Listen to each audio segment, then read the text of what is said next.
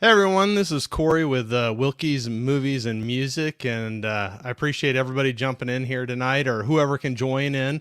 I'm really excited. I'm already on to the eighth episode of my movie club, which I'm excited about. It's something that I didn't think, I don't know, at first whether I'd get it off the ground and get going, but I'm having a blast with it. So I'm really excited tonight. I'm not going to waste too much time, but right off the bat, this is a great person. I know a lot of people have seen out in the chats, supporting people and doing his own content as well.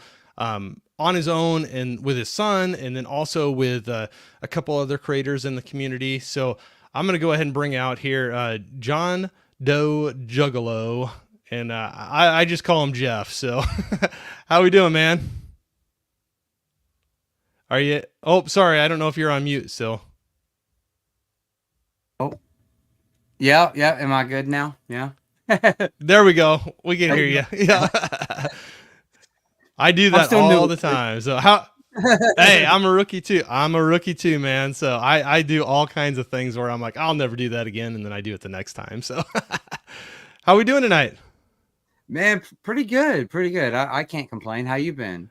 I'm doing good. It's one of those things that you get through a Monday, and I was having a nice long day at work and was ready to be done with it. And I was like, you know what? That's kind of a nice little light at the end of the tunnel. I love having like, hey, I'm going to meet up with a buddy and talk some movies, hang out for a little bit. So I was looking forward to this very much. So Yeah, yeah. I was happy you I could do picked it. up some. I picked up some extra work today, and I'm like, it's okay. I got something to look forward to. Yeah, no, absolutely. I am the exact same way. So I was going to say, anybody that's jumping in here, we'll get in the chat just for in a second. But I was going to say, I know there's a lot of great people putting live streams out tonight. So whether you're jumping in for the long haul tonight or just sitting in for a little bit or coming in for a replay, I know Jeff and I both appreciate anybody jumping in however you can do it. So thank you very much for coming in here. So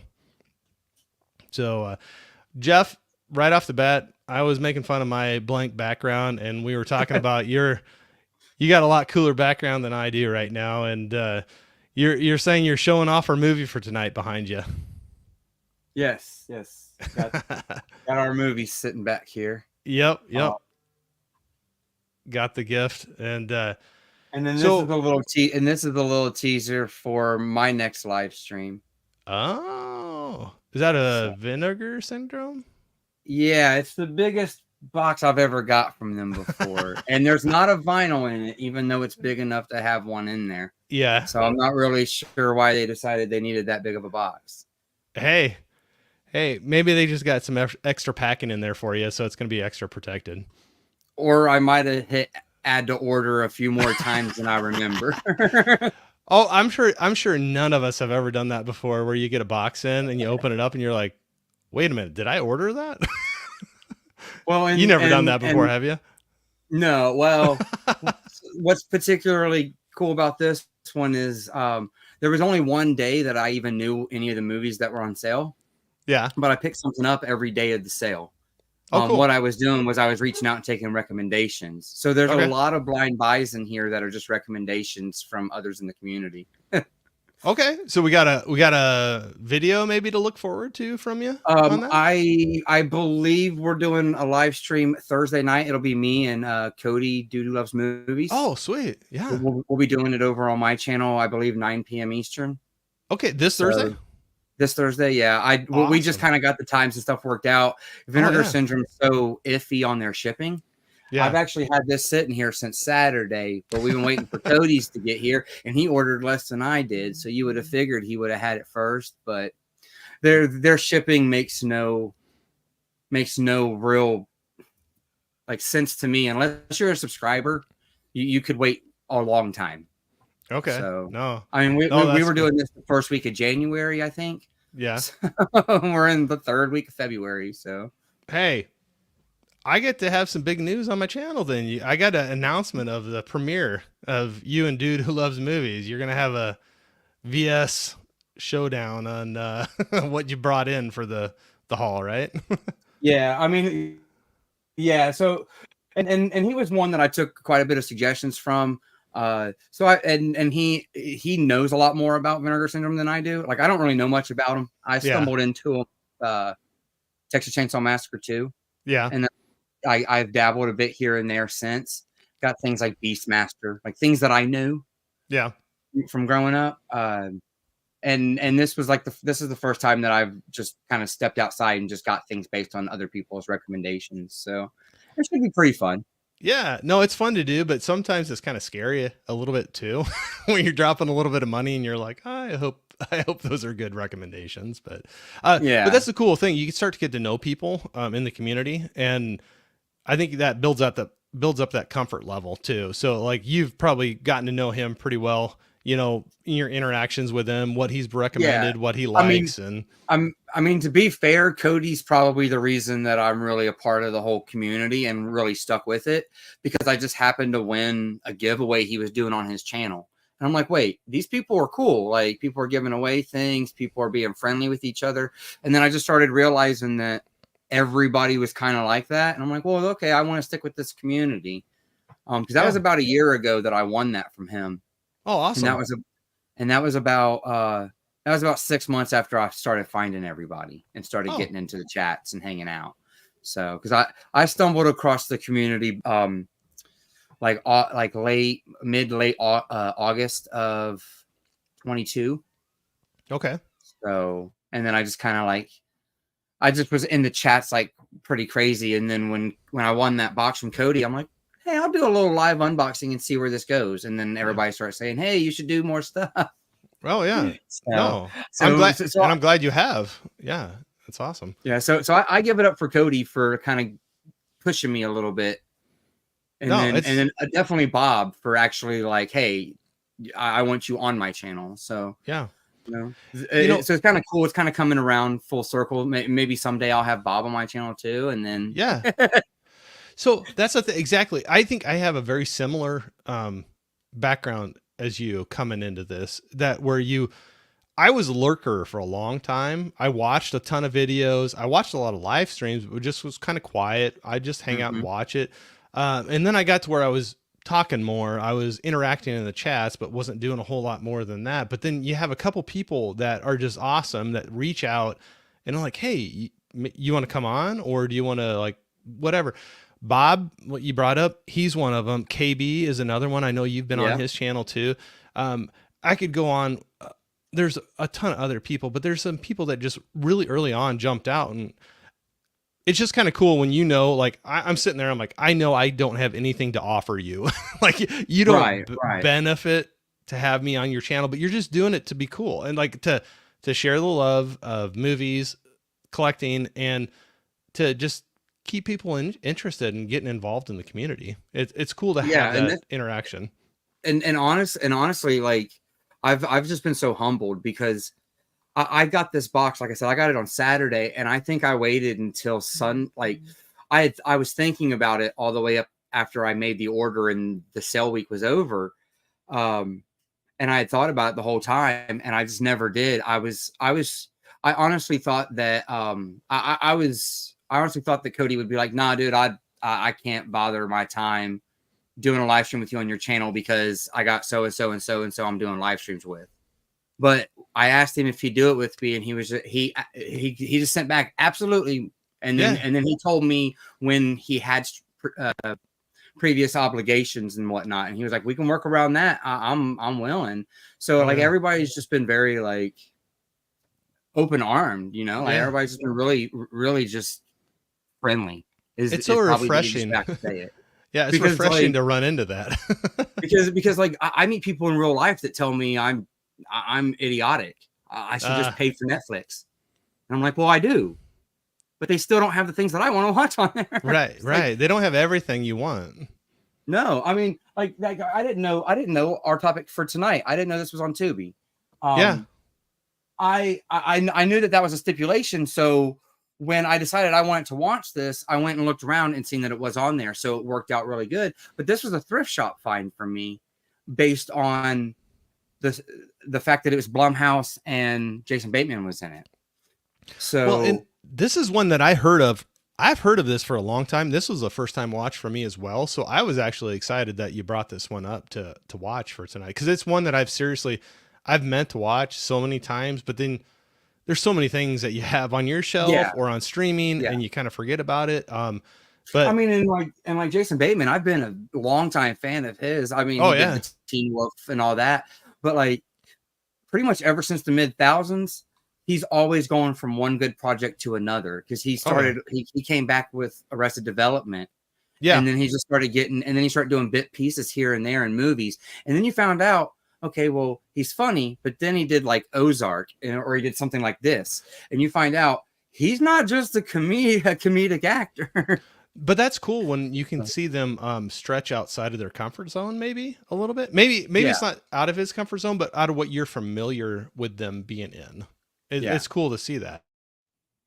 Yeah, because you don't see that very often. I don't feel like, and when you do see it, you just see a lot of critics basically crapping on him for doing it. Like Oh Jim yeah. Carrey, like Oh Jim yeah. Carrey did the number 23. I really Yep. dig that movie, but so many people just ran it through the mud. He'll never step outside of comedy again. I don't think. I think he's just going to stick with comedic roles. No, it's cool to see. Yeah, no, I agree. I like seeing them do something different. But even like him jumping into like Truman Show or um I mean there's been a few other ones. And then I'm also thinking The of Majestic. yeah, The Majestic. That's yep.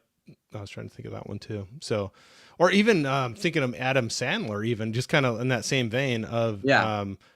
oh gosh,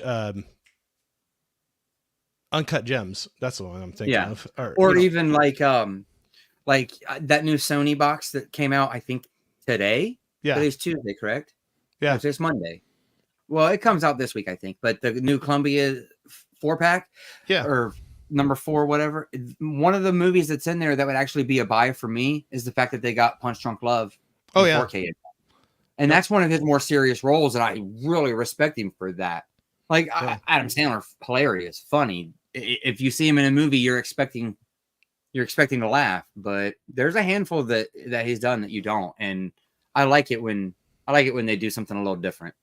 Oh yeah. Well, I'm sure they enjoy it too, where it's kind of stretching out from what they're just the cookie cutter, what they're used to being thrown into, and they can do something Right.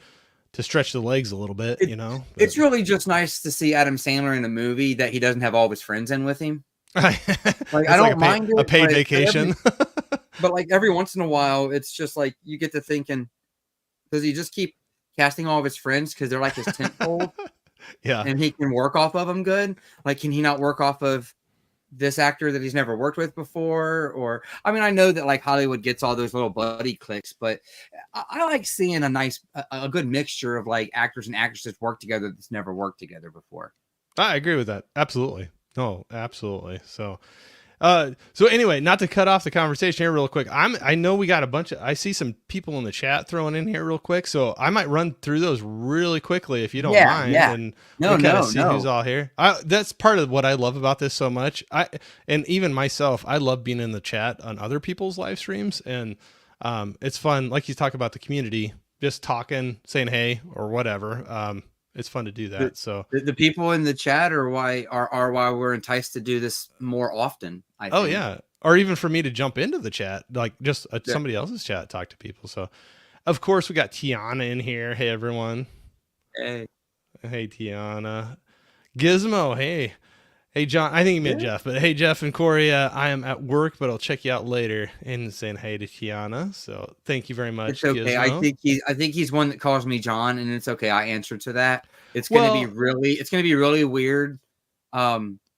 If I go to start having conversations and I don't put Jeff up in my thing and everybody Yeah. just calls me John and I don't answer. Okay, so that's part of the thing too. So because it's John Doe Juggalo, Yeah. and so people probably go with John. And I know I went with, and I picked this out a long time ago and put it on there before I even started doing any videos. But Wilkie's Movies and Music, and that was an old nickname.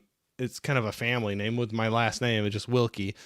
And then people get thrown off when it's Corey get thrown around. And I'm like, maybe I should have just went with my name. I don't know, but is anyway. And then, like, He's saying hey to you. Yeah, I don't think about those things when I created my YouTube channel in 2006. Yeah. Well, I wasn't that long ago, but I created mine quite a while ago, but just didn't do anything with it. Let's just say that. I've had mine for so long that like my John Doe Juggalo one is like an ambassador one or something like that, and then I have my personal one from my Gmail because I had Oh, YouTube nice. before Google owned it. Yeah. Yeah. So I have two accounts. You're the It's OG. really weird. It's really weird because like my music on my YouTube music shows up differently than my YouTube video streaming, and I have to remember sometimes if I'm on my personal one, I'll pop up on somebody's live stream and it'll be like Jeffrey whatever, like Yeah. whatever my personal one is, and I'm like, oops, they might not know that this is John Doe. Yeah. Well, and that's where you get used to John or Jeff, and I get used to Corey or Wilkie, and we just go. It's just cool to have somebody saying hey, but and of course we got Holland in here saying hey, Corey and Jeff. So we are officially a live stream now. So Chris C is a slasher dude. Hey everyone. Hey Corey, slash that like button. So that's one of your partners in crime with Yeah. maybe we'll hit on that a little bit later here too, but that's what's cool when you see people jumping in, meeting each other, and then collaborating and doing a few different things together. So I love seeing that. Jane Doe Latte. Hey everyone. So okay, I know I've seen the name. Is your mom? That's my mom. Mom. That's Okay. my mom. Hey mom. She won't get offended if I call her mom, will she? No. Okay. So I was just going to say, my mom was a school teacher forever, and we were a very, very small town.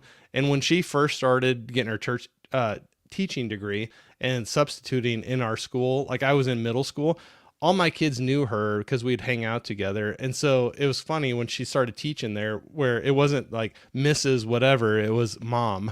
Like all these kids were calling her mom. And then somebody come in there and probably be like freaked out because like, why are all these different kids calling you mom? But that was just what friends called each other's parents, just like, hey mom.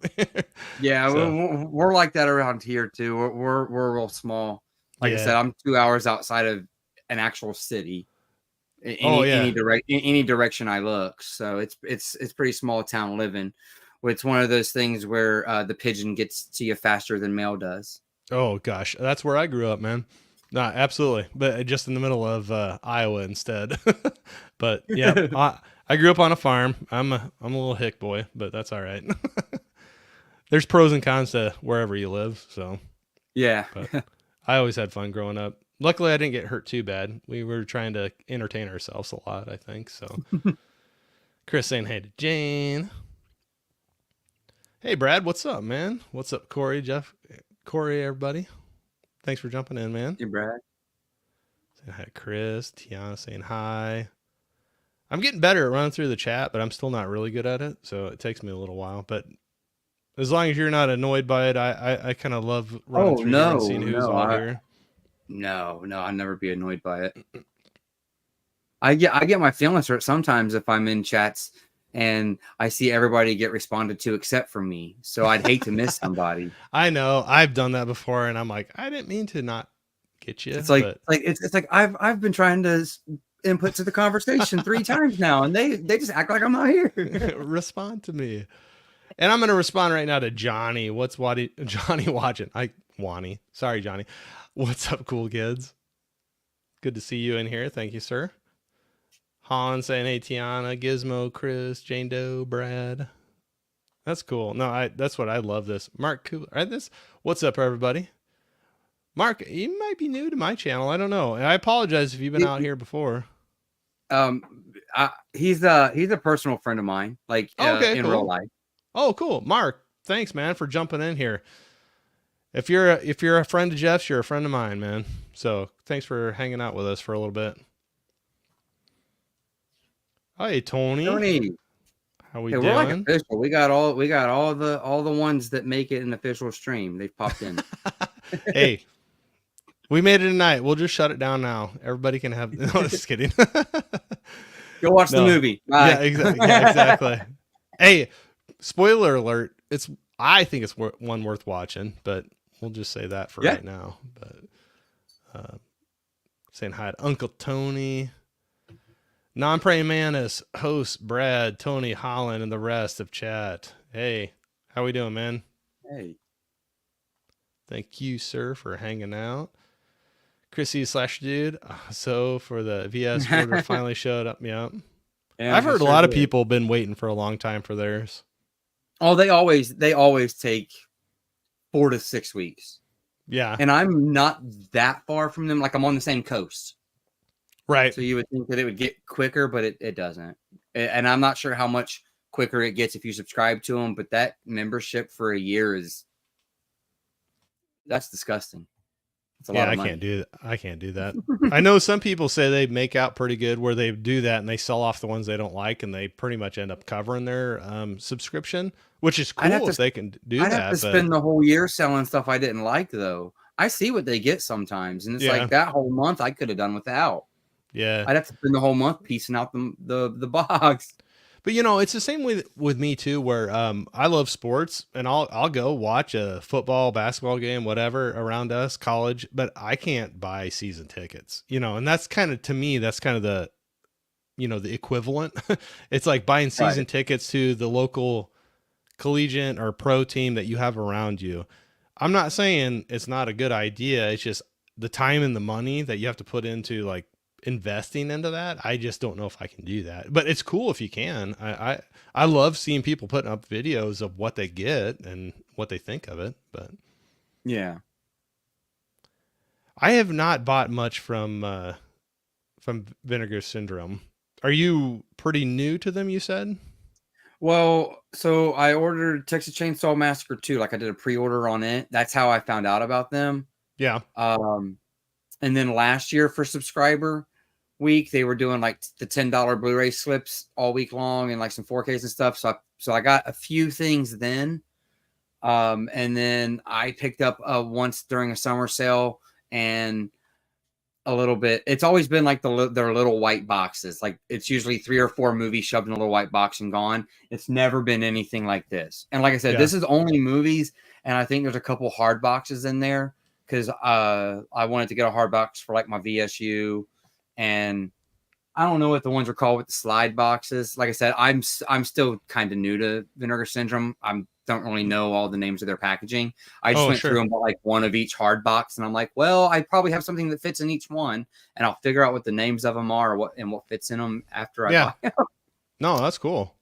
Hey, you're experimenting, you're trying it out. That's all you can do. So, and I left this up for a little bit, but non-praying mantis, completely agree. That's kind of what we were talking about. It's really great. It's a great community of cinephiles. So, it's awesome when you get a bunch of people where they're not hoarding information. They're like willing to share it with other people and like bring new people in. And I know I'm on the probably lower end of like the cinema knowledge, but I've always loved movies. So it's kind of cool when people are just like, come in, I want to share what I know. And that's because I'm really bad with like somebody will say something about a certain actor or actress, and I'm like, I can't put a name with a face right now. What movie were they in? They're like, well, she was in this movie, and like maybe 3 or 4 movies in, I'm like, wait, was she the wife of this character? And like, and then I'll finally kind of figure it out. It's just when you watch so many movies, they tend to start to blur together a bit. Oh yeah. No, I'm exactly that way too, and I'm so much a visual person. So there's sometimes they're like, oh, so and so, and I'm like, and they show me a picture, and I'm like, oh yeah, and I can rattle off like 4 movies that they were in. But I've seen a dozen movies with them in it, never knew their name. I'm more of I recognize the face way more than the name. So, but. Hey, Dirk, what's going on, man? We got What's Happening All, Subjective Perspective Collective. So I'll plug a couple buddies of ours, both of ours, I think. We got Dirk here, and then we got Chris C., the slasher dude. Both of them are up for Horror YouTuber of the Month. And the nominations went out on Anthony's Horror and More YouTube channel. So go out and watch that video. Check out everybody that's nominated. It's a very cool idea. I love that there's so many great YouTubers that are not, maybe they're under 1,000 subscribers or under 500, whatever, but you just don't get recommended them with the algorithm. And it's cool to have people like, hey, check out these 4 or 5 people. So I would highly suggest go out to Anthony's Horror and More, check out his video. He is the horror YouTuber of the month this month, and he put out his nominations. Dirk, the Subjective Perspective Collective, and Chris C. Slasher Dude are 2 of the nominees. Check out everybody on there, subscribe to them, see what they got to have to offer. And it's just cool because you might find your next, favorite YouTuber, but it doesn't matter if they have a 500, 100, 1,000, 10,000 subscribers. You might just click with them, go out and check them out, and throw your vote in for one of them. I would say that it's an awesome deal, and both of them are cool dudes, worth checking out. Yeah, I just shared the link down in the chat. Oh, cool. For Anthony's video. Yeah, cool. Thank you for doing that. You're more tech savvy than me. I'm just like, go check him out. But no, thank you for throwing that in there. Everybody's saying, hey, Mark, it's not idiotic if it's a passion. I show people all the time your collection and they're always dumbfounded and jealous. Yeah, he's got full, like, he's probably got the closest thing to an actual, like, movie room tour of my spot out of anybody I know, because he came in one day with his cell phone and he was like, I gotta show all my guys at work about this, and he was just like walking around the room, and so he probably actually has the most complete visual painting of my room in a way. Well, and that's cool too. Or like there's certain people it clicks with, where I grew up with the video store. I loved them because you'd find out so many movies you never heard of before, whether it's just looking at the cover art or somebody behind the counter like, oh, hey, you liked that one? Maybe you should check out one of these. So that's kind of what I get from this. That's how I found this. I found this thrifting. I treat thrifting like I treat thrifting nowadays like I treated Blockbuster and Hollywood Video in the 90s. Absolutely. It's like if I'm buying $2 to $5 Blu-rays, what's it cost to rent a movie on Amazon? Oh, absolutely. $3.99. So you can buy some of those cheaper.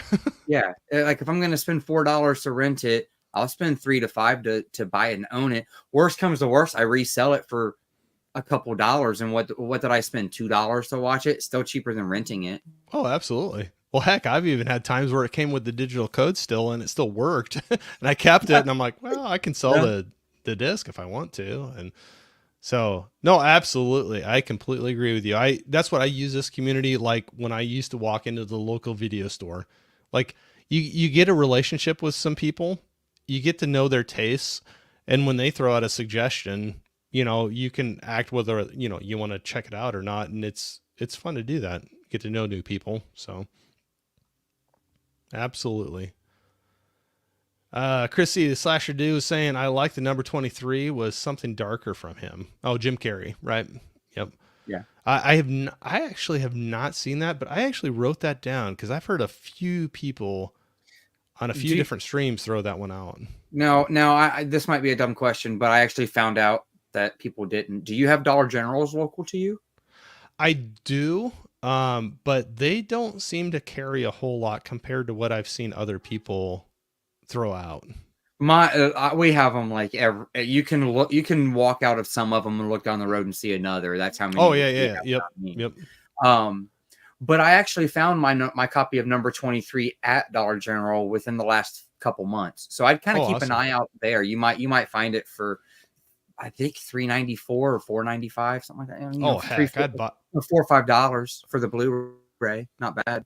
Under $5, I'd grab it, no problem whatsoever. Yeah, we have a lot of Dollar Generals and Dollar Tree are the ones that we have a lot around. But it's kind of like when I hear what a lot of people talking about these, it's like there's so many of those stores where it's kind of regionally. Some carry a bunch of really good movies and some just don't carry them, and it's not like consistent across the board.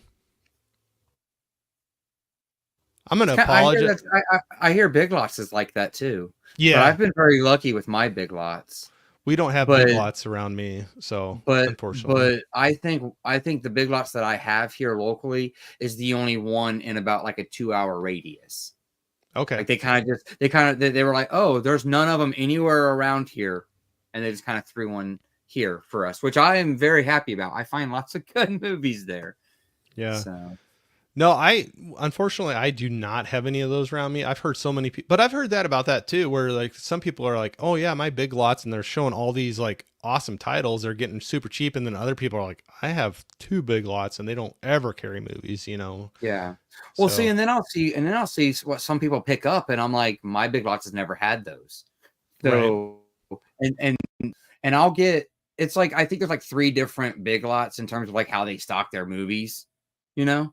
Like they have yeah, one that just really doesn't mess with it. Then they'll have a store that kind of has like a section in the very back corner that's just like a little shelf, which is yeah. basically what I have. And then there's ones that have like a whole tower, a whole 4-sided tower just full of movies and blasted, and they just get all kinds of new ones every week. I need that But around me, man.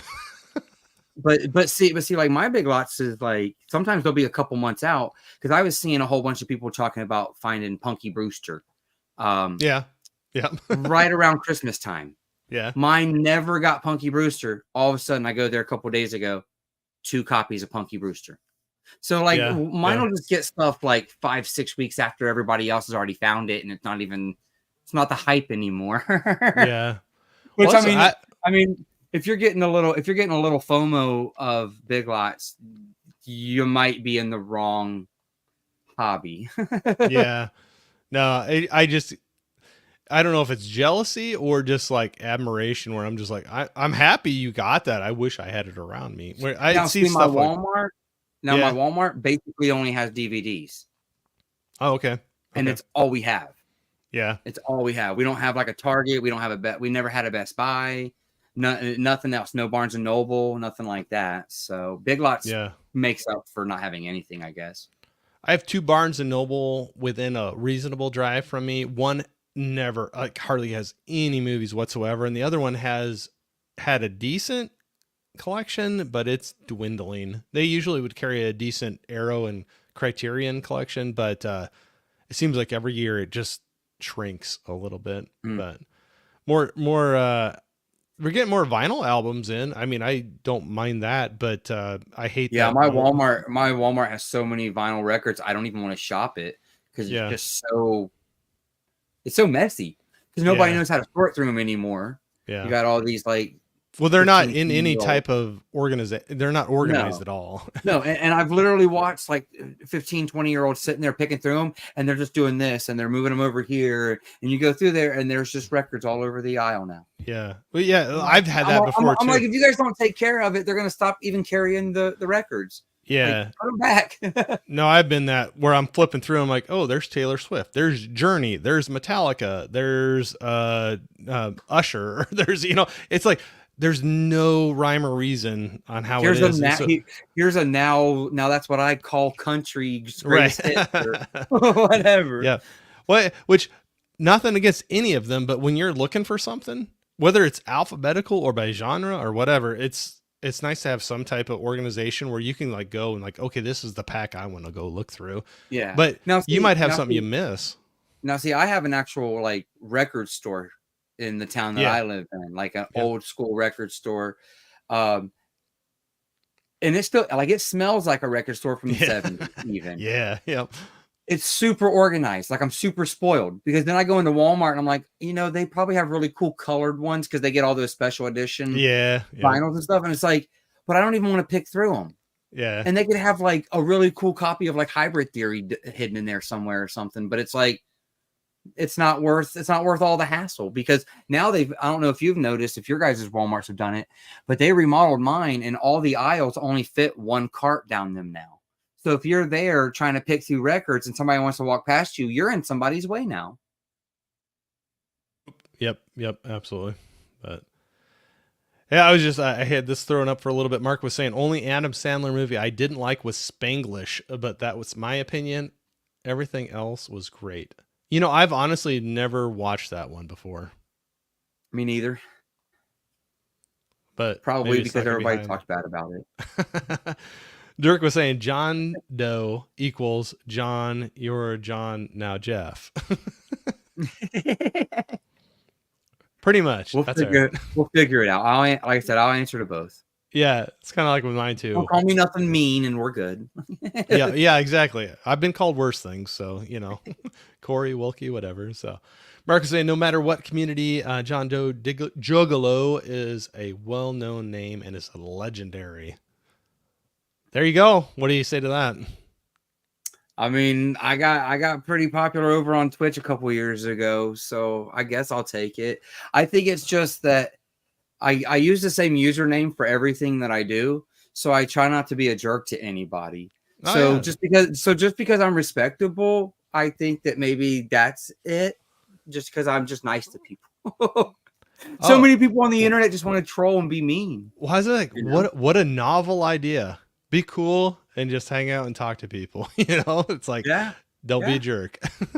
It doesn't seem like it's that hard of a thing, but I mean, we get one every once in a while in our chats. I was watching Steelbook Obsessed the other night, and I wish I had a blue wrench. I would have been hammering the crap out of this dude. Oh, he was just in there being so mean to Ken. I should have knocked on wood. There was one night where I was like, I haven't had to deal with any of those, and then one night I got blasted, and I was like, no, that's what people. Yeah, sorry about that. No. Yeah. Come on, Jeff. What are you doing, man? Oh, your mom was saying all his friends call me mom. Okay, so as long as you don't take offense to it, I might call you mom too, because that's what all my friends did to my mom, and it was more of a sign of respect than anything else. It was like but it was kind of funny because she'd come in and substitute teach at the school, and all of a sudden, like 23 eighth graders were calling her mom, and people were like looking at her funny. We were a small school though, so that's probably the whole class. So Mark was saying mom has about 40 kids. That's like my mom too, so you guys will probably get along. She's saying hey to Mark, saying hey mom.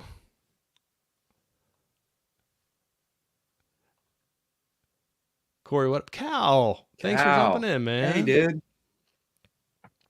He's another man out here on the socials that I've gotten to know, and cool guy to hang out with. He's always working, posting stuff out there. So thank you for jumping in, Cal.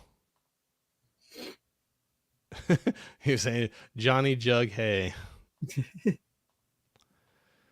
I told you I'm slow going through this, so if I miss anybody, it's no problem. I apologize. I don't know. I don't think you're missing anybody. I had fun going through it too, though. Johnny was saying, "Don't get me started on buying season tickets." Oh, he bought the NFL Sunday ticket through YouTube this year, didn't he? Oh, is that what it is? Is that what it's about?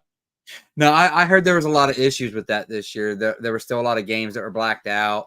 There was a lot of buffering and lagging, and that would be on the YouTube server side, you would think. Oh yeah, absolutely. If you're gonna put that up there and charge the money of the people and they're paying it, you better deliver that thing. Well, and YouTube doesn't even let you split that up. You got to pay the whole like $275 all at one time for that. At least back in the day when you got it through cable, you could split it up through the 4 months of football. So I always remember DirecTV. Yeah. Sorry, I didn't mean to cut you off there. I remember that all the time. That was like a big deal. Like DirecTV would be like, split it over 4 months. We don't care. We're getting your money either way. It's kind of a thing, and you're going to watch the games. Yeah. And I don't recall them having as many blackout issues, but I think more teams have gotten more like contracts and stuff, for like sponsors and whatnot. So they probably have to black out in certain areas, and I don't know much about that kind of stuff. I watched the Super Bowl for the concert in the middle and the movie trailers on both ends. Oh, I know. I know. I'm like great at getting off topic and not hitting on what we like actually are meeting for. But there were some decent movie trailers, I thought, on there. Yeah. What'd you think of? I'm pretty hyped. What'd you think of Deadpool 3 with Wolverine? I'm gonna be watching that the day it comes out. Funny enough, it comes out on my wife's birthday. Oh, so I'm really hoping that's going to be like, well, I'm hoping we can just kind of get away to go watch that one. Is she a fan? So she would enjoy watching it too? Yeah, she would enjoy watching it too. Oh, okay. So she's awesome then. So no, I want to see that one so bad. I don't know. The geek in me just like went crazy seeing the yellow Wolverine suit on him. That was my Yeah. comic book days. Well, and then I found out that well, local, I have to drive about 45 minutes away, but we have a drive-in, and I heard that the drive-in's they're trying right now to get Deadpool 3. They're trying to Oh yeah. make sure and lock that down, because that's going to be a big summer movie. Oh yeah. And they're Yeah. and I say it like that because like I say I don't have anything around me, but then I start spouting off, oh, I have drive-ins and all this, because I heard that, like, I found out drive-ins aren't very vast anymore either. There's less than, like, there's about 250 of them in the entire country. I grew up So with those. Oh gosh, I love them. Yeah. they're great. Around here, though, they're a little hard to do because people will get on mountaintops and just sit there in their car from the mountaintop and look down the hill and watch movies. So you got to be careful about where you buy your land at. That's where it's probably easier in Iowa because we're just flat, so they just throw them out. But I remember back in the day, that was the big deal where we'd come in and we always lived out on the farm, and we had some my aunt and uncle and my cousins, they lived in town. We'd go in there and they would do nights where they'd charge a price per car, so we'd all meet up at their place, get like 2 trucks. All the kids in lawn chairs would go in the back of the bed of the truck, and you'd go into this, the drive-in theater. I remember because we used to go to them up in Ohio, and I remember we used to put people in the trunk of the car. Like we'd be out and we'd be like, okay, we're gonna park your car here at Denny's or Dairy Queen or whatever. You two are gonna jump in the trunk because that's still one car. Yeah, we pay for a whole car and get 2 more people in the trunk and stuff. Yeah, that's what ours were always too. They're like, they don't care how many people you get in there. It's just you're paying per car coming through there. So yeah, we'd have a truck bed of lawn chairs and kids. For them, two more people in the trunk meant 2 more mouths that were going to eat pizza and popcorn and concessions. They were going to make their money. They love seeing 6 kids in the truck bed because they want cotton candy and popcorn and pop and some junior mints. That's honestly the hardest thing about going to the movies nowadays for me, is the fact that I got 3 kids. So by the time you buy 5 tickets, before you ever hit concessions, you're deeper than a 4K disc. You might as well just wait for it to come out on 4K and buy it then and watch it at home as many times as you want. Oh yeah. Well, we honestly broke down a couple times where I thought, oh, that's absolutely crazy, when like some new movie would come out on streaming and it was like $20 to rent it, even not buy it, just rent it. This might have been like the COVID time, but I'm like, you know what? There's a couple times we did it because I was like, okay, by the time the 4 of us went to a theater, we'd be over $20, the 4 of us anyway. And then by the time you got some snacks and stuff. And so, no, I mean, I just miss when Voodoo, I believe they were owned by Walmart, right? Yeah. Because I remember it was about 2020 when they would do this. On my LG, I could go onto the Vudu app on my LG and I could pre-order a movie. Yeah. And when I pre-ordered it, what they were doing was Walmart would fulfill the order and ship me the disc on release date, but I'd have it to stream right then and there. I did that with the first Sonic movie. We watched Sonic like the day it was in the theater because that was April or something of 2020. But then come June 15th or whatever, it was just in my mailbox, the 4K Blu-ray disc with the digital copy in the works. I think they probably stopped that because, well, at that point they gave me 2 digital copies. Yeah. So that's probably why they stopped it. But I like the idea of being able to pre-order the movie, stream it, and then just know that the disc was coming in the mail later. Yeah. Like that was nice. Yep. But I think they took that away when they ended their Walmart partnership. Yep. Oh my gosh. I did the classic Corey lose my spot in the chat. So I think if I missed somebody, sorry. But Mark was saying, pleasure to be here, Corey. Hey, Johnny. And hey, 4K Tent Revival. So, hey, it's cool to meet you, Mark. Like I said, friend of Jeff's, friend of mine, man. So cool to have you here. Brad was saying, what's up? What's that? He actually got ordained and married me and my wife. That's how well I know that fella. So you're somewhat close, is what you're saying. Yeah. No, maybe a little bit. No, that's cool. That's cool. Does he put out any content himself or just No. okay? He likes watching my content though, from what he tells me. Okay, cool. No, that's cool. No, that's cool. Not that you have to. I always love plugging people if they got Yeah. something. But Chrissy was saying, thank you for the shout out, Corey. Go vote. No, absolutely. I'm torn. I haven't voted yet. I'm gonna vote. It's one of those things. I wish like Chrissy and Dirk were on two different It's always ballots. so hard. It's always so hard every month. I've been following that horror YouTube with a month for about 6 months now, and it's always so hard to vote because it's always like 4 really good content creators going against each other. Yeah, and it's like I don't want to vote for this person and take it away from this person when I know that like they all are earned of it. Like they all have earned it. It's really hard to. And then we're friends with both Dirk and Chris, so it's like, well, it's like, can I put a half a vote in for both of them and just count it that way? It's like you vote for one, I'll vote for the other. Yeah, I think this is where I'm falling behind. Probably Dirk was probably saying, "Thanks, Corey, means a lot." Yeah, no, awesome. Like seriously, Dirk, Chrissy, both are cool dudes. Everybody should go check their stuff out, and like honestly, go check Anthony's video out. Look at all the nominees because you're going to be better off seeing all of those content creators, seeing all their stuff, whoever you vote for. It's cool to check out those people. So definitely go out there. And definitely make sure you subscribe to Anthony while you're there. Yeah, absolutely. I guess if you want to, No, I'm just kidding. I'm kidding. I love him too. I got to give him a hard time. So, K-Man. Oh, hey, K-Man. What's up, man? Hey, man. Say, hey, everyone, please hit that like button for those groovy, frugal cats. Hey, I'll take Meow. it. I'm frugal. I'm frugal. I'm silly once in a while and buy some expensive stuff, but I definitely like my deals and use stuff. Absolutely. So, Dirk was saying Carrie's most serious role. It's solid. Oh, number 21. Yeah. Or 23? 23. Yeah, 23. Yeah, no, I was thinking about it too. Cause believe me, I'm not making fun of you because I say stuff wrong all the time. I need to see that one. I have not seen it yet. So it's good. It's good.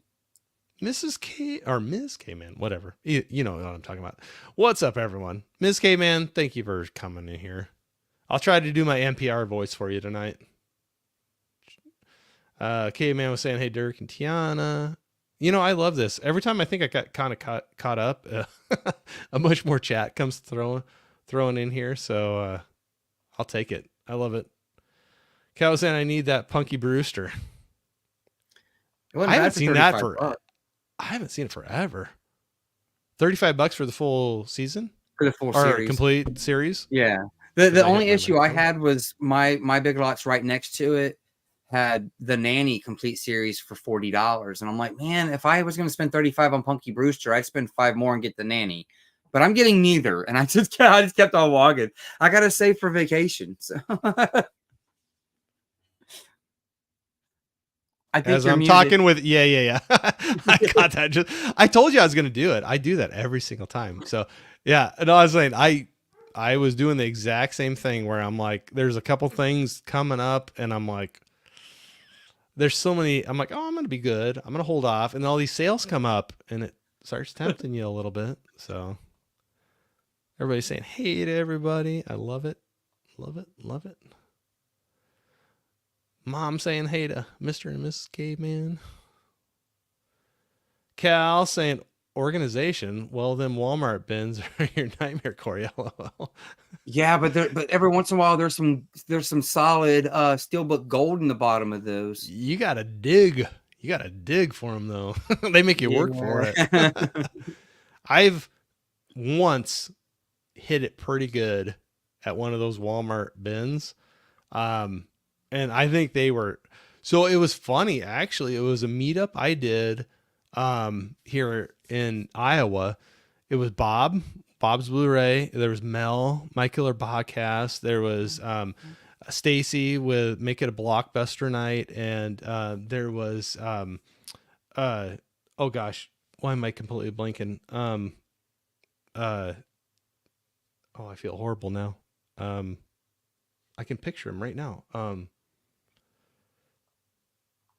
horrible. We were like all sitting there and going through a big Walmart bin, digging through everything, and like literally went and got some carts to pull things out to be able to dig deeper in the thing.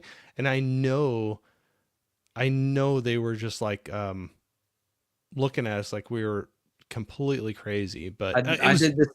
I did the same thing at mine with my son. And when we went to plow it back in, we did it all nice and neat. Oh And yeah, like we got it back in there. Nice. Like we stacked it all in there real nice and neat, like libraried it in there. And and my son was like, wow, that looks nice. I said, I bet it's messed up tomorrow. We went by there the next day and it was all messed up again. Like somebody just had fun going in there and tearing it up. Yeah, no, we did the same thing, but we were nice putting it back. It was Jake, Steelbook Obsessed. Sorry, I was completely Nice. I am absolutely bad at this live streaming thing where I just will blank out on something. So, yeah, but it was Jake as well. And I just remember it was funny. We had like 2 shopping carts and we were like pulling stuff out to dig down to the bottom of the thing.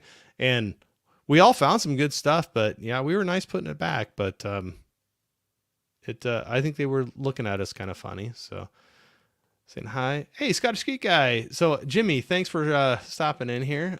Like seeing you in here. So howdy folks. So that's what I love also seeing, like so many people that have so many great channels too. Like he's another one where go check him out. Someday I'm going to get some editing skills like he does. So Holland saying hi to him. Johnny saying, good God, those dump bins at Walmart. No doubt. They test your patience a little bit. And then when you dig through all the thing and don't find anything, it pushes it even farther. Jimmy's saying I like Adam Sandler, but the Ridiculous Six is an abomination. I have actually never seen that. I've heard I think I missed that things. too. That was a Netflix original, wasn't it? I believe so. And probably for a reason. Probably for a reason. So Mark was saying I had Second and Charles about 20 minutes from me. And it shut down within the first year or two, and it was heartbreaking. Such a great selection of everything entertainment. I've heard good things about that store, but we don't have any of those close to me. I'm in the middle of nowhere. They're more. I've never been in a Second Charles before. They're more southeast kind of, aren't they? Or not? Maybe I think so, because there's not ones that are that far away, but for me, I have to drive past the McKay to get to one. I'm just going to go to McKay's. Those McKays look crazy. I looked up a couple of them. They look crazy. We don't have anything like that around me. A respectable juggalo. There's a respectable? Couple of them. There's a few of us. Johnny was saying, no, I had season tickets to NFL team for a few years. Oh, was it the Titans? I know you've had some Titans gear on before. I wonder if that's who it was. People saying hi. Cody, what's up, man? What's up, everyone? Don't forget the roundhouse kick. We were just talking about you. We were. It was bad things. Hopefully you didn't hear it. It was really bad. Jeff was being mean. I told him to stop, but no, just kidding. He was saying you got a cool video coming up with some vinegar syndrome stuff. I get that messed up every time I say it. But I'll just say VS. That's easier for me. The ones that know what VS is know, and the ones that don't, well, they probably wouldn't be interested in it anyway. Is that the if you know kind of thing? Yeah. People saying, hey to Cody. Johnny was saying my local drive-in got wise when I was a teenager, they started charging per adult and children were free. We just hid in the trunk. Ours just straight up, they didn't care. They were just like, if there was 4 sets of tires coming in, you paid for that. They did like literally said they didn't care how many people were in it. If you could fit them in a car or truck, whatever, you were paying for that one vehicle. So I think they're, like you said, Jeff, we were talking about that. They were just betting on the concession stand. The problem is 2 more mouths is 2 more slices of pizza sold as far as they're concerned. A couple more hot dogs, something like that. Yeah. Problem is we'd usually have a picnic blanket and a basket in the back of the truck too, and so, But we brought a cooler with our own drinks, and we yep. picked up a Domino's on the way. Yeah. Ours, they didn't care because they figured you'd buy something. But Master of all movies, Presswood DVD collector. It's me. Hello. I believe Sarah. How are you doing? Dude alert. Yep. We had a dude sighting. Hey, dude. And everyone got to watch some, I'm not going to say that because I'll probably mess it up, films. But yeah, have a good, gave you shit backhand on the way out. It was good seeing you, Dirk. If that's your exit call. Yeah, it don't matter, man. Vote for who you think. No hard feelings. Here, you also just do it. Yep. And I seriously believe that with both Dirk and Chrissy. They're both so cool that there's no hard feelings anywhere. Either way, I don't think so. They're both just like go out, vote for whoever. Both are cool guys. The other two channels too, cool. Check them all out. And I think it's just more like get out there, see the channels, vote.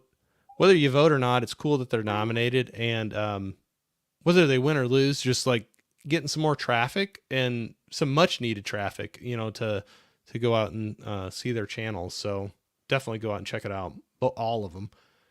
Mark was saying, I watch all the content Jeff puts out, and I can some sneak peek by every now and then, but I watch all the live shows, and I'm a subscriber to you now. Oh, thank you, sir. Big on supporting friends in every endeavor. So, Mark, thank you very much. If you subbed up, I appreciate it very much. Anybody wants to come hang out, you're welcome, and I appreciate it. So, like I said, a friend of Jeff's, friend of mine. So cool. Thank you, man.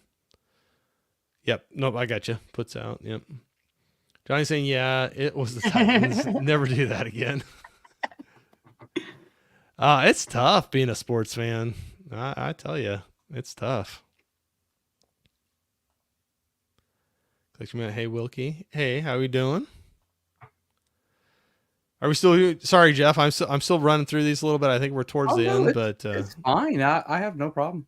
Okay, cool. I just didn't want to annoy you. I'm having fun just chatting with you and like running through these. So yeah, no, this is exactly what I was hoping to do. Like I said, yeah. I'm the one that keeps kind of like going off topic and everything. Oh no. But no, I mean, I remember you reaching out to me back in like November with this idea.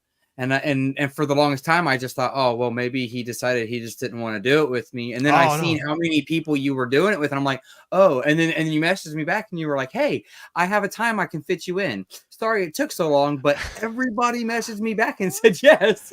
No, that's where I felt bad. And I don't want it to be like, oh, I can fit you in. Like I don't think I'm that or anything. This is all fun. And we all have many things that have to come before we ever get to stream. Well, I mean, like I said, I'm just humbled. I was just humbled that you ever even thought about, hey, I want to have a conversation with you. Well, and your two sidekicks are not sidekicks, but partners in crime, Caveman and Chris C. I want to do something with them too, but it's like one of those things where I'm like, it was one of those, I had a big idea. I threw it out to a ton of people.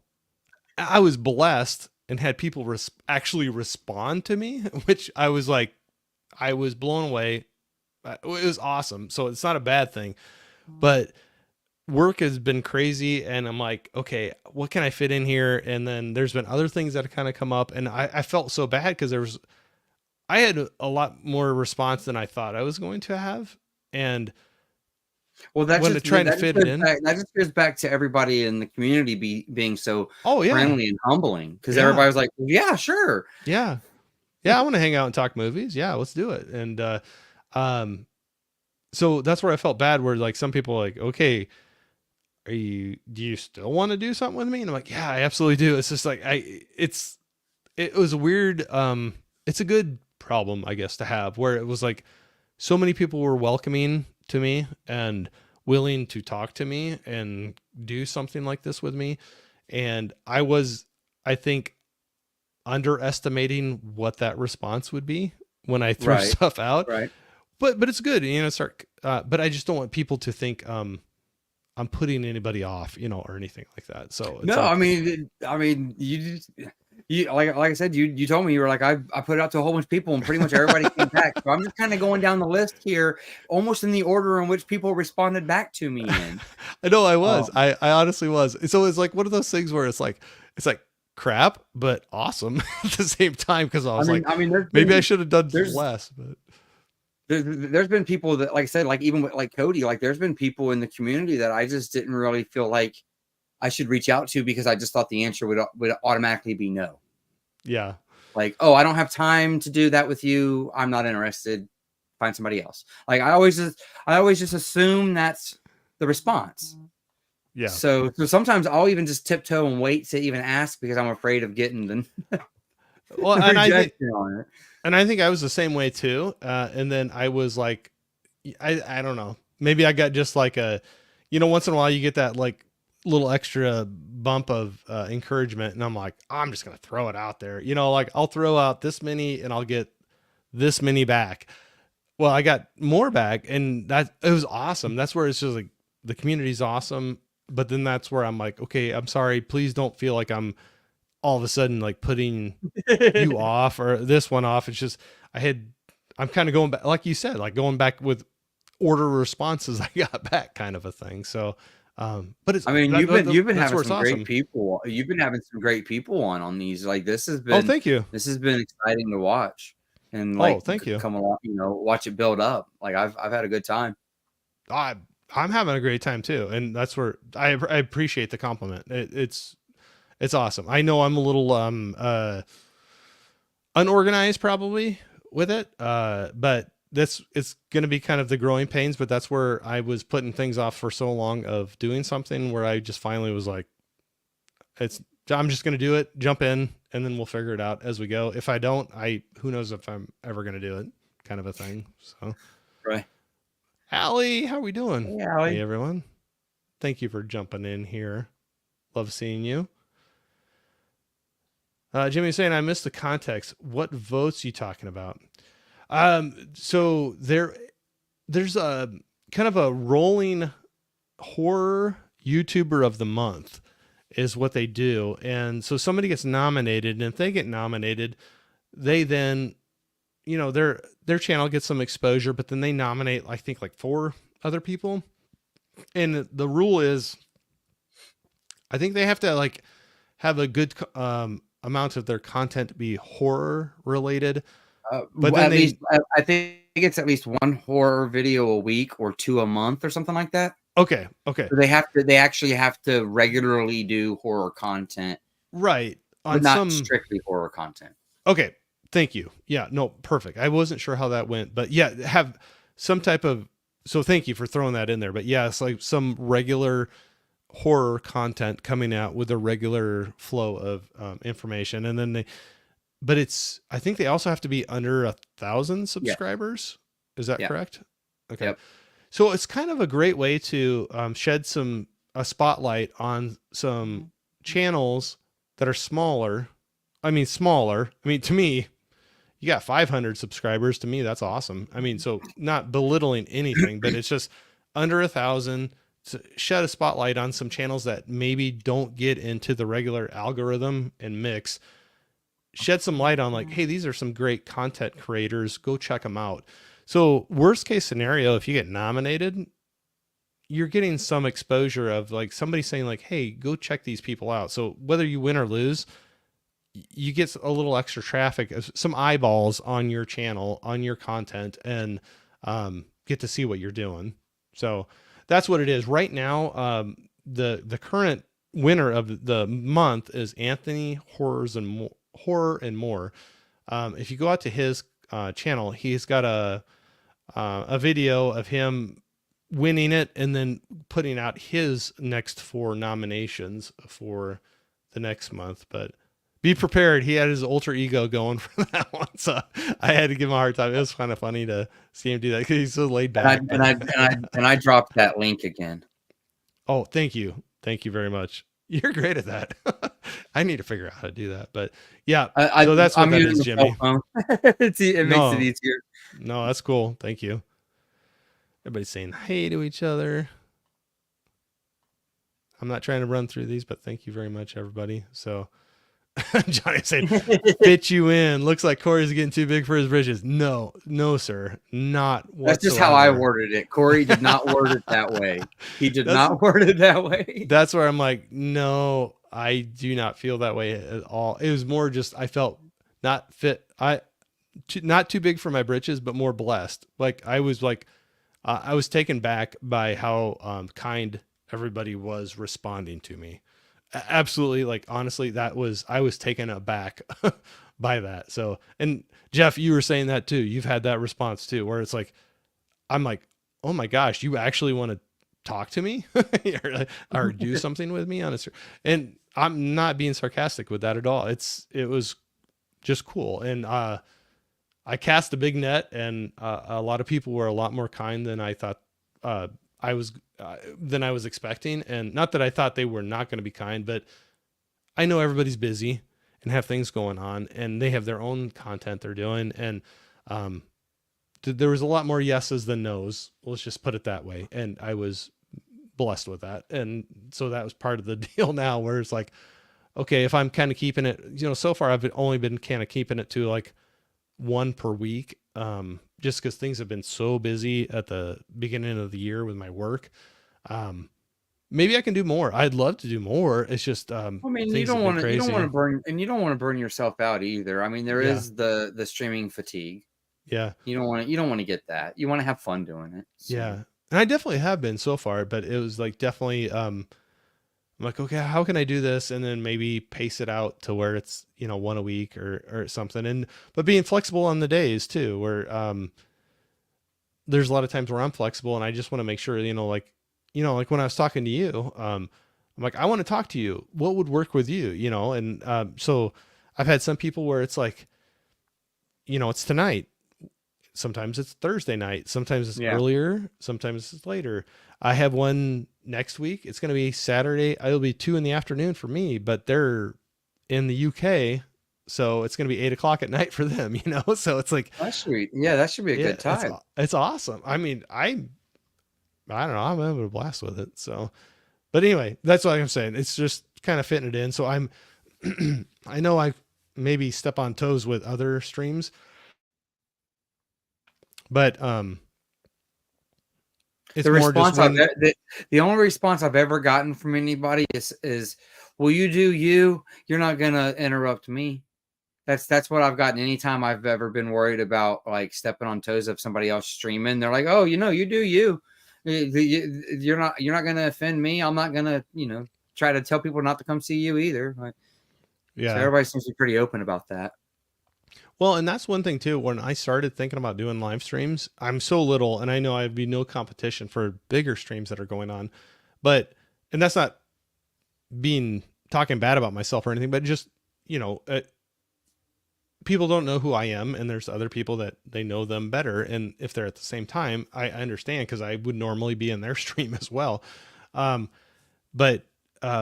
I reached out to a few, and that's another cool thing too. I reached out to a few other bigger content creators that I follow and are in their chats. And I'm like, hey, when do you all usually go live? I don't want to step on any toes. I'm not saying I'll be competition for you, but just what would work out. Like, I'm trying to find something different. I had so many of them say, hey, there's so many people doing live streams, and this is not saying anything bad about you doing it, but just, you got to do what works for you and your guest. Whatever happens, happens. It's not anything personal about being at the exact same time as somebody else doing theirs. It's just, there's so many people doing it. Don't worry about that. And that was comfort. I like that they really. Yeah. Now what I will say, and this is just something that I've noticed, and maybe I'm just not following the right people. Maybe there's still just someone in this community that I've just missed. I can never find anybody to watch on Friday night. Nobody lives on Friday night. That's a harder night. I never see anybody. I mean, I know that like people go to the movies and they do stuff on Fridays, but like I'll be sitting here at like, I don't know, on a random Wednesday night, it'll be like 11:30, 12 o'clock, and all of a sudden Garrett goes live on Born to Be Rad, and he'll go just on a random night. But like nobody ever seems to go on Friday, even just random. I'm always finding myself like, okay, I guess it's movie night, and I'll pay attention to this movie, and no YouTube because there's nobody on there doing anything. Yeah, I think the one that pops into my mind is there's David and I believe it's John. They do Spirits with Spirits, and Yeah, are they doing uh, that on Fridays? they have done it on Fridays, I believe. And they do that on Instagram, don't they? They'll do it on YouTube as well. But I know what you're saying though. There's not a lot on there, but there's some nights where I think you have. I mean, it's just like TV shows on network TV. There's your high traffic nights and there's your lower traffic nights. So, like, Yeah. what nights are people maybe in at home available to watch stuff, and what nights are people maybe going out more or doing other things, or and I could see where Friday night is a tougher one, where people might be doing some other things, but Well, I mean, like I say, I'm even talking like it'll be like 11:30 Eastern, which would make it. Well, I guess that would still make it pretty early on the West Coast. So I just always find myself on Friday night being like, well, there's not really much of a reason to have the YouTube app open. And like I said, maybe I'm just not following the right people. Maybe there's just somebody else I'm still missing, and they're streaming every Friday, and I'm just not there. and I've run into that too, where I'm almost like searching, where I'm like, I just want to jump in and hear somebody talking and like jump in the chat. So I'm sure there is somebody, and we're just maybe don't have the people that hit that schedule, but I think there's just some nights that are higher traffic nights than others. And that's And the where yeah, algorithms work different on different nights too, it seems. yeah, no, There's some because there's some nights that I know that somebody's live. I never got a notification for it, and it doesn't show up in my feed. But then I'll go and I'll search for their channel, and they're live. yeah, I've had that too. I've had it too. And I'm sub to them. I got the bell on and everything. And I'm like, why didn't I get this? And no, YouTube's just like, you can't be friends with them today. yeah, right. Yeah. We want you to watch this instead or something. So nope, I've been there too. So Chrissy was saying I got my media tower done. Damn, moving films all around. Yep. Nice. I'm actually thinking I point the wrong way every time I look at my camera, but I'm thinking about getting a second one. This one filled up faster than I thought it was going to. So I'm almost thinking about a second one right next to that. And then there might be some movie posters here soon. We were talking about that before we went live, but I need to get some stuff up there. So Those media towers are great. I have one, but you get one, you have, I don't know. When I first got mine, I had probably a shelf and a half on each side free. yeah. And it's pretty much full now. It's like you get it and you have that empty space and you're like, fill it. Well, and there is a lot of good space in there. It doesn't take up a big footprint. I mean, the thing's big, tall. Yeah. It doesn't take a big footprint up, but I underestimated the time it would take to fill it. I have another little shelf that has stuff on it too, but that's filling up way faster than I thought it was going to. So that's why I'm afraid to buy another one, because I'm afraid I'll buy another one and then I'll just be more stacks of Blu-rays coming home. you got to fill it then. So Mark was saying this has been a great show. Hey, Mark, thanks for I appreciate that. I know we're just still chatting. We'll get to the movie. We'll get there, and then we'll chat some more. So, but thank you. I appreciate that. So Jimmy was saying, on that note, then, speaking of horror, what's the last movie that genuinely scared you? I got one. Okay, let's go for it. Cobweb. Oh, yeah? Yeah? That movie was just, there was something about, like, those parents. The whole time I'm watching it, I'm just like, these aren't good parents. Yep. These are not good parents. Man, it just made me feel real irky. I can see that. It definitely had a creepy vibe to it. I'm going to say right off the bat, that was one that surprised me. When I watched that, I was not expecting a whole lot. And, I enjoyed it a lot more than I thought I was going to. Oh, me too. I watched it in preparation for, favorite movies of 2023, and I was trying to squeeze in a bunch that I kind of missed, and that was one that I had missed. And And I was watching it in between things like Sisu and some other really good ones from last year. And I'm like, man, I really wish I wouldn't have missed Cobweb when it was in the theater. This would have been a good one to see in the theater. Yeah. But, you know, you can't see everything. No, absolutely. I'm trying to think of one that really actually, okay, maybe didn't, it's not a horror that scared me, but one that really like, I don't know if this fits with the question or not, but it really like twisted, you say like twist the knife in the gut, you know, like really gave you a gut punch that was like, oh my gosh, I can't believe the ending of that. And it wasn't a true probably horror movie, but Old Boy, I just watched this year. Okay. Have you ever seen that before? I haven't. It's Okay. older, isn't it? Yeah, Like mid well, thousands. let me look here. 2003. So it's not a horror movie, but man, that is, to me was a horrific ending to that movie. Like it was a gut punch, twist of the knife, whatever you want to say. That was one that it got me. Yeah, it was. We'll just leave it that. I don't want to spoil anything if anybody ever ends up watching it, but so I know that's probably not Jimmy. It's not a horror movie, but to me that was a horrific ending though, and that was one that really like got me. But I mean, anything can be horror if it scares you. oh yeah,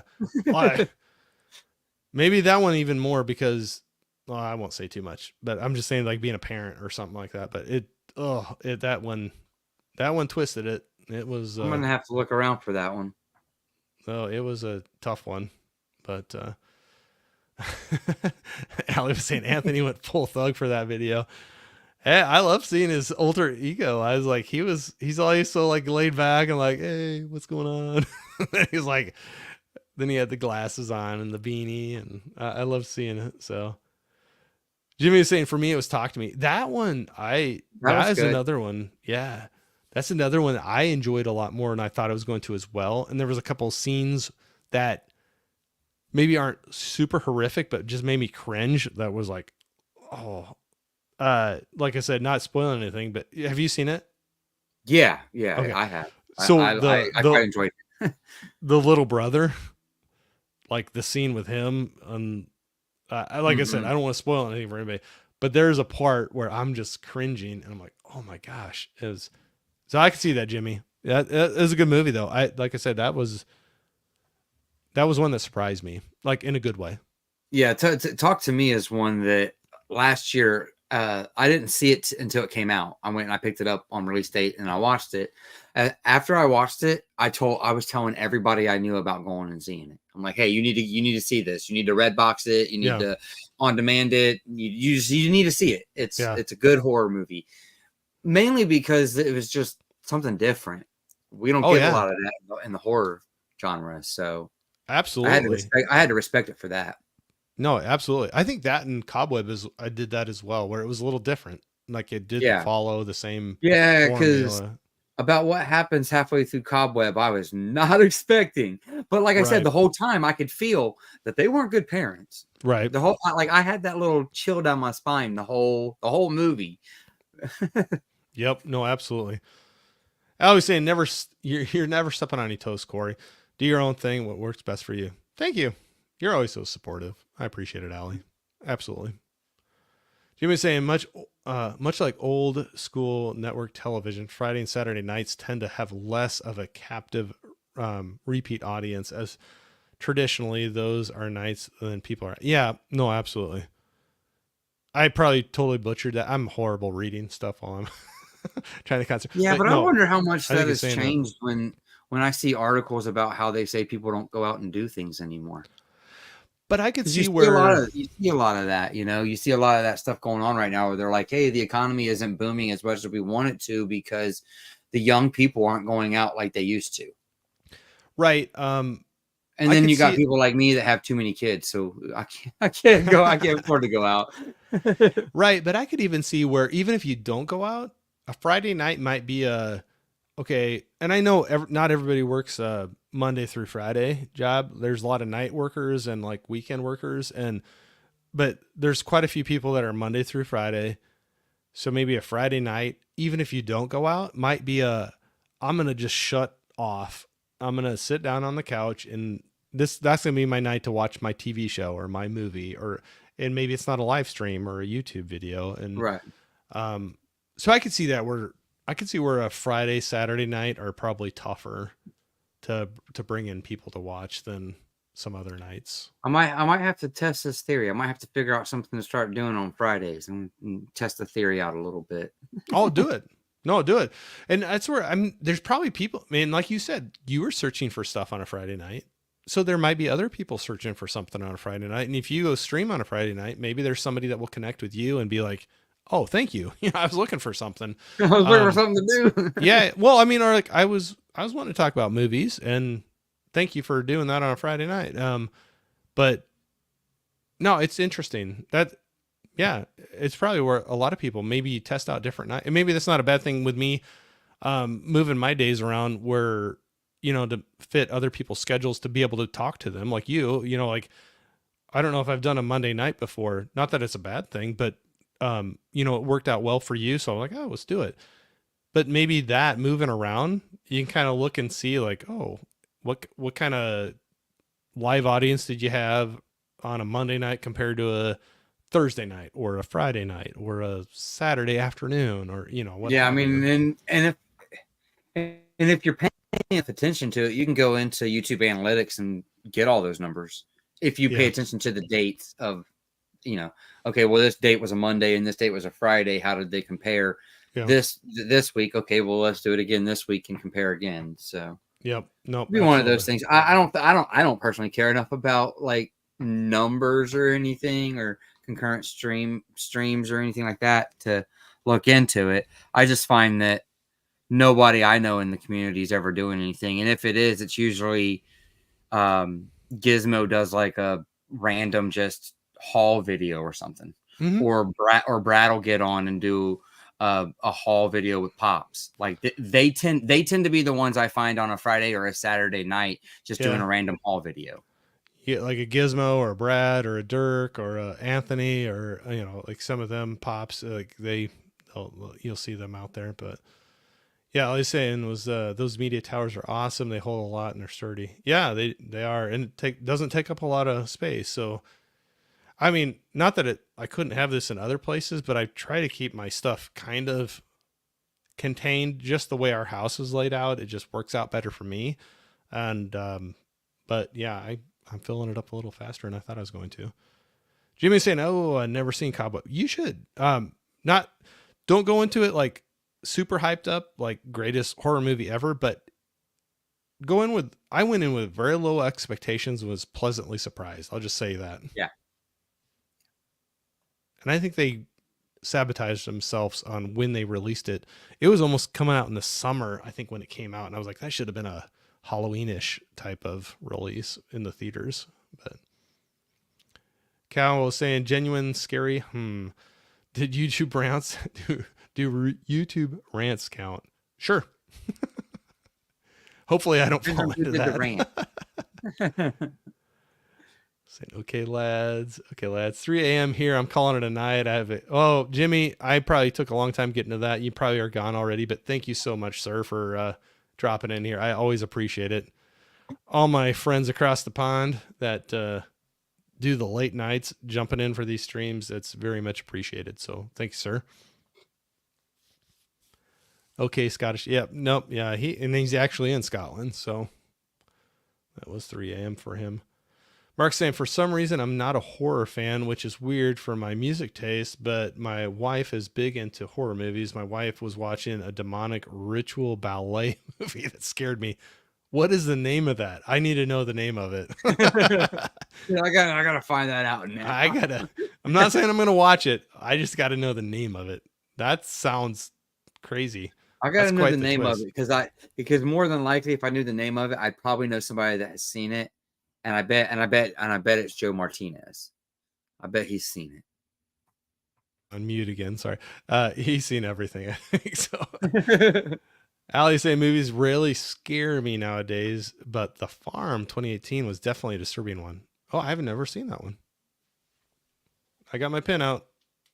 Every stream I got to write down some stuff, but I'll write that down. Or maybe I don't want to write that down if it really disturbed you. We'll have to see. And she doesn't But get scared anymore, so it might be pretty I, bad. I know. She loves her horror movies, though. That's cool. Johnny says, got a lot of Flatliners vibes from Talk to Me. Damn good film. Yeah, that was one I purposely, like, I remember seeing it and I'm like, I'm not going to go to the theater and see it. And then I ended up getting it after it released. It was on sale and I got the physical copy and watched it. And I genuinely was like, I wish I would have saw it in the theater. Yeah, I was like that too, but the whole time it was in the theater, I was like, "Oh, this is A24. I bet it's overly hyped." Yeah. Yeah. Because And that sometimes the happens. A24 films are super overhyped, and I'm like, "This is not as good as what everybody made it out to be." Yep. No. And And I've been, but that one was. yeah, no, I agree with you. I completely understand what you're saying. But Mark is saying Suspiria was the movie, the 2018 Oh, version. okay. Okay, Okay. yeah, I'm sure. I'm almost positive Joe's seen that. I have not seen either one, the original or the remake, but I've had the original recommended to me quite a few times before. Yeah, I have too. I don't think I've seen the original, but I've seen a lot of Dario stuff in general, and I Yeah. like Dario Argento. I think he's pretty solid. Yeah. I'll have to check that out. So got Allie saying, had a feeling you were talking about Suspiria, Mark, demonic ritual bell. Yeah, I didn't even think about that. I haven't seen either one, but now that you say that, I remember Well, seeing some trailers for it. Demonic Ritual Ballet. I would have thought possibly. What was that? Black Swan. Oh That's yeah, that's that's almost another remake of Suspiria in a way. that's one that I bought really cheap on Blu-ray, and I have not had a chance to watch it yet. But Johnny was saying A24 overhyped. Here comes Corey's on Past Light. Well, what are you gonna say? Come on. I liked it. I just don't think I liked it quite as much as everybody else. But have you seen Past Lives? I haven't. It's foreign, right? Well, yeah. I mean, it's not. It is, but it isn't. I mean, it's so it is based. Originates in Korea, and so there is a lot of Korean language with English subtitles. But then it goes the English language, so there's like a mix between that. But I remember I was on a stream. Actually, I think okay, so I think it was Ryan. Movies with Ryan. He yep, he he he had put it in his top 5 movies of last year. yeah, a lot of people did. I A lot of people is their top can't movie. remember I can't remember where he put it at exactly, but I want to say it was kind of like lower in, like it was like in the top 3. It Yeah, might have even been like his number 1 or number 2 movie of the year. yeah, But from what they were talking on the stream, I'm not so sure I want to see. yeah, Only because they didn't really spoil the ending, but the way that they talked about the ending sounded to me like I would not be satisfied with the ending. So yeah, I'm not sure if it's something I want to give my time to. yeah. No, I understand. No, I understand. I enjoyed it. I think it was a little overhyped for me, but I did end up enjoying it. But no, I'll just say that. But I was saying Deep Blue Sea definitely freaked her out. All those shark attacks are disturbing and traumatizing. I need to watch that. I've heard so many people talking about that one recently. Johnny was saying Past Lives was definitely in his top 10 for 2023. Mark was saying original was in 1977. Not going to attempt that one.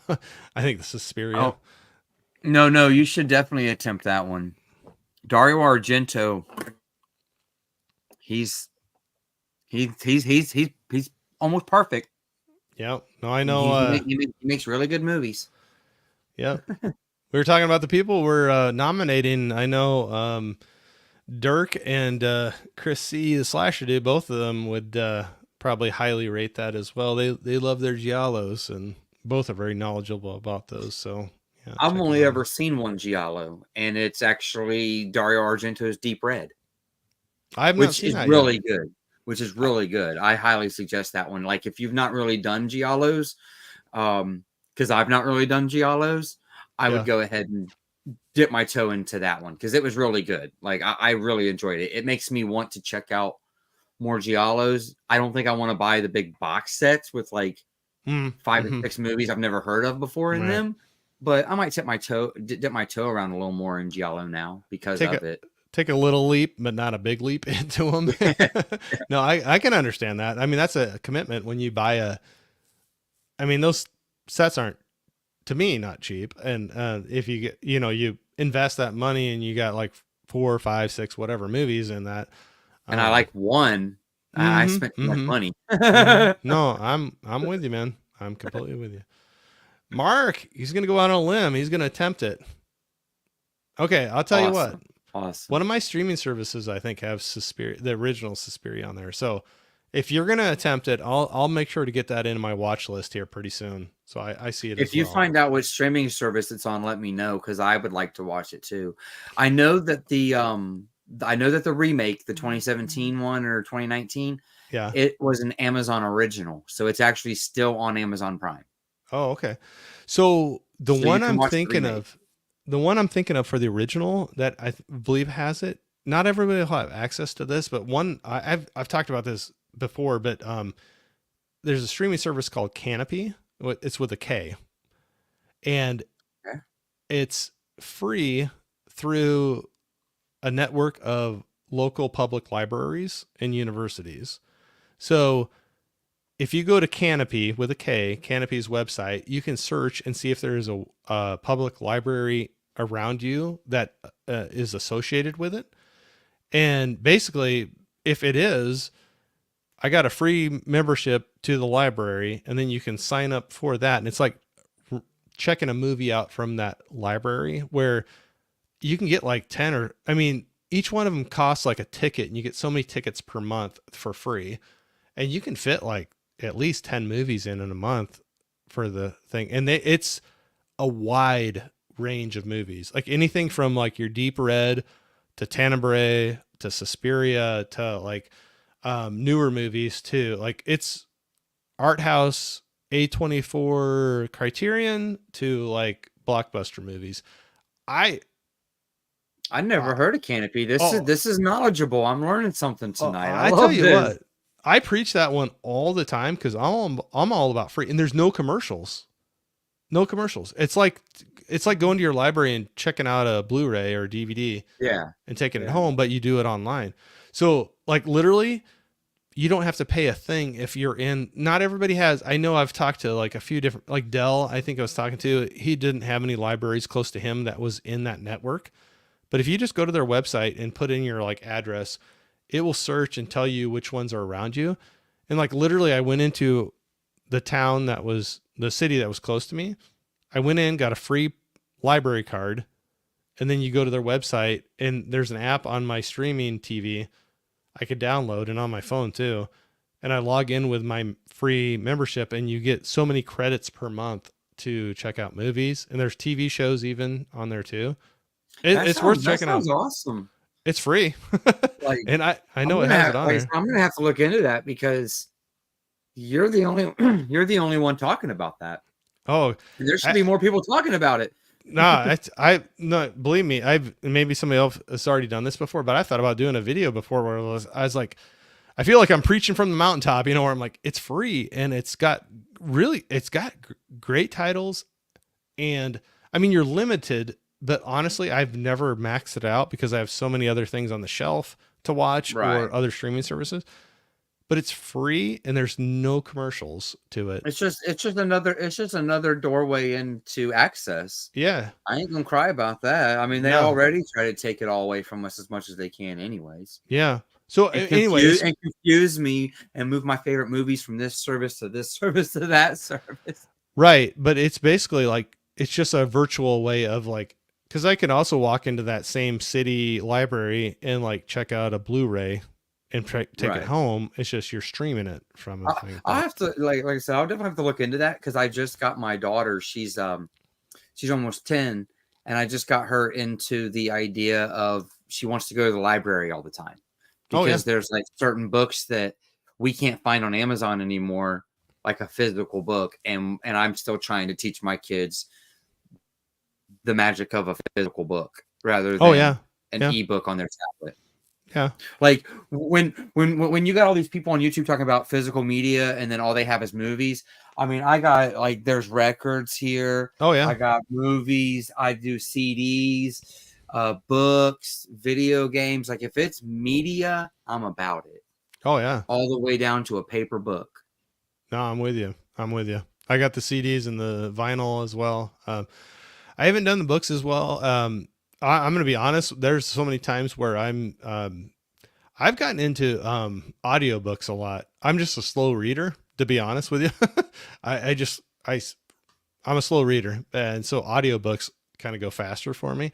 So I've done that, but or even through the library, or at least our library, I can check out audiobooks from them too on one of their apps. So it's worth checking out. I mean, it's free. Yeah, I guess, I mean, our tax dollars, but, but yeah, no, check it out. It's, definitely do that. So, Johnny was saying, just watch the original Deep Blue Sea, Corey, skip the sad sequels.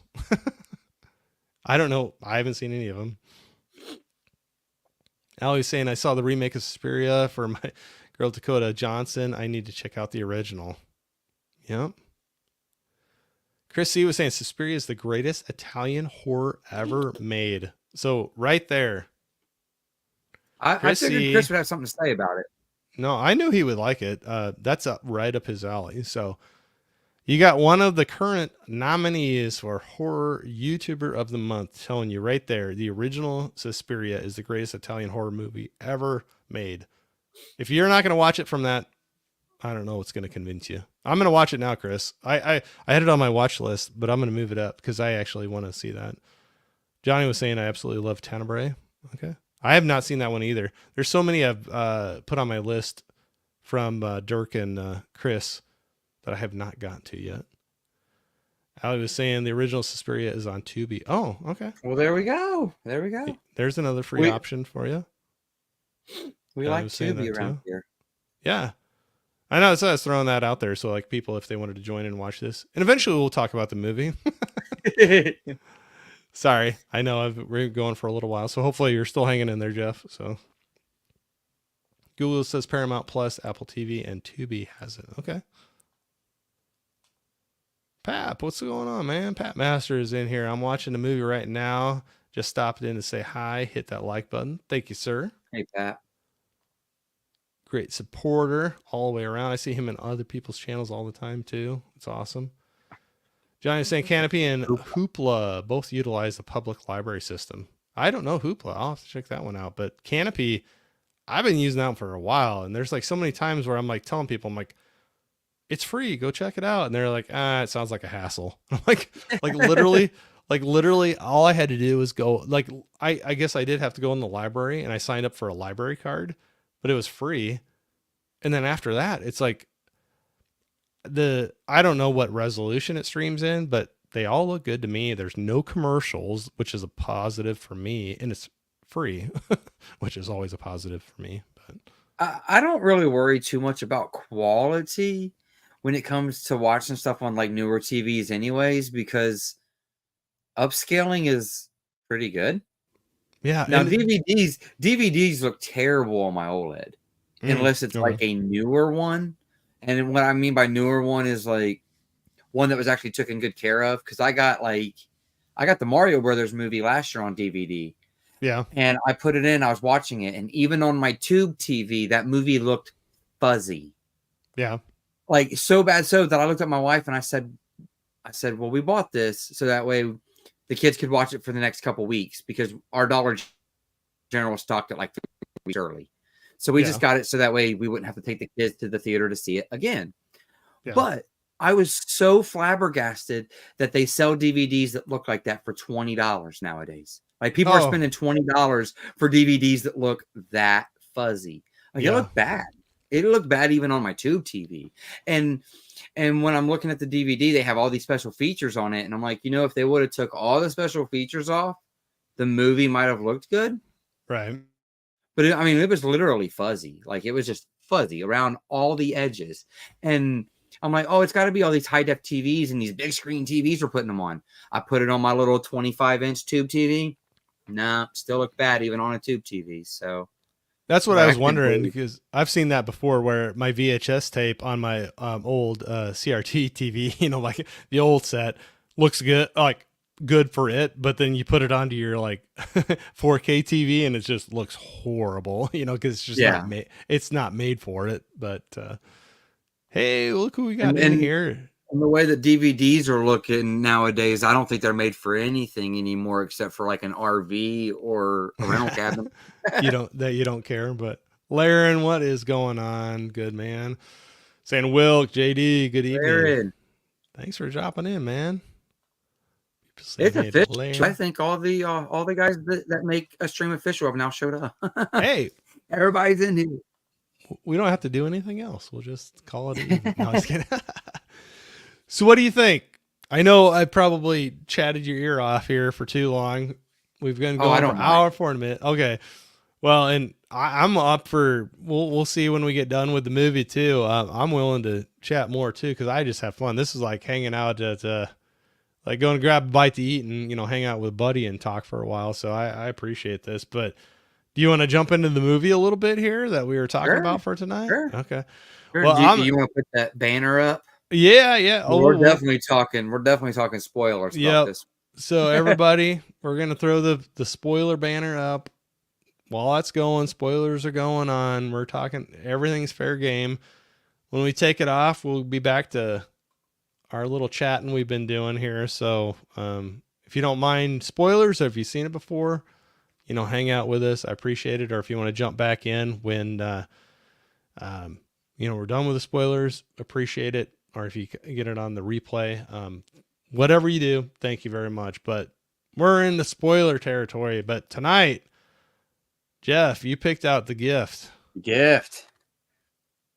And this My is one goodness. that I have had that on my potential watch list for a long time. I've heard about it, and I like Jason Bateman a lot, so I kind of surprised I hadn't watched it already. But I was glad you threw this one out there. What drew you to pick this movie to watch? Okay, so something I've been doing with actually I'm gonna do a shameless plug. I've been doing that something geeky with Chris C and Caveman over on Chris C's channel. And my favorite thing about those streams is the fact that I watch things that I already have on my shelves. Yeah. It doesn't add to my FOMO. It makes me watch things that I've already put here. So I kind of wanted to utilize this conversation the same way. Yeah. I found this probably it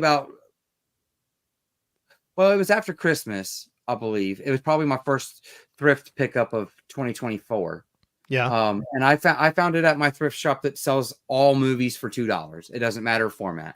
So I got it for $2. Nice. If Right you have there. to go and buy this movie new, like Amazon for 12 or 15, go buy it. It's worth the full price. Like I got it for a steal. It's on Tubi. You can watch it for free. But if you want to own it, like if they take it off of Tubi, you don't like commercials, whatever. This is a good one to get. I agree with you. What drew me to it initially was I'm looking at it. I pull it off the shelf, and I'm like, okay, Jason Bateman. I like that guy a lot. Kind of looking at the back, reading about it a little bit, and I seen this. That right there, that symbol right there. Oh, what's that? Blumhouse. Oh, yeah. I saw that in the initial credits. I didn't realize it was associated with them.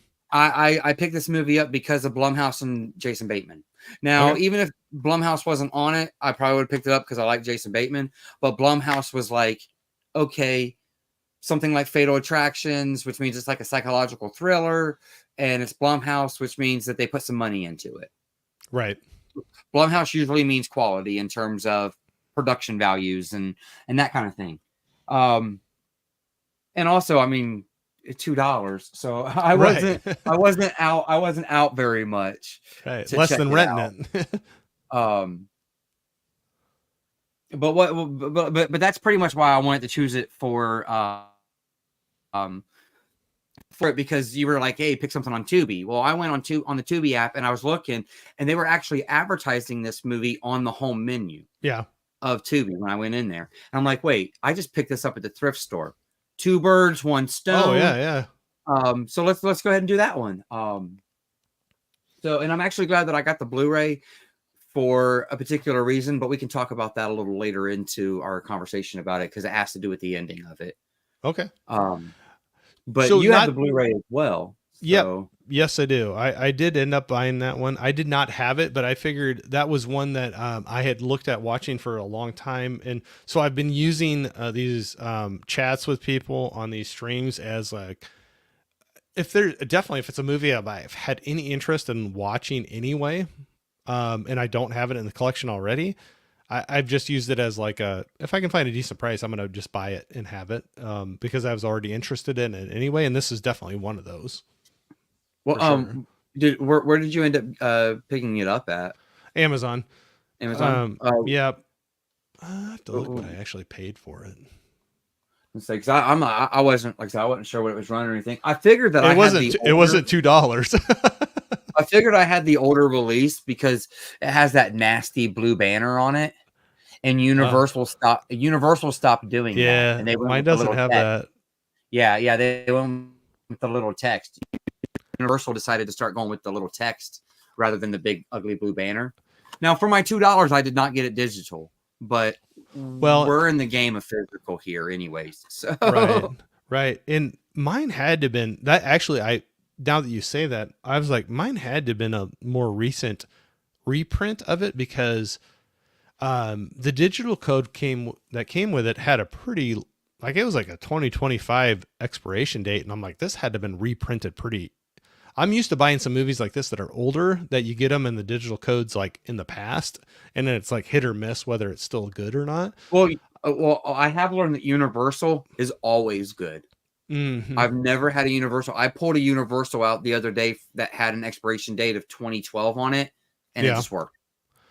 I've had some that were like super old. I was surprised that went through, and I guess I didn't pay attention if it was Universal or not. But that's when I opened this. I was like, I wonder if it was going to be any good or not. And but it like said like 2025, and I'm like, okay, this had to have been like a more recent reprint of it. But I was trying to look. It wasn't the cheapest that I got it for, but I was like, I knew I wanted it anyway. And, well, now I'm not even finding it. I won't waste too much time on it, but I know it wasn't like super expensive, but I might've paid like $10 or $12 for it. $10 or $12 is worth every penny for this. Yeah. one. Yeah. I can't remember exactly. Now the only thing that I didn't like about it was the ending. So I guess we can talk about other things before we get to the ending still. No, yeah. And it wasn't even the fact that I didn't like it. It was just unsettling because of underlying consequences, things that weren't spoken but were implied upon. Absolutely. So now you have the Blu-ray. So did you do what I did and watch the alternate ending? No. So there's an alternate ending on there with the director, which is also the guy that played Gordo. The guy that was Gordo is also the director of the movie. Yep. I figured. Yep. I knew that. There's an introduction where he talks about how he didn't think the ending fit their movie. Oh man, I gotta go back and watch that. The alternate ending fixes my issue. Okay. Because it makes Gordo out to be a better guy. And basically, all right, so I'm going to, you mind if I say a cuss word? No, go for it. Yeah. Okay. Basically, when you watch the alternate ending, it shows that Gordo was decent. He didn't do what they implied he did. Yeah. And that the baby isn't his. They basically, with the alternate ending, they basically show that Gordo is just sending this guy on a major mind fuck. Yeah. Is the best way to put it. The best way to put it. Because there's not really a better way to put it than that. Because he definitely, like, you at the end of the movie, and Jason Bateman's kind of sitting there in the hospital floor, you can feel everything going through him. Now, the alternate ending didn't change any of that. What it did was it added a little bit more of the camcorder footage. Okay. Well, I have to go And back and watch that. it actually showed where Gordo climbed off of her and left. So we know that the kid is actually his, but it's the whole the whole psychological part of it where he's like, okay, is it his or is it mine? And I mean, obviously with technologies and stuff, DNA test makes that very quick and easy fix and all that, but it's just the whole process of it. Yeah. So I guess, yeah, I want to dive into that definitely. And I did not watch the alternate ending, so I need to do that. But like coming back, like to the beginning of it, just hitting on here, I was bringing up real quick on IMDb. Their little synopsis on it was just a married couple, Simon and Robin, run into Gordo, an old classmate. Things take a turn when Gordo begins to drop in unannounced at their house and inundates them with mysterious gifts. So definitely we get that. So, like right off the bat, sorry, just to pull back to the beginning of it. We got, I kind of jumped ahead just because I had to get that off my chest about the ending, or I was going to keep talking about the ending. No. I'm glad you said that because I completely missed that. I just ran through and watched the regular movie. So I need to go back and catch that because now to be fair, the alternate ending is not the movie. The alternate ending is an alternate ending. I mean, the movie is what they released in the theater, what they released as the movie. But my one problem with the movie was fixed with the alternate ending. Right. So I just give you a little twist. Say that. I just thought I would put that out there. Like, okay, well, I wasn't happy with the ending, but there was this other one. So yeah, no, absolutely. The gift thing. So he starts off with what was the first? The first one was the fish, right? Yeah. So right off the bat, we have Simon and Robin that they moved from Chicago back to California, and it sounds like you kind of get feeling that Simon grew up somewhere in that area and they've had some problems in Chicago, and whether it was from him onto Robin, his wife, or not, but she had dealt with some issues, and this was going to be like their fresh start. Kind of, they were moving away from Chicago, their issues, going back to California, where he kind of grew up around, and he had this great big job opportunity, and they're out shopping. They're gonna outfit their new house, and this stranger walks up to them in the store, ends up being an old classmate of his from high school. And so that's where we get right now. It's like he acts. So this Gordo is the old classmate. He walks up, he recognizes Simon. Simon acts like he doesn't know the guy.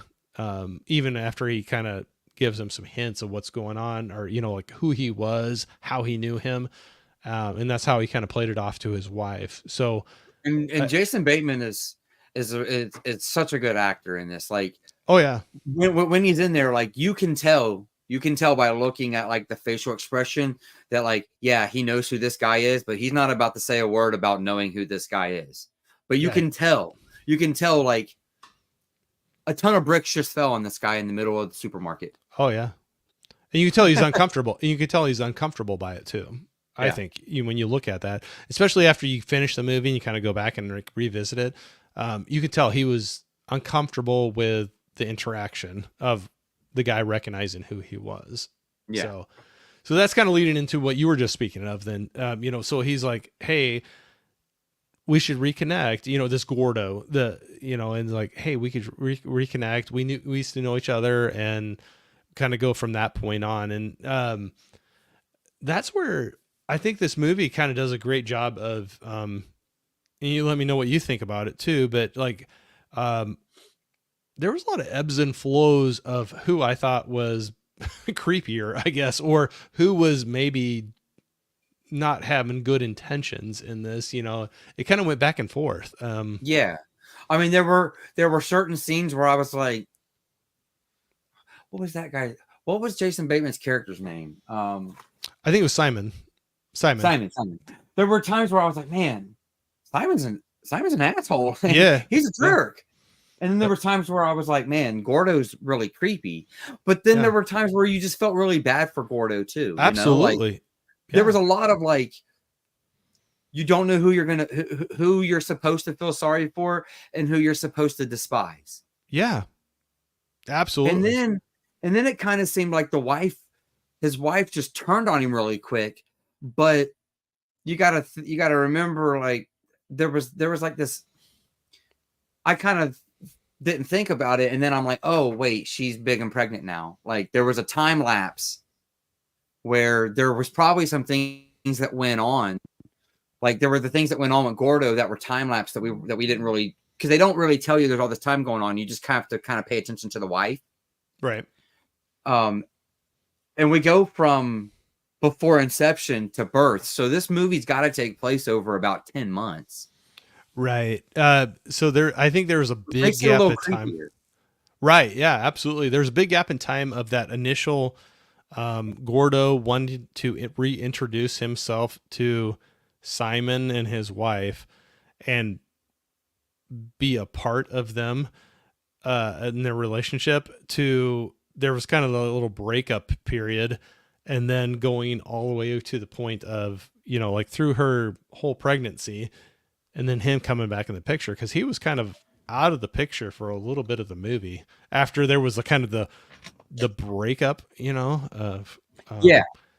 But there was like so many things, like you said too. There were so many things that were like, I didn't know who was being creepier. There were some times where it was Simon, Jason Bateman's character, and then sometimes it was this Gordo. And for me anyway, it kind of kept me guessing of like, yeah, they're both doing some things that are sketchy, but then there's times where you almost feel sorry for either one of them, and it kind of keeps you going back and forth between them. But Well, see, and that's, I guess, yeah, and that's kind of where, like, so like, that's kind of probably where they decided to like change the endings and stuff, or go with a particular ending, because even still, the actual ending of this movie, they don't really give us all the answers. A lot of it is left up to what is implied and what you take from what's implied. So you could actually say, well, this is what happened and that's what happened, because we're not really told either way. Right. Like, it could be as simple as they could have done an after credit scene where there was a paternity test, and we would have known all the answers right then and there. And we would have known that Gordo was just sending him on a bit like he did to him when they were teenagers. Yeah. So like, yeah, he was definitely mean to him as teenagers. Obviously. Yeah. Yeah, absolutely. So that's where it goes, like, and that's where I think it throws in your suspicion, I think, of, or throws in those questions of who you should be suspicious about, where, Simon, the husband, is pretty much saying like, I don't really remember this guy. I don't know why he is like insisting to, connect so much. And I think the wife, she is a very more, I guess, caring person, where she's like, well, maybe he seems a little socially awkward, but he's well intended, I think. His intentions seem good. Yeah, his intentions seem good. Maybe it's a little off, but let's just give him the benefit of the doubt, and just be kind to him. Be nice, and let's just, maybe he's just trying to connect and have that interaction. But then as that goes on, you kind of have a little bit more of the husband's story crumbling, it seems like, each time as it, and you can definitely tell the wife is noticing it. Mm-hmm. Like, she's noticing every time there's a new interaction with Gordo that something isn't lining up on Simon's side. Right. Yep. And I honestly, for the longest time in the movie, I think I was like, I don't know, I was going back and forth. I don't know how you felt about that. Well, between the husband and the Simon and Gordo. Did you go back and forth who you were suspecting of, like, something is amiss with this, or did you kind of latch on one way or the other right off the bat? Well, probably for the first like 30 minutes, I was like, yeah, this Gordo guy is going to be the weirdo. Like, he's set up to be like a serial killer. Like, because I didn't really look much into the movie. Like I said, Right. I was sold on the actor and the production company alone. So Yep. I didn't know, for all I knew, this was a slasher. Right. And that guy was giving off huge, like, Oh yeah. slasher vibes right off the beginning. Yep. But as soon as there was the other guy, Kyle, I think was his name, and she went to start talking to Kyle, I'm like, wait a second. Something's not right about Simon quite either. Like, why does this guy know all about Simon and know all this stuff about him, but Simon don't know anything about Gordo? So Yeah. I So that started was to like, doubt that Gordo was necessarily the bad guy. yeah, I think that's where the wife, she was like having her doubts a lot of times because Simon, her husband, he was lashing out pretty hard, I think, at points, and like being pretty harsh about his interaction with Gordo. But then there'd be like little things that Gordo would do that would be really suspicious as well. I mean, so there's things that would throw you off where he was like showing up at their house when, Simon was off to work a lot. He was leaving gifts for them and notes for them, and like uh, a lot. It was excessive. It wasn't like a just one little note or something. So Yeah. it'd be enough where I think anybody would be a little But suspicious. to be fair, they didn't. Yeah, but to be fair, they didn't dive real deep into like Gordo's Gordo's psychology after high school. They just kind of talked about Right. how that particular incident scarred him. Yeah. So So before we get to that, they like you didn't don't really know give you the anything clue about on it. whether or not he was. Yeah. So they set it up to where, well, he could be being vengeful, or he could just be trying to make amends Right. and and like ease his mind that he's not crazy. Yep. So It that's where could have things went like, either way. That's what you're right. That's what I really liked about this was it was like every 20 minutes or so they were flipping it. Every 20 minutes you were like, I don't know if I like him. Well, maybe right. he's the bad guy. Well, no, maybe he's the bad guy. They did really good at that. Yeah, and as soon as you'd get kind of suspicious of Gordo, there'd be little things where, like, so Simon, the husband, where he was like, I don't know, I don't even remember the guy, to the point where he was like, oh yeah, we called him, what is it, like Weirdo Gordo, or or whatever. They had like he had like a rude nickname for him, and he even wrote it on their like Yeah. their board on their refrigerator. And there's like one time where he comes over kind of unannounced again, kind of different. He's helping the wife out, set up some stuff in their new home. And I think he goes into the kitchen and sees that. And she can tell he's like visibly bothered by seeing that written about him. And he leaves, and, things start progressing. So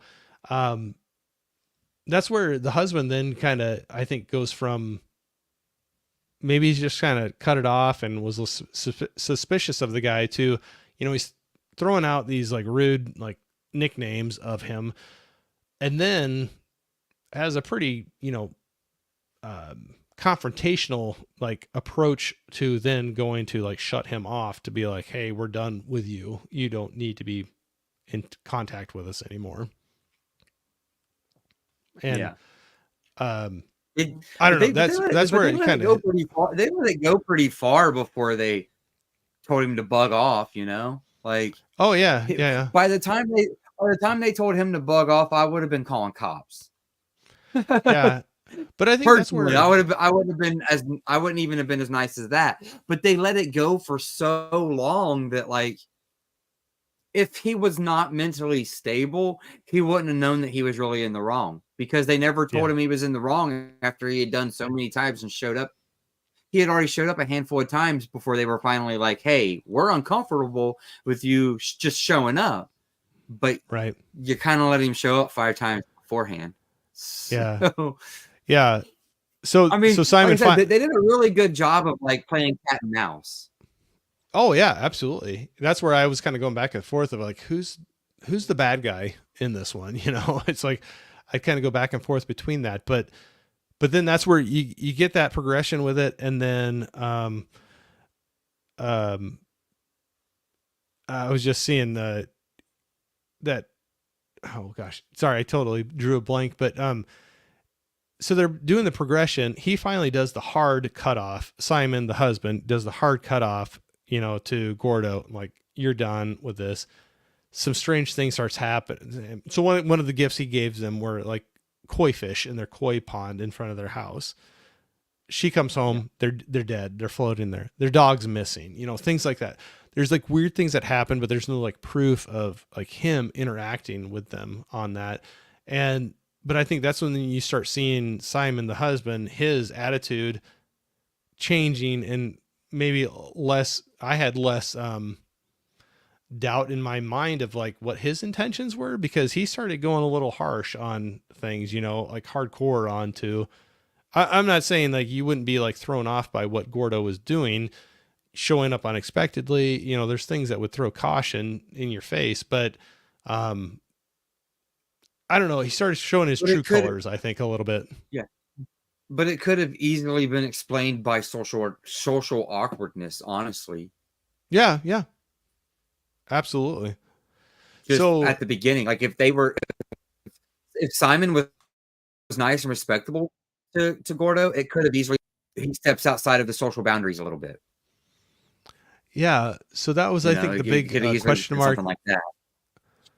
Yeah, and I think that was the big question mark that got thrown into his wife's mind, into Robin's mind, was, so finally when there was this big like kind of breakup where Simon was harsh to Gordo, it was like, you're done, leave us alone. They get a letter, like one final letter, or I don't know, it wasn't final, but they get a letter and saying, kind of going through all this stuff, and it's kind of like, I was willing to let bygones be bygones, and it was kind of like I was willing to forgive you and move on, but it doesn't seem like we're going to be able to do that. And that's where Robin starts having more suspicions. She's like, what does he mean by that? And Simon's just like, I have no idea. He's unstable or whatever. He doesn't know. I have no idea what he's talking about. But you can see that doubt in her mind. Right then, that's what yeah. Well, right then, when that situation came along, that's when I was like, wait a second, Simon isn't the goody two shoes that we thought he was. There's something more right that Simon did to deserve this. Right. Because he was like, oh, it means nothing. What really happened? He was not going to write. He's like he's not going to write that if it means nothing. Like, right. And the wife knew that. Like she knew that. She's like, wait a second, that doesn't seem right to me. Yeah, like what's bygones be bygones mean? Like there's got to be some type of history there, and he just wasn't willing. He was not to the point. Yeah, I mean, and as we start to see his character build, we realize that even as an adult, Simon's pretty much the same as he was in high school.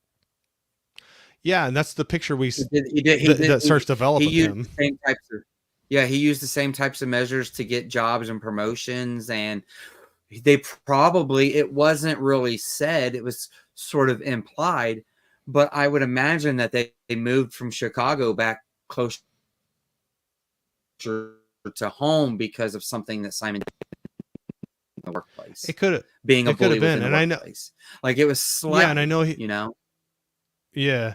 And I know he was hard on Rob and his wife too, with like, oh, you don't want to fall into what you did before, kind of a thing. But then you start wondering, I'm like, what kind of pressures was he putting on her, or like how domineering was he that maybe he was pushing her to some of these things? Because that kind of came out, a few different times where, she stole pills from the neighbor's house, or things like, and he's like, he was going through her things and like, do you want to tell me anything? And it's like, are you falling into your old traps again? And you don't get that picture of like what they're. I forgot about that kind of underlying story there too. So maybe they moved to get away from like her having a problem, and then when she was passed out, it was never like, when with the monkey mask and all that kind of stuff, when she was all passed out, that was no big deal because it's happened before. And I honestly, I didn't think about that until you just brought up the whole him finding the pill thing in the napkin or whatever it was. We found him, So maybe that's why when she was found passed out at home, laying in the bed, it was no big deal because it happened back home in Yeah, Chicago and before. just that we're seeing more and more of a I was pic. gonna say there's different ways that could have played as to why they had to move from Chicago. Oh, They absolutely. they did really good about leaving a lot of this movie up for interpretation, which I really liked because it really kept you kind of on the edge of the seat till the very end. Yeah. But you got more of a picture of the husband, Simon, of being more of a the bully picture kind of starts coming out a little bit more, and whether that was that same type of um bully mentality that he had, if he was, putting that onto his wife and pushing her to some things like that to escape some of those pressures or that negative interaction that that he's doing to other people, if he was doing the same thing to her, and the reason she's so stressed out and they were having problems, they were wanting to try to start a family and that wasn't happening, and there's problems apparently with pills and things like that. If this backstory of him being a bully to like Gordo and other people younger, that he was just carrying it on all the way through his life. He was like bringing it into corporate workplace, but then he brought it into his marriage and was pushing her Yeah, into those bad which places because of that. which I didn't really think about that, but that could be why she was so quick to give up on him Yeah. over the whole Gordo situation. Because you're thinking if they've been married for so many years already, they've established a relationship. The course of this movie probably takes place in about a total of 10 months. Right. She just completely falls out of love with him and is like completely over with him over this one situation. I feel like this situation was a culmination of everything that was kind of going on between them two that we didn't even get to see, that we got those hints of. I kind of Right. forgot about those little hints. There was a lot to take in with this movie, honestly. Yeah. Like I'll I be think this is watching it again. definitely, yeah, that's exactly what I was just going to say. This is definitely one I could see watching. Not that I wouldn't watch it more than one more time, but I could definitely see a rewatch benefiting, that like doing another watch through now that you know the whole storyline, to go back and you might catch some little things along the way that maybe passed you by the first time, that knowing what happened. But Yeah. so you're seeing this Simon, the husband, the bully mentality. You're like, I mean, okay, I know there's things that I missed. oh yeah, me too. I know there is, and that's where I'll have to rewatch this, and definitely the alternate ending, like you were telling me about too. Um, but you're seeing this story of him unfold, of maybe he's not this great person that he kind of shows himself to be, and that He puts on a there was facade. some, yeah, and there was something bad about his interaction with Gordo in the past, but it starts coming out, this horrible story about what had happened, that he had been Gordo had been assaulted, um and that he ends up getting sent away. I mean, it was so traumatic that his like father, like there was like an attempted murder almost on him. Yeah, Very, he very burned him, traumatic. and you even Yeah.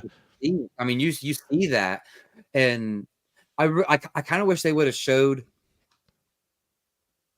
I kind of wish they would have showed Gordo with his shirt off a little closer to the story of the dad burning, because I had paid enough attention that I got that call back, but there's so much going on that it could have easily been missed. That you could have easily missed that his dad set him on fire. So yeah, you wouldn't have thought twice about the burn marks, because there was just so much to Right. catch here. Oh Um, yeah. but But that's the thing. It's he was like, definitely abused. See, because he was abused by his dad. He was abused by his dad because his dad thought that he was, I guess, into men, because he was caught in a car, which was all a fabricated lie, anyways. right. So So he caused Gordo to be pretty much almost killed by his dad, essentially. right. Which So yeah, really that's just all goes to show, hey, sometimes your words really do hurt people. right. That's another underlying message, I feel. Yep, absolutely. So that was like part of the thing where you get the whole story of, originally it was like Gordo was assaulted and Simon and this other, his classmate saved him. But then that Yeah. story of that assault turned his father on him to that attempted murder, and then sending him off. He was shipped off, and then he went into military. But then like cracks start coming into the story, and you end up finding out, like you said, is like Simon basically fabricated the story. He just, to do it, we find out that he just was compulsive, like bully. He would do things just because he could do it, basically, and to show power. And that, Yeah. Well, that, well, it's like Gordo said. He had his nickname, Simon Says. Whatever Simon yep, says goes. yep. So if Simon And said something, people live by it as truth.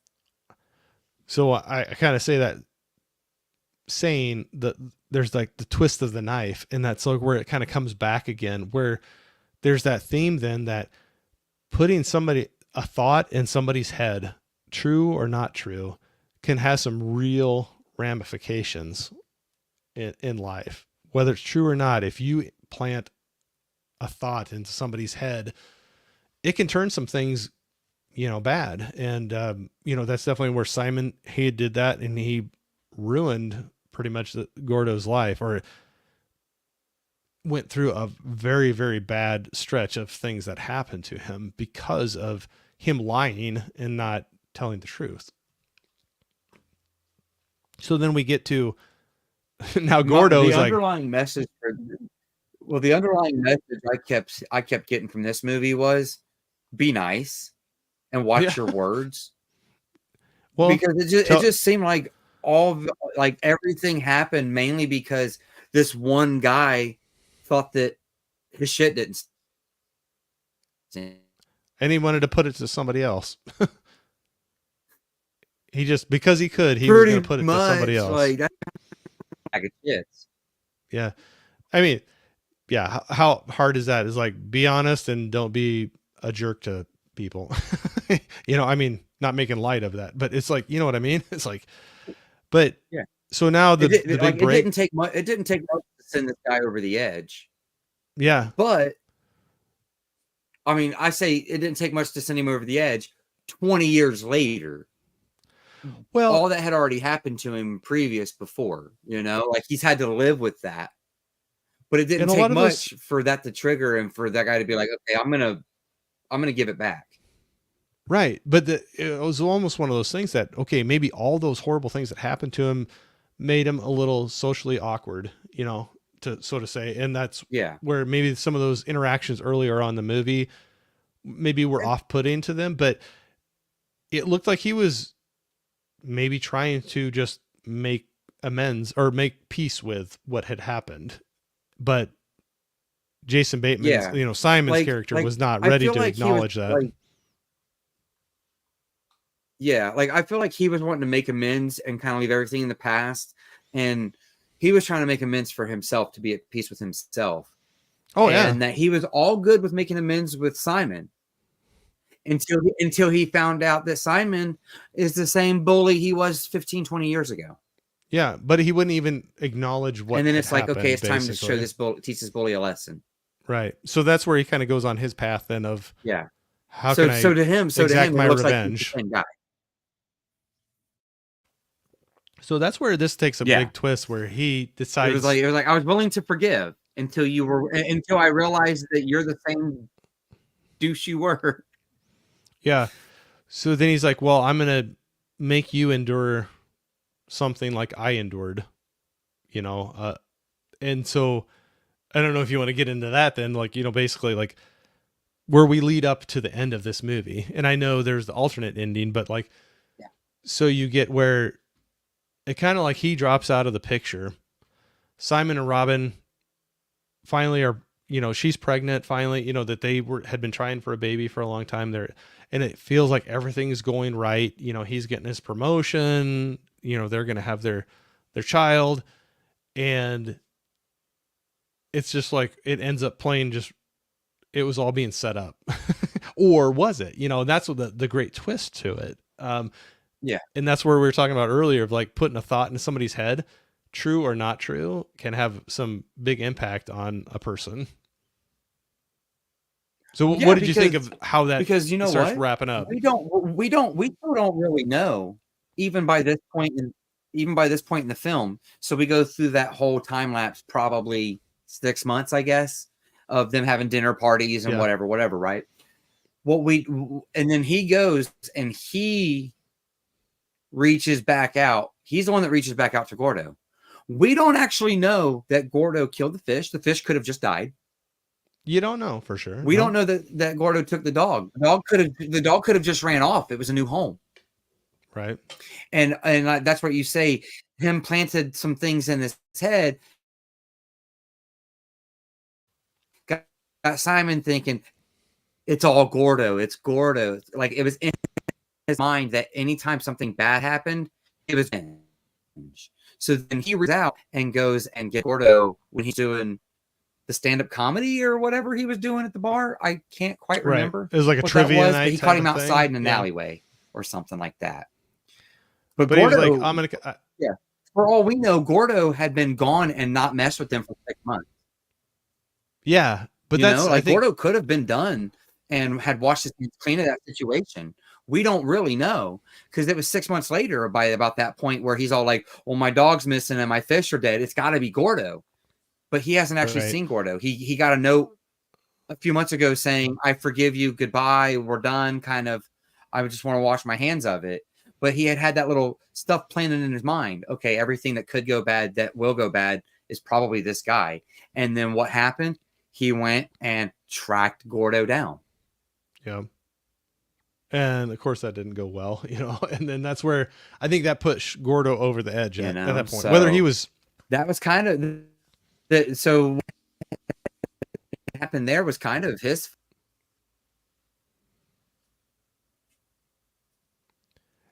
that's where I was thinking that, like whether he was doing the things leading up to that or not with the dog and the fish and everything. Yeah, I mean, and Gordo that pushed him over the edge either hurt. way.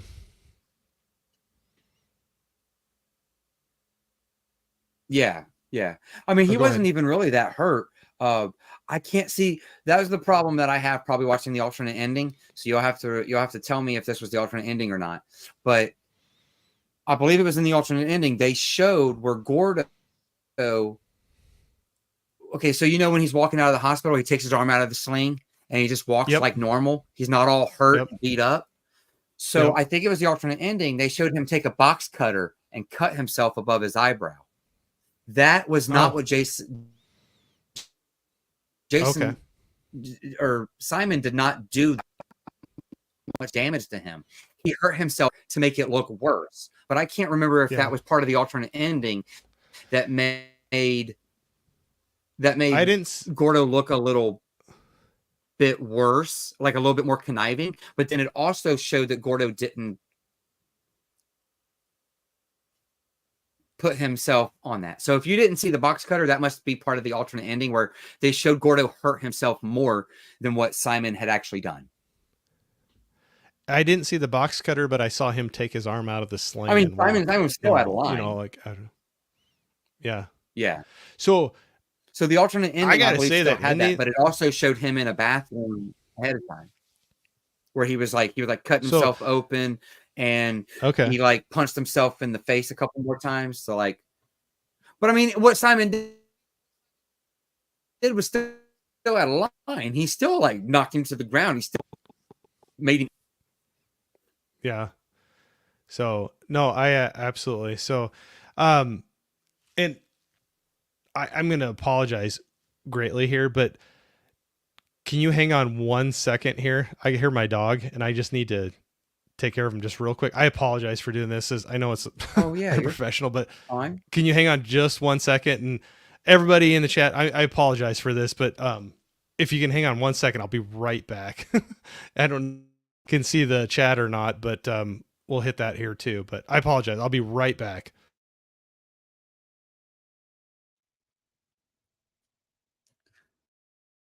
See if anybody's in the chat.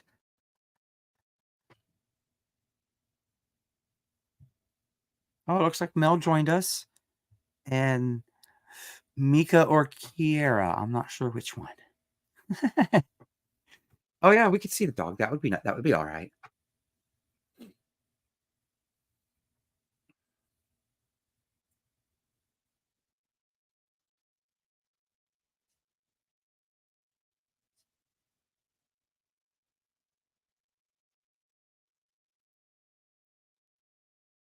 Oh, hi, Mika. I wasn't sure which one. I'm sorry.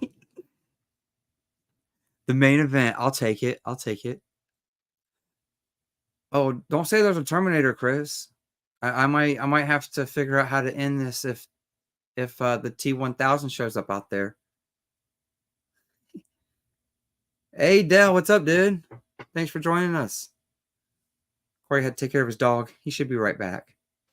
I'm here. There he Sorry. is. I am so sorry about that. That's what you do when you deal with rookies like me. So I apologize for that. I could just tell he was up to no good. So so anyway, I apologize. A little bit of a break there. So I thought to jump back into it, I thought the ending was great. How he got his little, whether it's good or bad, how he got his little twist and twist of revenge at the end of it. I don't know if you want to go into that. The only thing I didn't like about the twist of revenge was what it implied. Oh, absolutely. And, I mean, it was disturbing. Like I said, the alternate ending fixed that. It was very disturbing, and that kind of irked me a little bit because I'm like, man, they never made Gordo out to be someone that would have done that. But then they never really clear it up either. And I think that that's just one of those open-ended questions where you as the audience answers it and you live with the answer that you like. Like, did he rape her or did he not? Well, you live with the answer you like on that. Yeah. So is that his baby or is it not? Yeah. And I think that was his ultimate lesson back to him was, it's like, you can put a negative thought into somebody's mind and it has true consequences. And whether he basically laid that out there, it's like ultimately, this is spoilers. It's like, is the child that you're in love with, that's up there, that was just born, is that yours or not? And that this family that you've wanted to have so much in your life, is that yours? And he kind of and what did he say? It's in the eyes. Yeah. But then he would, like, when he was talking to him, he was playing with him still. He was just like, he was like, well, he goes, no, don't worry. You learned your lesson. I didn't touch her. I didn't do anything. Or did I? And he was just constantly like, did it happen? Did it not happen? And he's like, this is what I went through. You told lies. Things were said and thoughts were put in people's heads, and there was true consequences because of it. Yeah. So, and you're gonna feel what I felt when you lied about me. Like I said, that's what I liked about the alternate ending. Was the alternate ending was basically the same, except it showed a little bit more of what happened at the house when she passed out from the pills. Okay, I'm gonna have to go back and watch that. Which made Gordo out to not be as creepy and more of a. To me, it makes it more of a sweet revenge. Okay. Story that way, with that little bit of extra scenery, knowing that he didn't do. But either way, like, it doesn't really matter because that was the beauty of the way that they did end it, was they left it open-ended. Like, you get to make that decision as the audience, right? And there's not a lot of movies that do that. Yeah, so I have to give them props for that. That's a good suspense movie to me, though, where you don't get it answered for you and you're just sitting there dangling of, did the horrible thing happen that was hinted at, or did it not happen? And you're sitting there going back and forth with it. But, all right. So we can probably, I'll take the little spoiler banner down for right now. I think we can go and still talk about it, but overall, what did you think about the movie? Man, did you enjoy this movie? Okay. I enjoyed it. Like, it's going on my shelf and it will be watched again. It's not going to just sit over there and I'm going to keep it because we had this conversation about it. And it's not one that I'm going to be like, okay, let's trade this in to go towards something else. I will, it might be a couple years, but I will watch this one again. And it's only going to be a couple years because I have so many other things to watch and there's so much out there. But if you have like a small movie collection and you just like having some a good handful of movies in your collection, this is one of them. And if you're questioned about it, go check this thing out on Tubi. It's free. It's worth your 2 hours of that. If that's the price you give up to watch it, is the 2 hours of your time, it's worth every minute. Yeah, it's your payment on Tubi is just watching a few ads through it. And they're usually pretty decent about how they throw the ads into it too, I think. So but I would agree with you. I'm glad I bought it after you suggested it. And it's one, like I said, I had it on my list to watch for a long time. I'd heard of it. I just never got around to it. I'm glad I watched it and I'm glad I bought it, and I can see keeping it on the shelf as well. And like you said, well, the thing that I hate, I always hate it. And they did it. I see they did it with yours too. This is a this is a part of the cover art. It's just a part of the cover art. Now, I hate when they do that, mainly because they do that on movies that I end up not liking. I'm like, oh, it was fresh.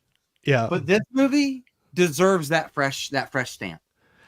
I'm the same way with those. I like the original. I just like the artwork on the cover and don't have an advertisement on there. I even get annoyed with the quotes, from reviewers, or, when they put like outstanding movie by New York Times or, whatever. I don't give me any of that. Put it on the inside if you want to, but on the front of it, I just like to see the cover art, and I don't want an advertisement on it. That's why I'm digging Criterion here recently, because they don't put anything extra on there. It's just a nice, orderly artwork, and it looks good. You got that with I'm not very deep into them, but I've been digging them lately. But it's like that with a lot of the boutique labels, you'd say, or the smaller label, like Criterion, Arrow, Indicator, Synapse or whatever, a Blue Underground. I mean, look, when you get into some of those, they might do alternate artwork, but then a lot of times they have the original. You can flip the cover, but they don't have the quotes or the ads on the the covers. It's just simplistic. Mm-hmm. Like I don't have a lot. I've just started dipping into boutiques. Like I've had lots of Scream Factory. Scream Factory, before I knew what a boutique label was, I knew what Scream Factory was. Right. That's just how popular Scream Factory is. You don't have to be in the know to know what Scream Factory is, really. But I just started messing around with Arrow about the time that 12 Monkeys came out. So I'm still pretty new with Arrow. I'm still pretty new with most of the boutique companies as it is. Like Criterion, I have a couple DVDs that I've thrifted. The rest of my Criterions, I didn't buy my first brand new Criterion until October of this past year when I got Night of the Living Dead. Okay. Because I wanted to make sure I got a movie that I knew I loved. Right. Because I wasn't sure if Criterion was one of those things. Now, it's blasphemy now that I've really been looking into it. But I wasn't sure if Criterion was one of those things where it was overhyped. Oh, Criterion's awesome. And then like every one that I watch, I don't like. But every one that I've watched, I've liked. I feel like, at least with Criterion, in a way, they only mess with films of significant history. Like they made impacts on awards. They made impacts on society, that kind of thing. That's the type of movies that I tend to see that has the Criterion logo. Now, like I said, I don't have a lot. I only got a handful of them. But I've really been digging their stuff. And you tend to get really good quality transfers and stuff through them too. Oh yeah. Yeah. So, but I've always been one of those, I just get the main labels because I'll go on Black Friday and get all the $9.99 movies that I missed all year long. Yeah. And I just pick up the $10 movies on Black Friday that I wanted to get back and, from Warner Brothers and stuff back in like April or May. And I've always been the budget guy. So boutique labels ain't good for a budget guy. Oh, believe me, I'm right there with you, man. I'm right there with you. So, hey, if you're still if I could talk, still doing good with time, I can run through the chat a little bit and we can keep on talking. Are you still doing good or? Yeah, I'm good. I'm good, Okay, man. cool. Some of these might be from a little while ago, but if you don't mind, we'll kind of run through some of these real quick again, and then we can keep on chatting if you're still good. But Mark was saying this is great interacting with everybody, everyone on the topic or not should do this more often. Yeah, absolutely. I have fun. Like whether we pick a movie out to talk about, I can just there's a lot of us there's a lot of us enthusiasts that are on here doing this. You just got to know which people to follow. Yep. So yeah, you're always welcome, Mark. I appreciate you jumping in here. Mom was saying, sorry, she's gonna get annoyed with me. But I told her ahead of time we were watching this. Yeah. And she went and watched it on Tubi, I think on Friday or Saturday night. Oh, but cool.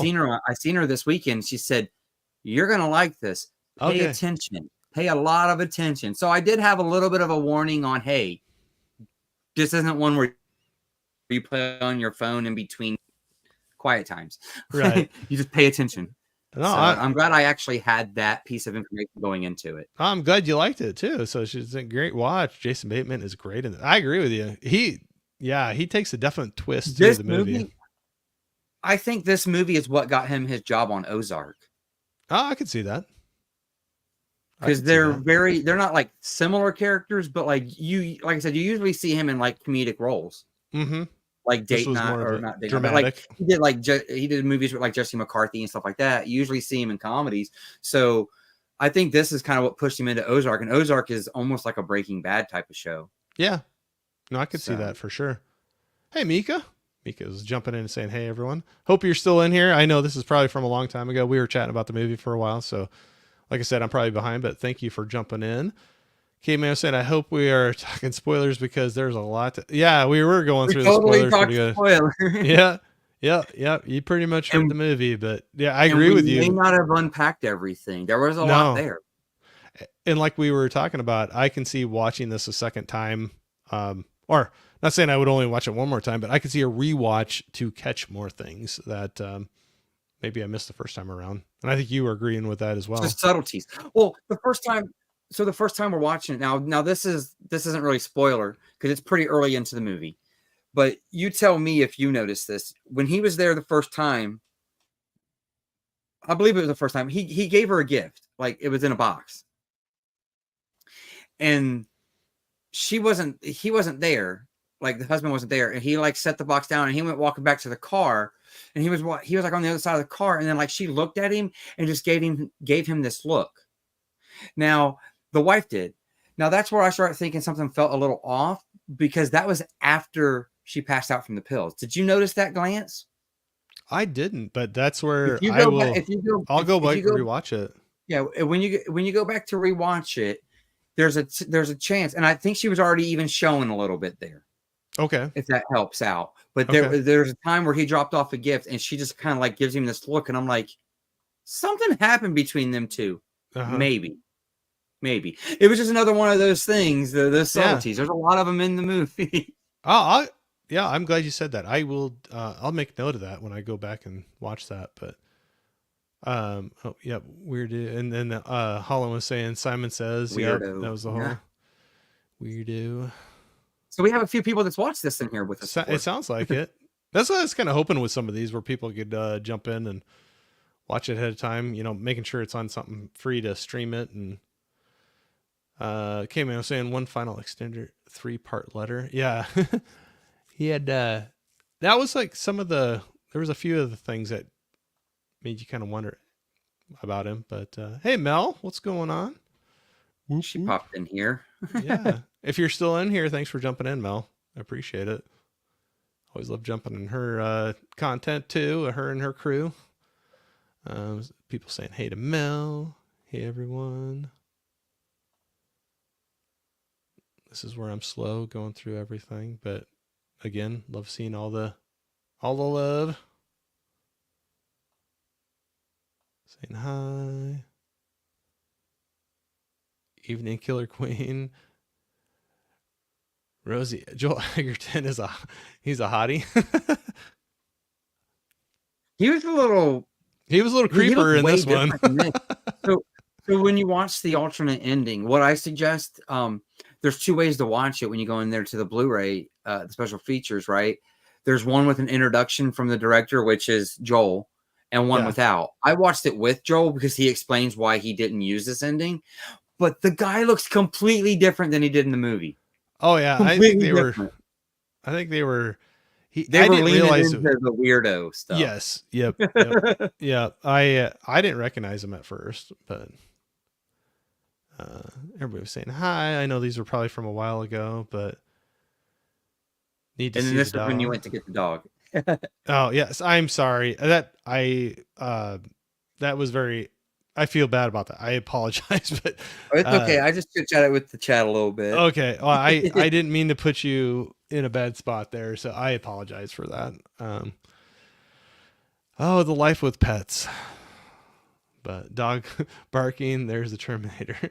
Yeah, luckily there was no Terminator. He was just deciding he was trying to find food or something. So Jeff is the main event now. Yeah, that's where I ditched you. Sorry, man. I put you in a bad spot. Hey, Dell, what's going on, man?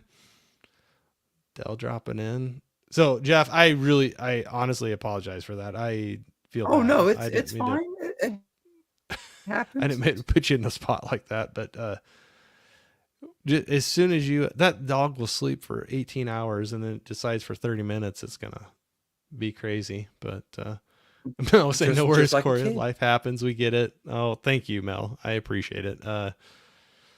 Yeah. It only happens when you're like doing a live stream with some friends. So hey. See, the dogs can be just like kids, except they don't understand what you're saying, or Yeah. they pretend they don't. And they can get away with it because they're a dog. Yeah. Yeah. No, exactly. Yeah. No, he's a ball of crazy. I'll just say that. I love him to death, but he's crazy. I've never seen Hitchcock Suspicion, No, I haven't either. but if it's like this, I want to. Yeah, me too. That's where I love doing these. I always write down so many suggestions for movies, so I'll have to put that on the list. And Yeah, I'll be watching people talk about movies. Next thing I know, I have a cart full on Amazon. I'm like, no, I gotta put these on the save for later. This wish list, that wish list. Yep, I do that all the time too. Chris is saying he has the gift. Yeah, it's a dark film. Yeah, it goes pretty dark. Like I said, Jeff, I'll have to go back and watch the alternate ending and see if it changes that much for me. But yeah, it's got a dark twist to me anyway on it. Dale was saying I don't own it, but I really enjoyed the gift. Yeah, no, I was surprised it took me so long to watch it. I'd heard about it for a long time, but just never saw it. Joel Egerton also starred as morally ambiguous character in Schrader's Master's Gardener from last year. I've not seen that one either. Well, thanks for He might be a pretty slept on actor. Yeah. Anthony, we've been talking about you all night, buddy. We hope we've sent some people over to your stuff to vote. No, I was just talking bad about you the whole time. If you're in here, I was talking trash about you.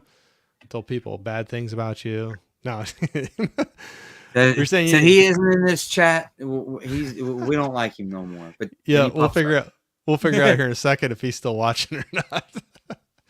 I'm just kidding, Anthony. We were sending people your way. You're a good guy. Anthony was saying Arrow is so great, and they have a variety of different genres in their catalog. They do. They have a wide, like from mainstream to like really obscure, it seems like. But they're saying, what's up? Saying, hey, Anthony. Dell was saying Criterion has a very diverse catalog. Everyone should be able to find at least a few movies they like. I agree. Don't you? I mean, yes. I've definitely found that to be true. Yeah. Just exactly what I said about Arrow. You can find mainstream. That's what threw me off. Like, I'm newer to Criterion as well, but then some people are like, they're talking about, and I'm like, oh, it's an artsy-ish movie type of, and they're like, but check some of them out, you'll like them. But then all of a sudden I'm like, oh, they got Breakfast Club, and they have, like Dazed and Confused, and they have Princess Bride, but then they have, I mean, it's like, there's a wide gamut of movies there. That's why I've pretty much decided that, like, for Criterion, I figure that more or less they just do movies of film significance. Right. The movie made an impact of some sort.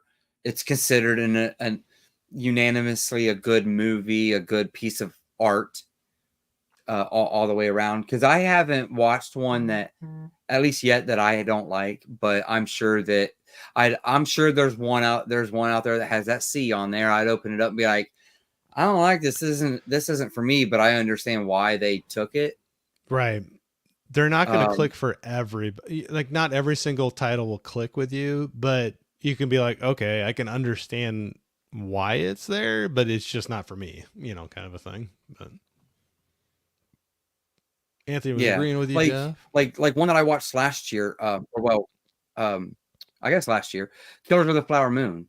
Like, if that doesn't get Criterion in the US, what's Criterion doing? I know they don't do a whole lot of newer movies, but that's one of the newer movies that I think fits their gamut, Well, that's have you seen Martin that one? Scorsese. No, I have not yet. Yeah. No. But that's Scorsese, right? And Yeah. And they have quite a few of his movies on Criterion, so I could see that being prime pickings. But I could see it going to it. They just seem to pick movies that are a little bit older. There's not too often you get a movie that just came out last year. Right. It does happen, but not very often.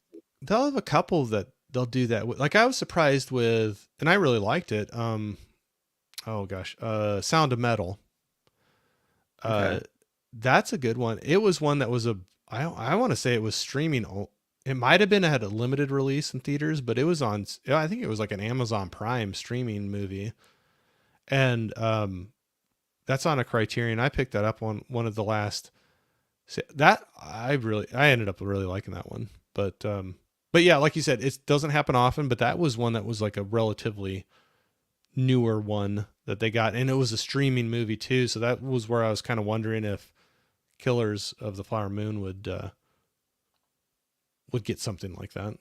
But yeah, because it's Apple TV right now. Yeah, they'll probably have their run with it. Like, they'll have their rights to it for a while and want to get people to sign up so they can watch it. But and even if they put it on Criterion, I mean, I've been buying movies for years and didn't know what Criterion was. That doesn't necessarily mean it's going to become a big popular movie all of a sudden, like more popular of a movie just because it's Criterion. Yeah. Like, I never knew what Criterion was. Actually, that happened. Like 1,000 movies in, never had a Criterion, never even heard of them. Yeah. That didn't happen to me with Criterion, but that happened to me with Arrow.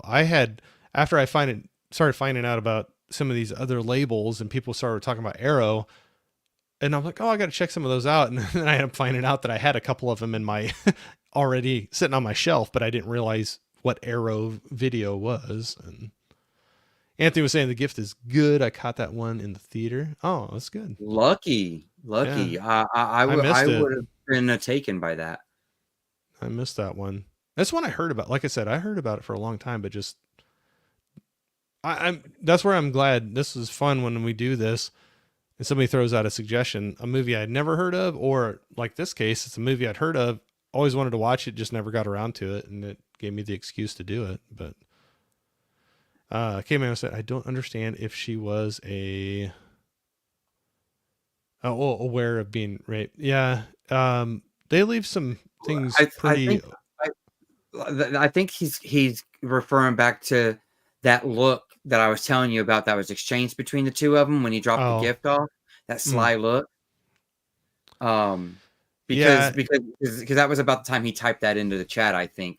It was about that time. Because if she was aware, but she wasn't sure kind of how it happened, because she was all, hopped up on the pills. Sometimes I wonder if filmmakers kind of throw some stuff in there just to throw you off a little bit too. Well, like I said, if you watch the alternate, I'm gonna watch that. To me, that kind of answers the question. She wasn't. Right. I don't know. I'll have to go back and watch that one. But for some people, they might like the open-ended ending that you decide if she was or wasn't, Because that's kind of how it's set up now, is we decide. Right. Chris is saying he just bought 3 titles from Grindhouse Video Site.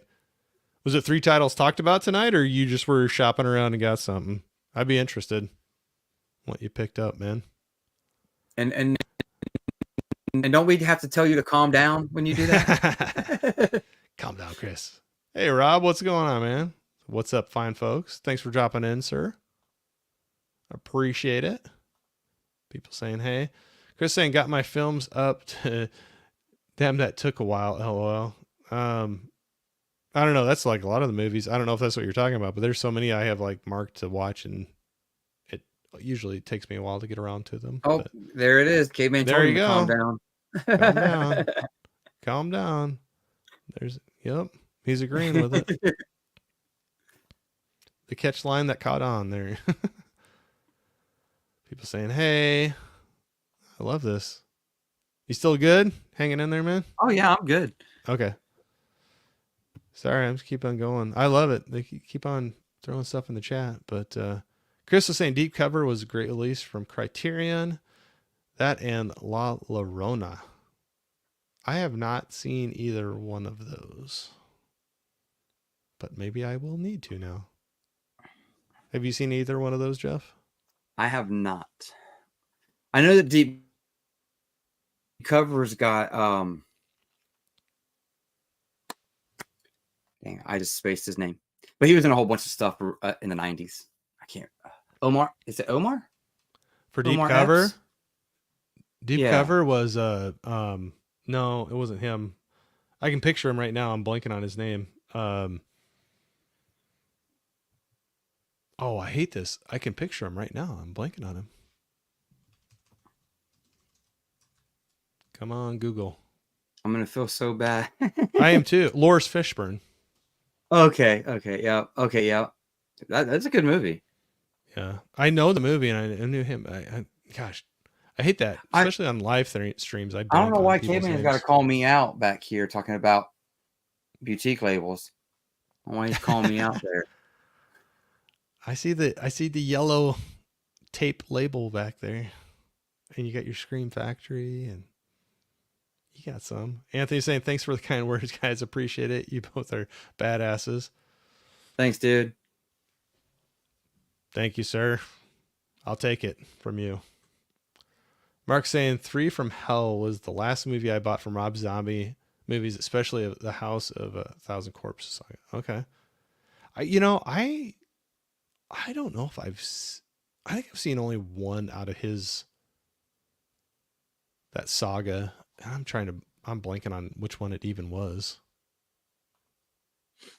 I haven't seen 3 from Hell yet. I didn't hear good things about it, so it just sits up here on the shelf. I think I saw The House of a Thousand Corpses. I think is the one I saw. But Mel was saying Criterion is a wild label. They drop The Breakfast Club to get you to trust them, and then turn around and drop. I'll probably say it wrong.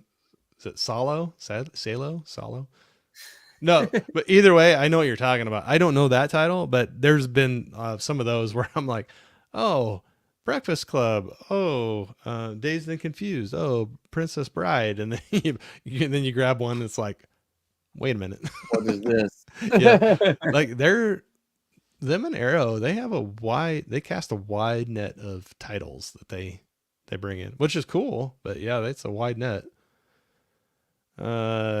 Chris was saying, "Don't Look Now" from Criterion as well. Oh yeah, I got that one on a previous sale. But Donald Sutherland, it's kind of a weird one. I mean, not like weird, like bad, but it's creepy weird. But Anthony say, you got that right, Mel. Yep. They sucker you in. Chris C was saying the Last Temptation of Christ is really good in my opinion. Criterion released that. I've never seen that one. I think that's the one with oh gosh. I'm blanking. I'll just move on because it'll take me forever to think of it. But no, I have not seen that one yet. Chris saying Grindhouse had an anniversary sale. Yep, 3 films, not bad, 20 each. Highly recommend Grindhouse Video. I'll have to go check them out. I've heard of them. I mean, I'll check them out, but they ruined my vacation a little bit. I was supposed to check their store out, and they had to lock them doors on me. Oh, that's right. That's the one that's in. That's the one that's in Knoxville or Tennessee, or somewhere around in that, maybe In Chattanooga. Tennessee? It's somewhere around in that area, but it doesn't matter. It's not there anymore, anyways. They closed the doors. So Yeah. K-Man was saying, so did she have the baby and missed why she left him? She did have the baby in the movie. So that's what you're asking. yeah, she had the baby at the end because he was looking at the eyes of the baby while she was holding Yeah. him, But I and then think they that was closed the the curtain. whole I think that was the whole mind twist that the guy was wanting. It was like what happened, but yeah, Lawrence Fishburne. Yeah, thanks, Dell. It took me way too long to think of his name. He is so good, but I'm bad on my feet. I think a lot of times on these streams where names escape me. Chris saying Deep Cover has Lawrence Fishburne and Jeff Goldblum. Okay, I guess I didn't realize I, Jeff I Goldblum forget was in there. I forget my own name sometimes when we're live streaming. No, So I've done we're that. all good. Yeah, I've had that where I'm trying to record something and I'm like, what's my name again? But no, I do that all the time. So don't hold it against me. Chris is saying great film, so happy Criterion released it. Don't know which one that one was, but Mark was saying 3 from Hell is okay. It's not the same without Sid Haig. It's Let me Hank. let me pronounce it 4 more times in different ways. Sorry. He's really big in the horror movie genre. He used to do a lot of them in the 70s and 80s as well. And Oh, then okay. he really got real popular. Rob Zombie used him in like all his movies all the way up until he passed away. Oh, okay. K-Man's asking what your shirt says, Jeff. I think it's Oh, Hollywood Undead, isn't it? it is. Yeah. And it's got like the band on it.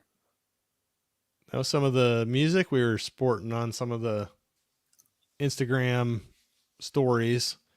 Yeah, I really dig these guys, Oh, that's cool. You were saying you were man. that album. I found them on MySpace. Okay. MySpace. That's been a little while ago. Like they were the first band to get a MySpace record deal back in 2006. Oh, really?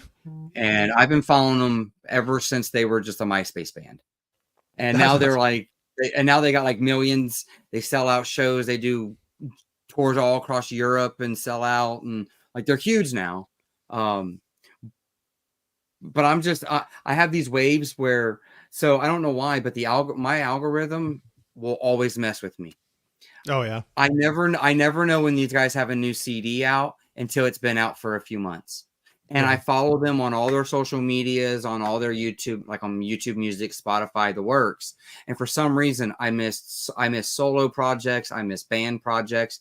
The algorithm literally pushes them as far away from me as humanly possible, it seems. I That's miss always whole tour. I'll miss whole tours, and they're promoting it all over Facebook, and I'll just miss it. And I follow them. that's crazy So when you're the when you're algorithm does listening to that them. to me. Yeah, that's Huh? weird. That's weird when you're listening to them and stuff. You think that they'd push it, but it's Yeah, weird. because like I like every single one of their albums, but ever since their fourth, because they have 8 or 9 albums now. Ever since like their fourth album, I always seem to find the album 3 or 6 months after it came out, and then some of the guys started going off and doing like little side projects, and I wouldn't find out about them until, well, you Yeah. couldn't even buy the CD or the album or the record anymore because, well, musicians just do limited pressings now. So Right. it was one of those things where it was like algorithms would just push certain things out. Heck, there's movies that everybody will talk about on YouTube, and they're like, well, why didn't nobody see this? I've been talking about it. For some reason, every video that you made about that particular movie just never came up on my algorithm until you're Hmm. talking about why did nobody buy this movie? It's Yeah. like that shows up. So my algorithm's always funky, but I'm always going on and like searching for different stuff to keep it Yeah. interesting. So that might be why I lose certain Yep. things in the mix, because I try to confuse my algorithm. I want to know more than what I should probably know. I want more in front of me and in my face than I could probably handle.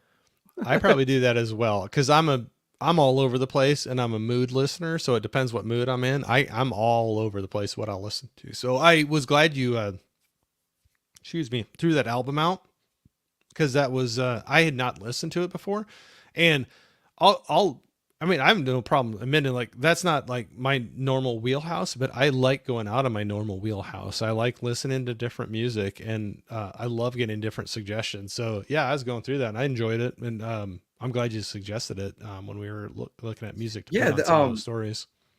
and well, and seeing what I like about these guys is that the reason why they chose the name that they chose was because they you can listen to 6 different songs of theirs, and none of the 6 songs will fit under the same genre. Yeah, They consider themselves a rock band that's hip hop influenced. So yeah, I they can have see a that. little bit of rapping and stuff. But then there's one of the guys that's like he does vocals and he's a poet. Like he's literally a poet. Yeah, That's what he does. He writes poetry, but then he sings with them too. So that's what I like about it, because you get like a nice mixture of all the different genres yeah. in there. I mean, heck, they got a song with Jelly Roll, and that's Oh like yeah, the yeah, biggest yeah, that's like the biggest country musician right now. Like he's like the biggest poppinest thing. yeah.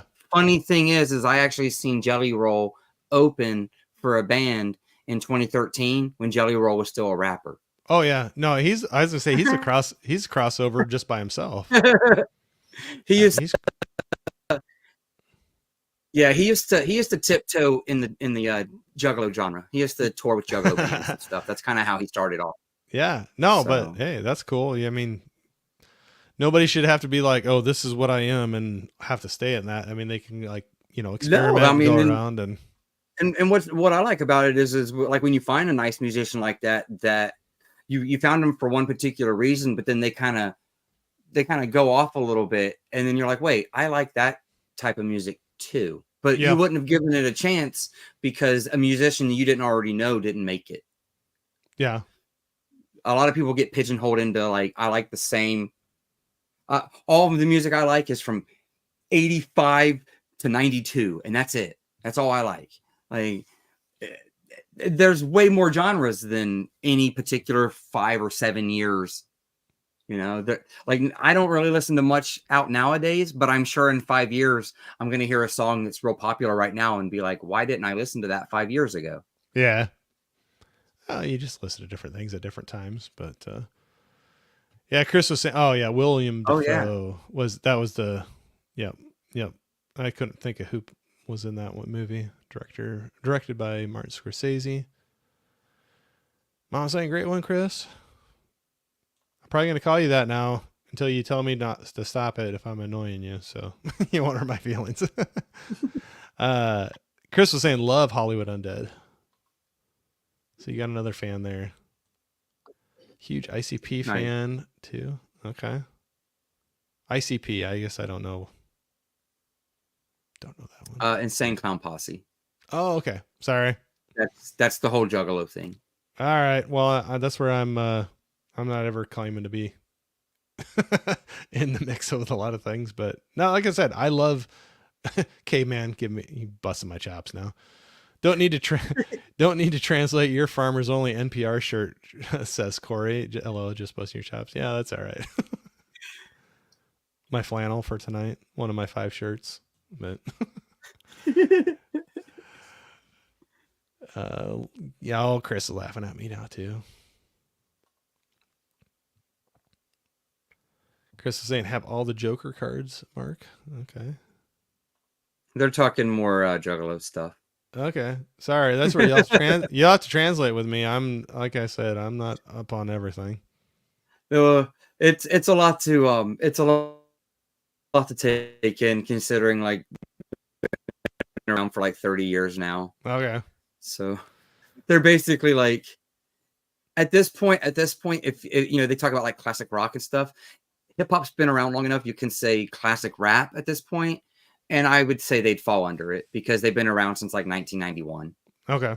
So because Right. hip hop really started taking off in the 90s, So Yeah, I remember it big, and like so that would have been high school for me. I'm older, like probably way older than you, and that's where so like 90 was my freshman year of high school, and I remember a lot of rap groups coming out where it was kind of newer to me.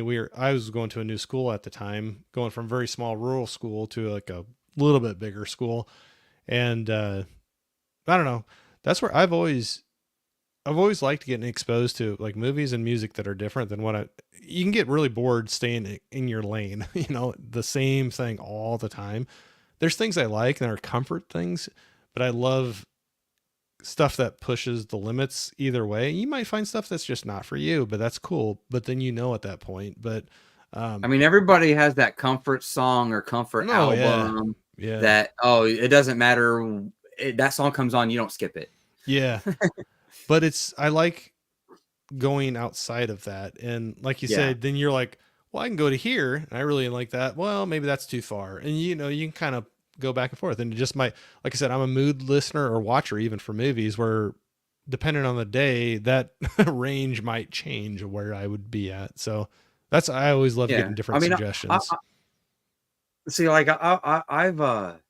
I've discovered a lot of bands by just going to live shows. Like I would go to live shows for the headlining act and not know who any of the openers were. And there'd be like three to five bands opening for the headlining act. And I'm just like, okay. And some of it's, I've went to bluegrass shows before where they're literally playing spoons on the stage and harmonicas, and that stuff's fun. Oh yeah. Would I listen to it every day? No, probably not. But like, if I'm at the bar and that's what they're playing, I'll get down. Yeah, there's some funky guys that I've heard of through my son. Some of the stuff he'll listen to that were different. And when you said that, I don't know if he would fit into it, but like, Tyler Childers. I don't know if you ever heard of him before, but Hill is kind of bluegrass-ish, different. But he's had rappers come in on some of his songs too. So it's kind of cool when you take some genres that you might initially think are opposite or just too different, and they bring them together and it works. And it's cool to see that. But it doesn't happen nearly as much now as it should. Yeah. Because there's so many different genres. I mean, it'd be nice, but when it comes to music, there's so many like stipulations with record labels and who you can work with and who you can't work with and who you're contracted with and tour times and all that. Music gets a lot harder to just do what you want to do than what people think. People are all like, oh, this person's making the same music over and over again. Well, their record executive is probably telling them, hey, this song had 10,000 streams. So guess what? You need to replicate that.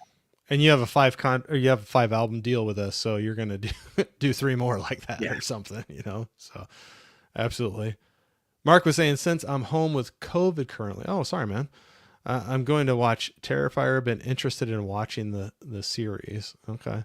Well, first of all, I've not seen those. First of all, I'm sorry you're dealing with that. Hopefully, it's not too bad for you, and I hope you get feeling well soon. Like, absolutely. Hope you get over that fast. And second, I have not dipped into any of the Terrifier movies yet, but have you, Jeff? No, I heard they're very shock value. Yeah. So I'm assuming they're ones that I'll want to watch when the kids aren't around. So that really limits what I can watch. Yeah. So that's why I like suggestions, but when somebody's like, okay, this isn't one you can watch around the kids. All right. It might be a couple months before I can get to it. Yeah. Because I got one that's 4 years old. So sometimes he'll just be up weird hours of the night. And it's like, well, I don't even get the chance to squeeze in a 90-minute movie that there's just certain things that even at 4 years old, he shouldn't be looking over at the TV and seeing. Right. And Terrifier probably has things in that would still scar a 4-year-old. Yeah. Like I remember like I was talking to my mom the other day about how one of my earliest memories of anime was I was probably about 4 years old. So I was about the age of my youngest, and I was at my grandpa's house, and he used to have them big projection screen TVs, the big screens, what we called big screens in the 90s. And I remember I was about 4 and he was watching Akira. Yeah. And that part where he just gets more mad, and he just builds up and builds up and builds up. That scared the ever living crap out of me. I had nightmares about that until I was almost 10 years old. Yeah. And I was like 4 when that was on. I didn't even get the concept of what was going on with it or anything. Just that one part is just stuck with me at 4 years old. And I used to have nightmares over that. I watched it at like 13 and I'm like, this isn't scary. Yeah. But for a 4-year-old, it could be terrifying. Like, absolutely. So when I know that it's shock value, I tiptoe around when I can throw it in. Yeah. No, absolutely. I was there before too. My kids are much older. One's out of the house and one's almost out of the house. So I was there. I know what I know what that's like. But Mark was saying that's awesome, Chris. Jeff took me to my favorite concert to date 1 year for my 21st birthday. Twisted KMK Blaze and Big B. I'm sound probably pretty uh, like Those are out of it when I a few of those are West Coast musicians. Oh, that's awesome. So Do you remember where that was at? Was that like around there? Or did you travel far it for was it? Or? it was in Atlanta. Okay. At this old train station depot that they used to have there. Yeah. They had an old train station that they converted into a venue, but it got so bad, like you would stand in the building and you would be jumping and you could see the floor move up and down the wall. Yeah. So it got to where they ended up condemning it and moving the venue a little further into Atlanta. But yeah, I usually have to go to like Atlanta or something for any concert. So Okay. I usually go for really good ones if I have to drive that far, because for me that's about a 3-hour drive. Oh, sure. Yeah. Yeah. You want to make sure that's a decent one to go to it. Yeah. We had a little local place that they'd get bands through, but a lot of times where we were at, what we would get a lot of times is a lot of the big bands would hit bigger cities around us, like your Chicago or Minneapolis or St. Louis or whatever. But then Right. some of the opening bands, which were still good and like big bands, but not the headliner, a lot of times they would split off on travel days and like hit smaller cities like around me. And we had some local little places like what you're talking about. And I remember one where they had a big wraparound balcony up top. And that thing, people would get jumping and you'd see that thing start shaking. Now, And that was scary. we went to one back in November. It was the last concert I went to. Now pre-COVID, me and my wife used to go to 3 to 5 shows a year every year. We used Yeah. to go to concerts all the time. Like that was our thing. The prices post-COVID, yeah, I kind of tiptoe away from going to as many of them. But we went and so in November, I finally got to go see these guys live. It took like 16 years before I finally got to go see them. Yeah. But I got to go see them. And it was at this place called the Tabernacle, which is this old Gothic church in the city of Atlanta. And they have this big old like balcony seating all around the side of it. And it's really tall. Like anybody that would jump from there would be hurt. And I remember when I was in high school, we went there and we seen Stone Sour and Disturbed do a show. Oh yeah. And you pay extra for those balcony seats. Yeah. Because it's like comfort and you can see the stage pretty good. Well, Yeah. there was guys that was at the end of the show, they were jumping from the balcony to try to crowd surf. And that was the craziest thing I'd ever seen at a show. Cause I'm like, I don't know, I'm like 16, 17 years old. And I literally watched all these guys look up and see this guy about to jump, and they all just spread. Oh, geez. And they let this guy fall in the middle of the floor and break his legs. Mm. And then they stood over him and screamed at him, "This ain't Slipknot, this ain't Slipknot." Oh, geez. And then I realized that concerts might be my thing as long as I get close to the stage and I ignore everything going on behind me. And don't jump off a balcony. Don't jump off a balcony. No one's going to save you. Yeah. Don't trust people to catch you off of a balcony. Oh, mom was saying I can call her mom. Doesn't offend her. Well, thank you. The only offense would be you're probably too young to be my mom, but as long as you're okay with me still calling me your mom. You guys might be about the same age. Well, that's what I was going to say. She might be offended because she's probably way too young to be my mom, but it's more of a sign. Like, honestly, that was a sign of affection or like respect around our area where all the kids would be like, "Hey mom," and it's not your mom, but was just more of a sign of affection or, a respect. But yeah, that's the only offense you could probably take is you're probably way, way too young to be my mom. So, but as long as you don't mind, we might go with that. So K-Man was saying also didn't like when they didn't tell you what the pill bottle said. Oh, probably the movie.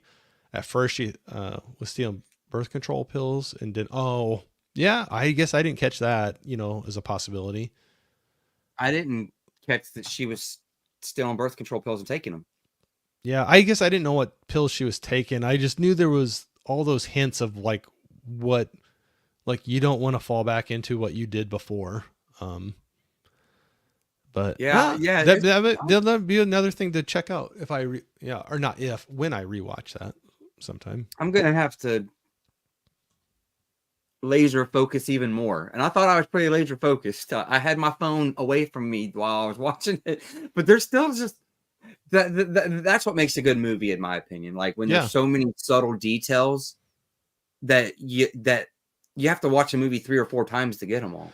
Well, you can go back and get a whole nother experience out of it because you're watching for different things. And no, I agree with you. Absolutely. Mark's heard of Tyler Childers. He said he's solid. If you like bluegrass and metal, check out Native Howl. Okay. They do some Metallica stuff and it's awesome. The singer sounds like James Hetfield. Okay, cool. Cool. I'll write that Cool. down. I'm old school. I still have a. I'm gonna have new music to listen to and new movies to watch. I love it. I take it all the time. That's why I sit here I always have a pen and paper next to me because anytime I do, whether it's mine or somebody else's, I'll do a live stream and I always end up with at least a few different suggestions to check out, whether it's music or movies. So I'll take them all the time. Thanks, Mark. I'm just glad you got music in your name too, because I love talking music. And there's not a lot of people that are talking movies and music. Yeah, so. But I get a bunch of crap because people are like, well, you don't talk about music really. And I'm like, well, I was like, well, maybe we can change that a little bit and start doing something about music. Cause there's not a lot of people that are talking it, like, yeah. Even if we just start talking like movie soundtracks or just, something that's kind of rolls off of it. So that was the thing where I was, I like both a lot. I love listening to music and watching movies. I can just sit and do either one of them and just be happy as could be. And when I came up with the name with that, it honestly was such a long time ago, but I took so long to, I guess, get the courage up to actually do something with it. So I just kept it. But then at that point, I was just like, well, I didn't know which way I was going to go. And I kind of lean into movies a little bit more, but I don't know. I don't want to be pigeonholed either, and not be able to talk about other things. And movies seem to be a little easier to talk about because now I might be wrong about this, but music touches me differently than movies do. Music is a little more personable, so it might be a little harder for people to talk about and not take offense to being like, well, I don't like your music. Like, people can be like, oh, well, I feel like movies are a little more subjective than music is. Music seems to be more personal to people.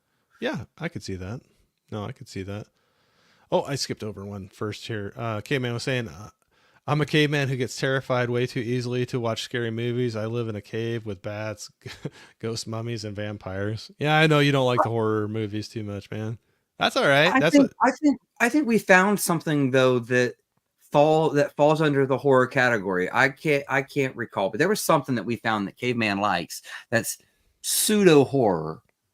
Okay. And we told him that counted. I can't remember what it was. Yeah, but it's okay. That's not every genre is for every person, so that is okay. Mark is saying, thanks, Corey. I appreciate it. Its symptoms are mild. I'll go, good, man. More like a bad head cold. Yeah, I've been hearing that going around quite a bit. I fought some stuff too. Fortunately, good for me, it wasn't that, but I was still fighting a little bit of a cough tonight, so I was hoping I wasn't causing too much problems. But I'm glad to hear that they're mild for you, man. Hopefully you get done with it here soon. I was saying trust falls with strangers. Yep, that's never a good thing. Don't do it. Make sure it's with somebody you know.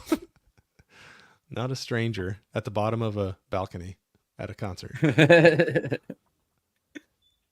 Hey, Mike, what's going on, man? Mega Mike, how's it going, man? How's it going tonight? We're doing good, man. How are you? Sorry, I know we were crossing over with you. I'm going to be watching your replay, whether it's after this or tomorrow, but I know you had one going on too. So we were talking about earlier, it's like it's impossible not to do a live stream and not be crossing over with somebody else that you'd be happy jumping in their stream too, and just being in their chat, and it just happens. Guy was saying, have you heard of Mammoth song Distance by Wolfgang? Yeah.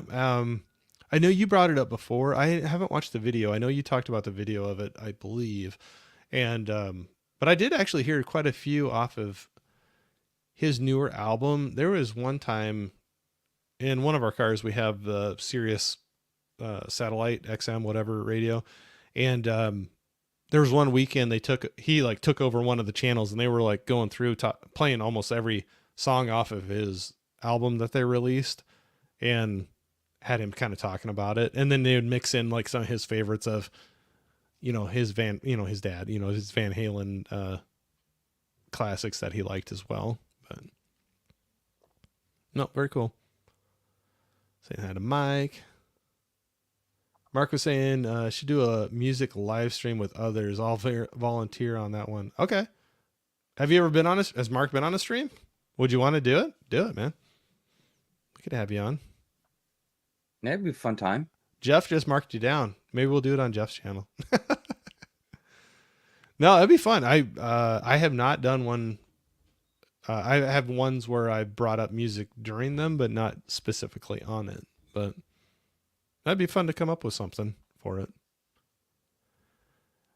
I was saying if you guys did movie soundtracks of the 80s, I'd be one for that. Hey, I'm with you too. I almost got, I'm not going to ask. That's rude to ask, but now I'm almost curious how far apart we are, or if we are even far apart at all. Probably not that far apart. Probably not. That's where I was like, hopefully she doesn't take offense with me calling her mom. So we can start off with one of Johnny's favorites. If Johnny's still in here, we can start off with this bad boy, Ghostbusters. and this is the original. This is the original wax from '82. Like, this isn't a repress. That's what I love about having a local record store, is that you still can get the original pressings.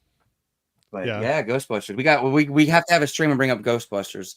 If Johnny goes back and watches the replay and we're talking music and movies and Ghostbusters don't get talked, he bans you.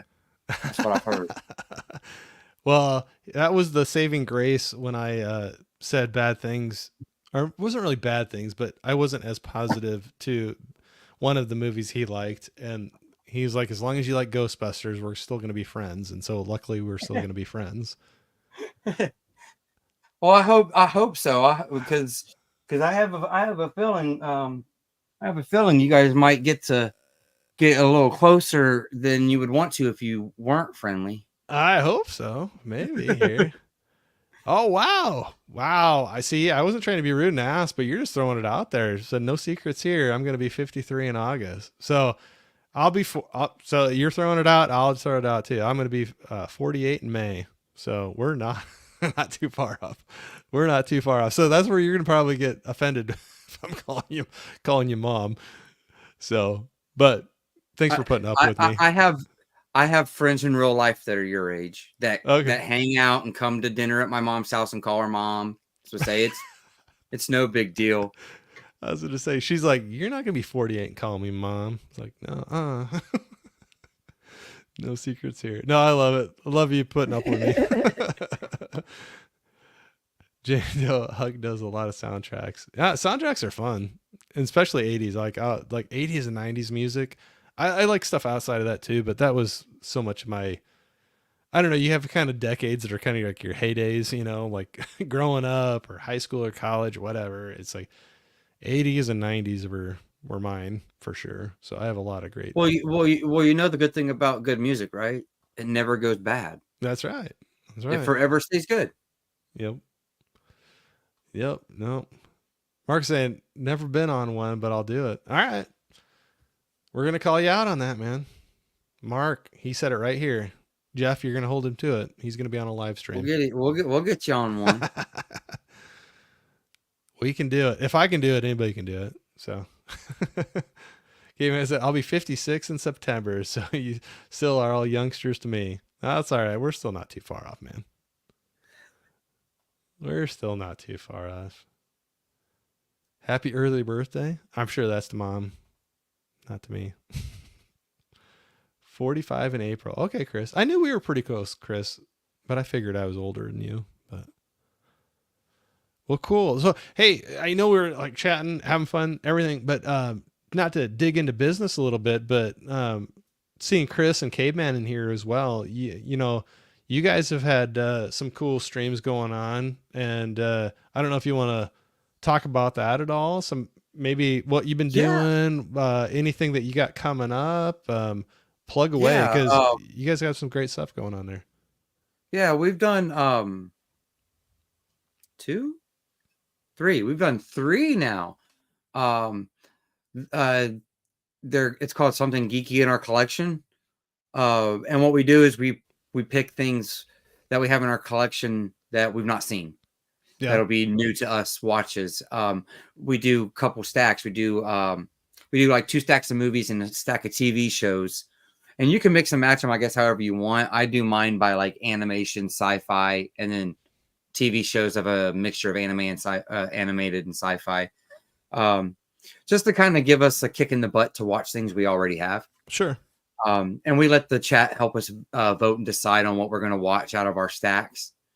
And then ideally what we're hoping to do is get on a 2-week schedule. So that way every 2 weeks we come back, we talk about and review the things that we watched and pick new things to watch. And then there's one topic that we'll all 3 watch to talk about. Mm-hmm. So we each have our own 3 things. And there's one thing that we all watch and talk about that we get together, you know, like that's the glue that kind of makes the conversation make sense. Sure. We'll find, you know, one thing to watch. I think that's coming on. I think our next one is going to be not this Thursday, but next Thursday, I think is when we're planning to do episode 4. Oh, cool. And I could be wrong, but I believe we're watching a movie called Fireworks. Okay. If anyone's interested in that, I believe it's available to watch on Tubi. And if not, it is on Hamilton Book for $4.95. So it's like a $5 scoop if anybody's interested in watching it. But it's supposed to be like a coming of life story. Okay. So not this Thursday, but the next Thursday. So maybe next Thursday, the 22nd. Yes. Mainly because I believe the fellas. I'm down too. I'm not saying not me too, but I believe the fellows are wanting to try to get on an every 2-week schedule. Yeah. And Thursdays seem to work really good. Has been working pretty good for us. Yeah. So, and if we have to push it out from next week, we're going to have to push it out about another week because I'll be on vacation that last week.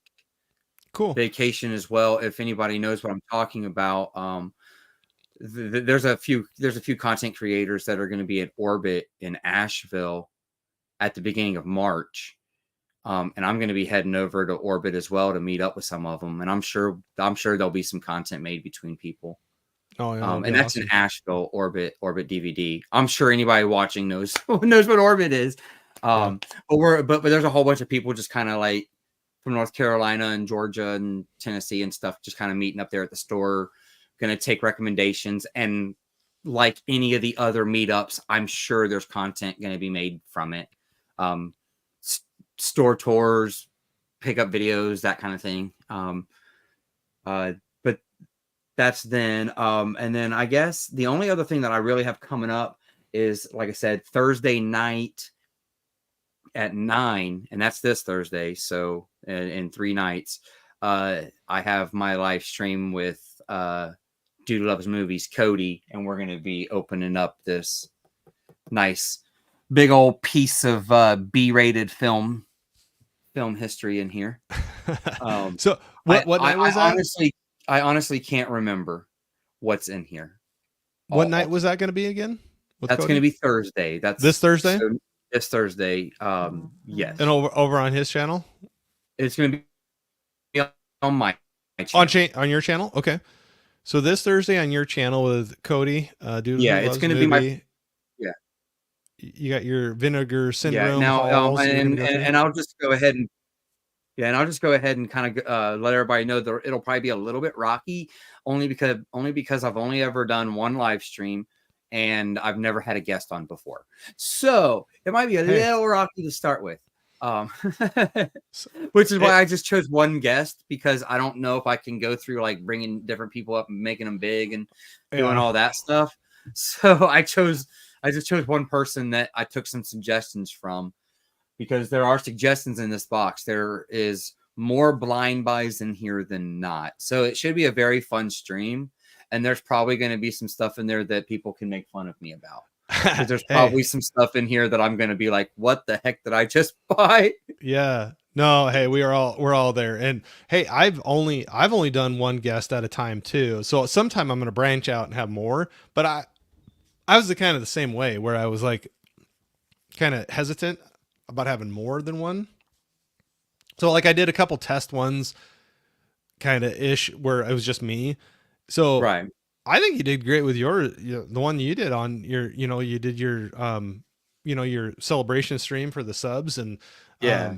no, I mean, I, My mom told me that that what she was most surprised about was that I was able to keep up with the chat, oh, and it's that made hard. me feel so good.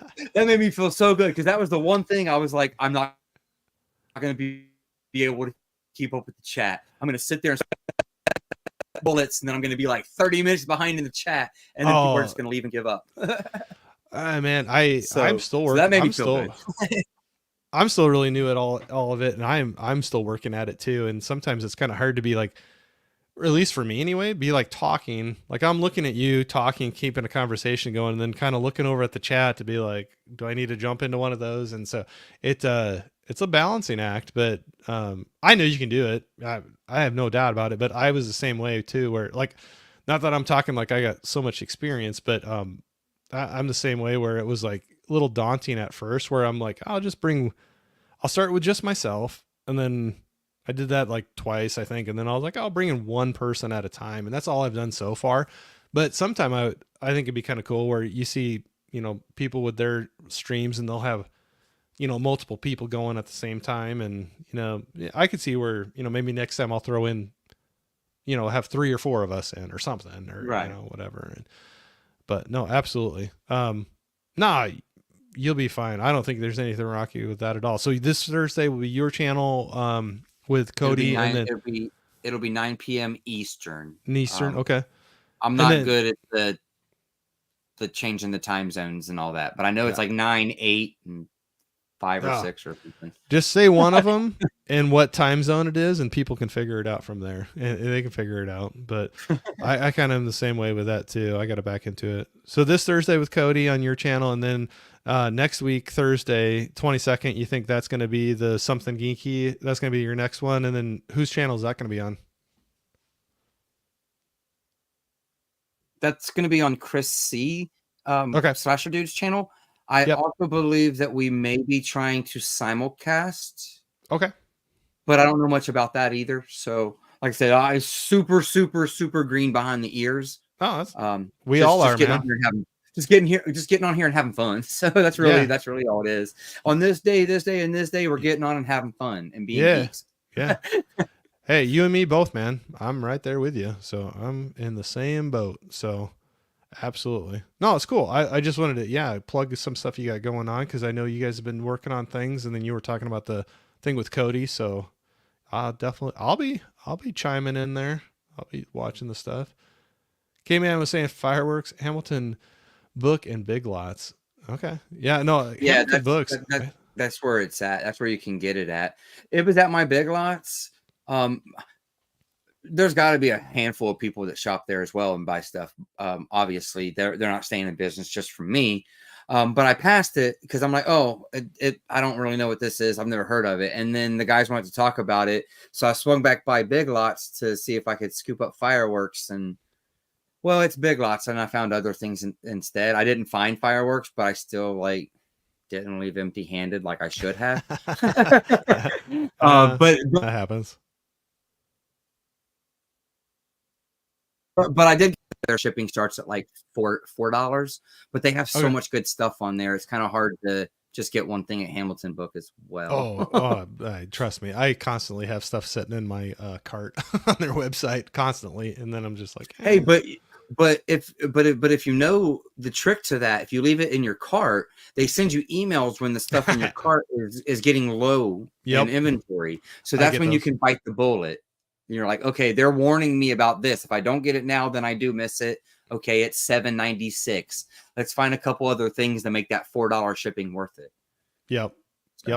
No, I get plenty of those emails. It's like stock is running low, and I'm like, okay. I'm like, stay out of my face. Yep. I don't need FOMO today. Yeah, I know. I get a couple sites where I have stuff sitting in there, and I'll get that, or hey, did you forget something? Something's still in your cart, and I'm like, no. Nah, and like all the companies have started doing that now. We've seen that something was interesting.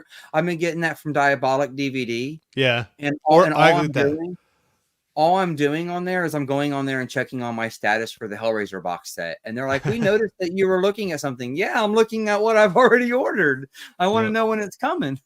I just got some emails from Orbit, I think today, about, hey, did you forget something in your cart? I'm like, no, I didn't forget it. I just didn't want to buy it yet. I'm still thinking about it, but no, absolutely. Chris was saying thanks to everyone for the support with something geeky. Yeah, no, absolutely. I think Caveman was saying that as well. Yes, thanks for the support. No, absolutely. It's cool. I love seeing you guys get together and do something you love and, do it together. It's fun seeing the collaborations. And so when I can, I'll jump in. So I'll definitely be marking Thursday the 22nd for that next one, it looks like, or it sounded like. So I'll definitely try to jump in for that.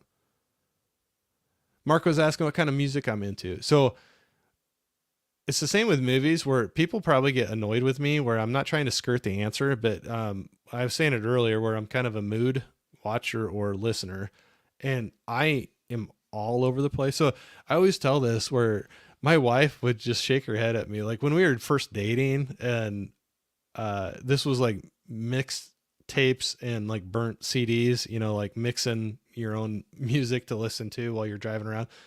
She would always be like, no. How can you have like this song and then go to this song? Like I'd have like way drastic changes in music. And it's like, no, you can't go like that. You can't swing that far. And I'm like, well, it's just, those are the ones I wanted to listen to. And I burn it on the disc or whatever. And so I'm all over the place and I'm really open. I would say comfort music, like things I go back to a lot. I have a lot of 80s and 90s rock and alternative that those are some fallbacks too. So anything from growing up, like Pink Floyd, AC/DC, Metallica, Motley Crue, even like Journey, Boston, things like that. I'll listen to a lot of that. And then 90s, like going into high school, I was big into a lot of alternative. So like anything from like your Alice in Chains to Pearl Jam to Nirvana to, I mean, even then Guns N' Roses and Metallica still bleeding into the 90s. That was a lot of, those are just like comfort things to go back to. But I mean, I'll swing to country and bluegrass. I'll check out rap. I'll check out heavy metal.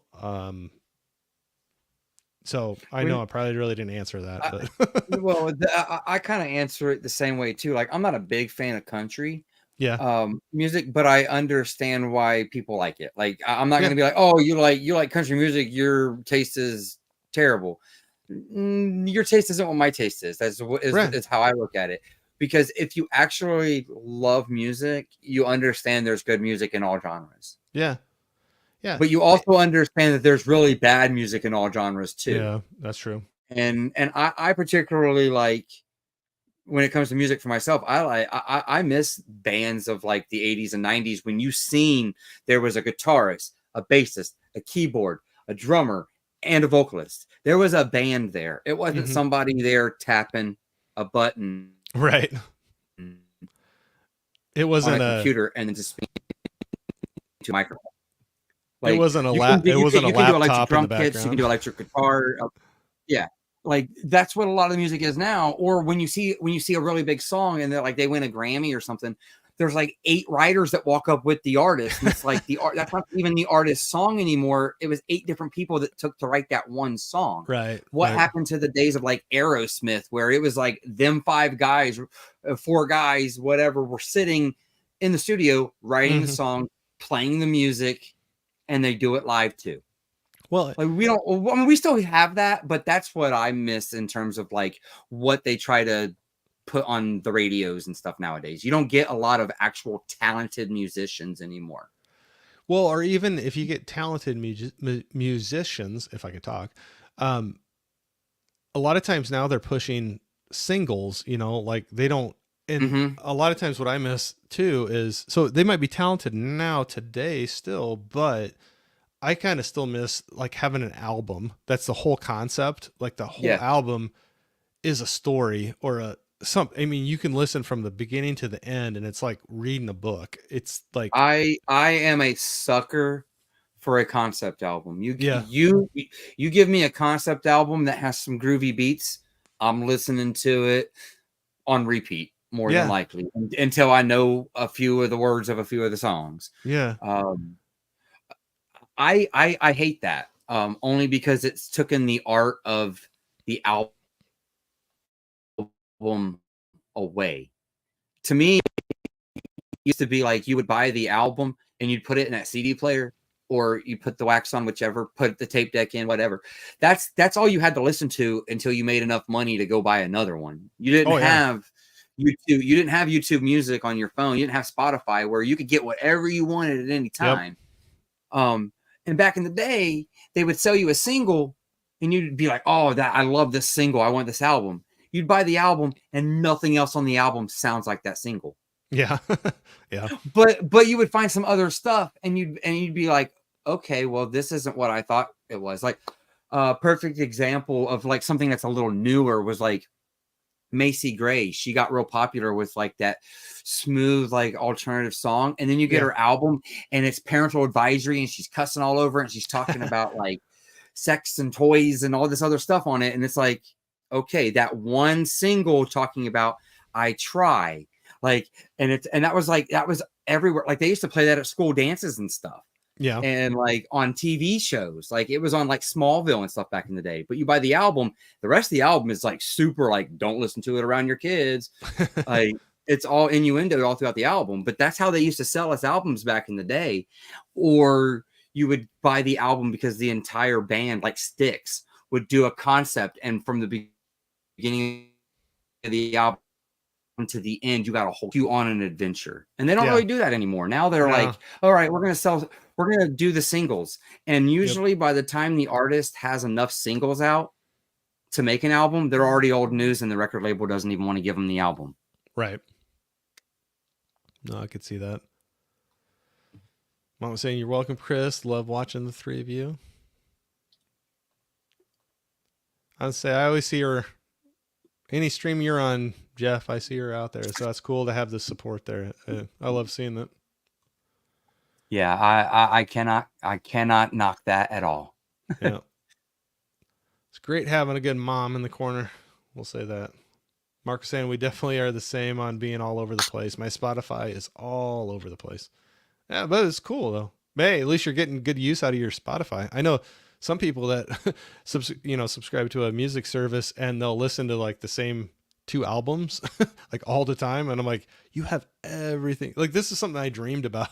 This is me old talk or whatever, but like when you're talking about like I really got to know albums, like I'd have enough money to buy like one cassette tape or one CD, and you would listen to it over and over again because you didn't have money to buy the next one, and now it's like you have that one monthly payment and you have everything at your fingertips. But a lot of times, and I fall into it too, so it's not like, oh, I'm better or anything, but it's hard to branch out and just like you have everything at your fingertips and Yeah, just it's like explore. it's like we're paying $10 a month for this subscription to listen to the same 35 song playlist. Yeah, yep. No, absolutely. When you could just buy it probably once and make the one, buy the one playlist and then not Yeah. be You know what subscribed. though? I haven't looked in a long time. How much does even a single song cost now? Like I $2 or $3? I I don't even know. Like honestly I still don't buy even know. CDs and wax. So I do too. I do too.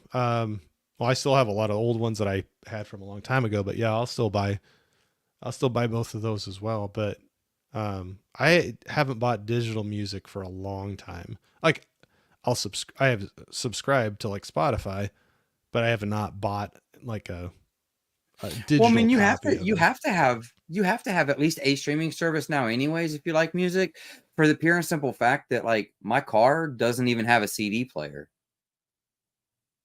My car, you're muted.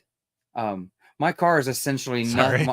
my car is essentially nothing if I don't plug my phone into Android and do Android Auto or That's what Apple I do all Auto. the time. Like Yeah. if I don't plug my phone in, my car is essentially an antenna for radio stations, and I Yeah. live in the mountains in the middle of nowhere. We get 2 radio stations. Yeah. So No, I'm the same way. I have a lot on my phone I stream off my phone all the time. So I am right there with you. Sorry, I knew I was. As soon as you said that, I was like, I'm on mute again. I'll do it probably like 3 more times before we're done. So, Kim, I was an underrated music related movie that I'm sure you both seen is High Fidelity with John. Yeah, that's a good one. yeah. I have that on somewhere back there. That's a fun one. Gizmo. Good morning, Corey and John. What's up, man? You must have got done with work. Or you just woke up, one of the two. Saying hi to Gizmo. Gizmo, I still got to figure out I need to go on. I don't think you ever sleep, man. Mark saying, I agree with you, Jeff. I miss actual musicians. That's why I started to dive hard into my local scene here in northern Atlanta. That's kind of cool. A bigger city like that, you probably get a lot of diverse live show like opportunities. I'm in a smaller market, so that doesn't happen as much. Okay, man, saying High Fidelity 2000 Paramount Plus. Okay, must be on Paramount Plus. I have the Blu-ray of it somewhere back there. Cody, what's up, Yo, man? Cody's back. We've been talking about you a little bit tonight. Yep. Good thing you were gone. It was really bad. It was really, Yeah. We were really talking bad. about how you're a fake. You don't like movies. You don't like music. You I just don't even like think you being a own dude. any. Yeah, you just buy empty cases and put them behind you. Just kidding. We were talking about your stream coming up with Jeff. He's gonna be like, "What? What?" No, we're giving you a hard time. We were talking about your Vinegar Syndrome stream you guys were going to be doing, which I'm interested in and I will be tuning into.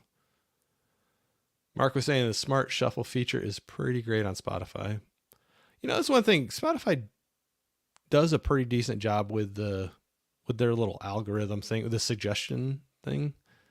I'm not saying 100% all the time, and I know you said you got steered away from like Hollywood Undead or some of your bands that you liked where you're like, how did I not hear about this sooner? But Yeah, like the they might algorithms have it down a so little far. bit better than other ones, though. I think But maybe. see, like I haven't messed with Spotify in a couple years. I went YouTube Premium, and I mean, why would you pay for more music when you get music with YouTube Premium? I bought YouTube Premium for no ads on YouTube, but then it's like you get all the music too.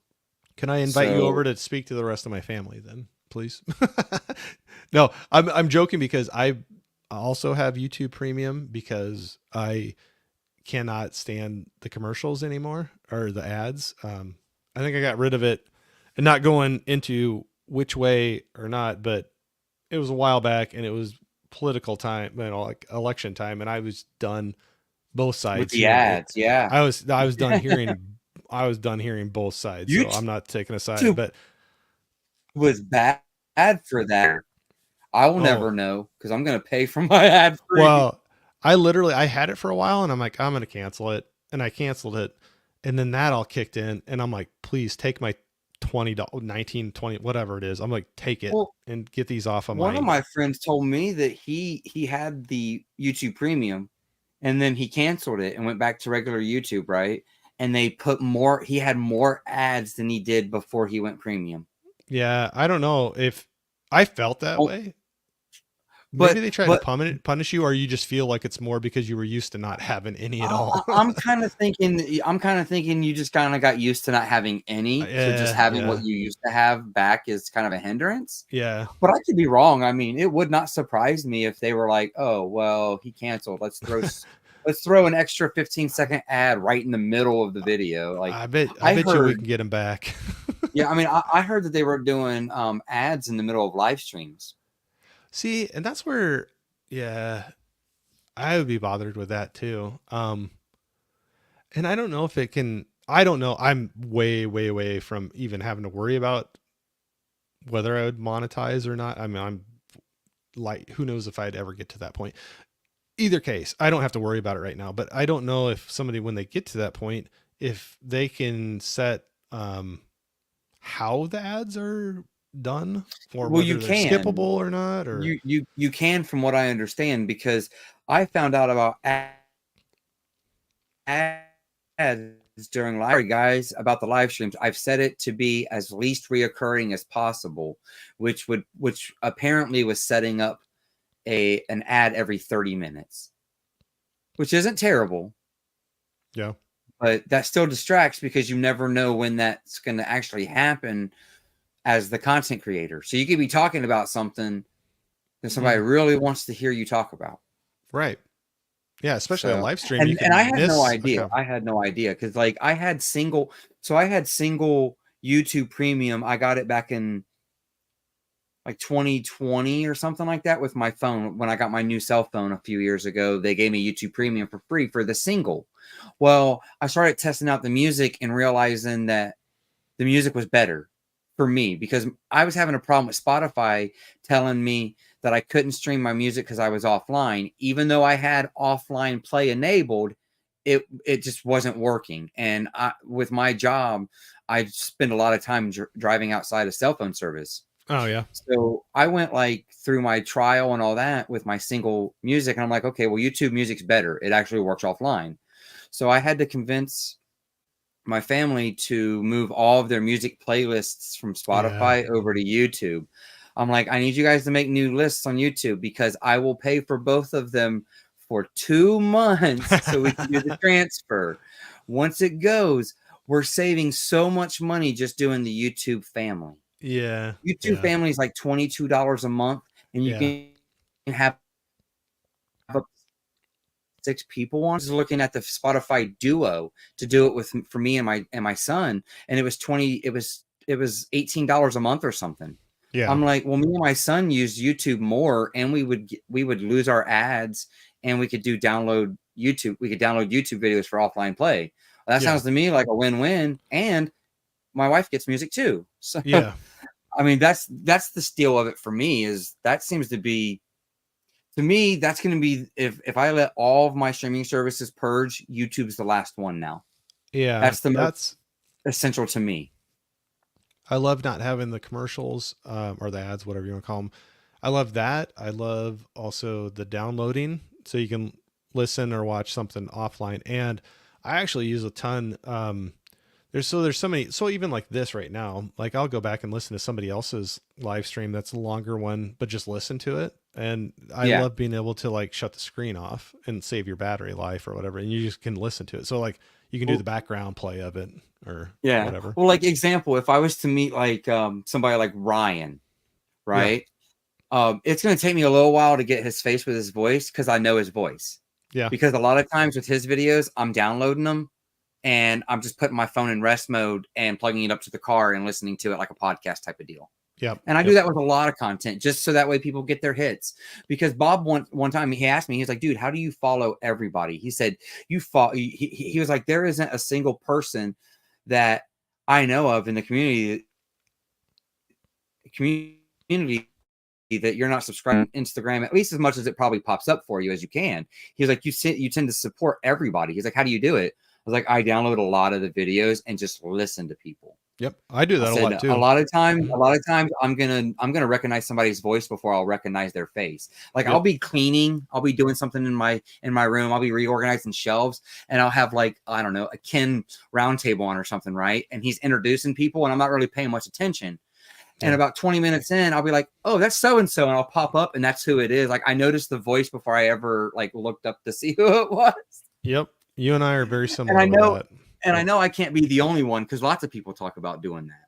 Yeah. Just so that way they can share the love, you know, and get the hits for everybody. Well, and I can still listen and like you too, listen and still work too, you know, do your job and, you know, have it in the earbud or on your speakers or whatever and listen to it. But nope, I'm right there with you. Cody is showing the buying CD love as well. Well, that's awesome. A lot of times you can buy used ones pretty cheap too. So it's kind of a nice way to get stuff. Gizmo just woke up. I'm sure you did. We've been going for a while. Sorry, you still good. Not that we have to go like a ton longer. I think we've set a record on your movie club. No, we have. Yeah, we have. As long as you're good, we'll I'm good. Okay. No, I think we did. Each time I'm like, oh yeah, they probably don't want to go any longer than that, and then we go a little longer, but that's all right. Hey, I'm having fun. Hey, I know I have to work tomorrow, but look, I'm just conversations and stuff with you. I'm just humbled that anybody wants to sit down and have conversations with me, you know. Like this is your channel, this is like your face and your content, and you want to share the floor with me. I'm just happy to do it. Like I honestly haven't been reached out to very often. Hey, so, man. Like within the community. So I'm happy to take any and every hangout that anybody's willing to do with me because I mainly just like work and come home and do YouTube. So yeah, no, hey, I'm right there with you, man. I'm here hanging out, just enjoying it. So no, I'm just the same as you. Oh, Gizmo, I knew you were gonna have to throw something in there, but you were saying, hey to everybody, but then we got, oh wait, where was the one I saw his that, oh, this is the one I was saying. Let's see Corey and Jeff shake the ass to the beat of Britney Spears. Nah, maybe not tonight. It's a weeknight. Maybe not tonight. Saying hey to everybody. Something about you only liking packaging, Cody. LOL. Okay. Talking back and forth. Mark is saying, pretty sure Smart Shuffle goes off what's in your liked playlist. So, okay. Goes off of that. I know my son loves the suggestions off of Spotify. But it probably works off how you use it. And I probably don't use the stuff right, though, either, to let them track exactly what they suggest me. K-Man was saying YouTube. He has YouTube Premium as well. Best $22 a month I've ever spent. I tell you what, after you just take that 22, and you put it on the internet bill, and that's just part of the bill. Yeah, believe me, I don't know how I could go without it at this point. It ads the YouTube ads just drove me crazy. When I went back to it, I tried to cut it off, and I was like, nope, I'm coming right back to it. Okay, man, I was saying one reason YouTube live streams does so well is that you typically, as a viewer, won't see ads. Okay. See, I don't know. Yeah, except somebody, like I said, somebody's been complaining to Ken in his chats because he's had to address the situation. Oh, so it is happening. It is happening. But I don't know if.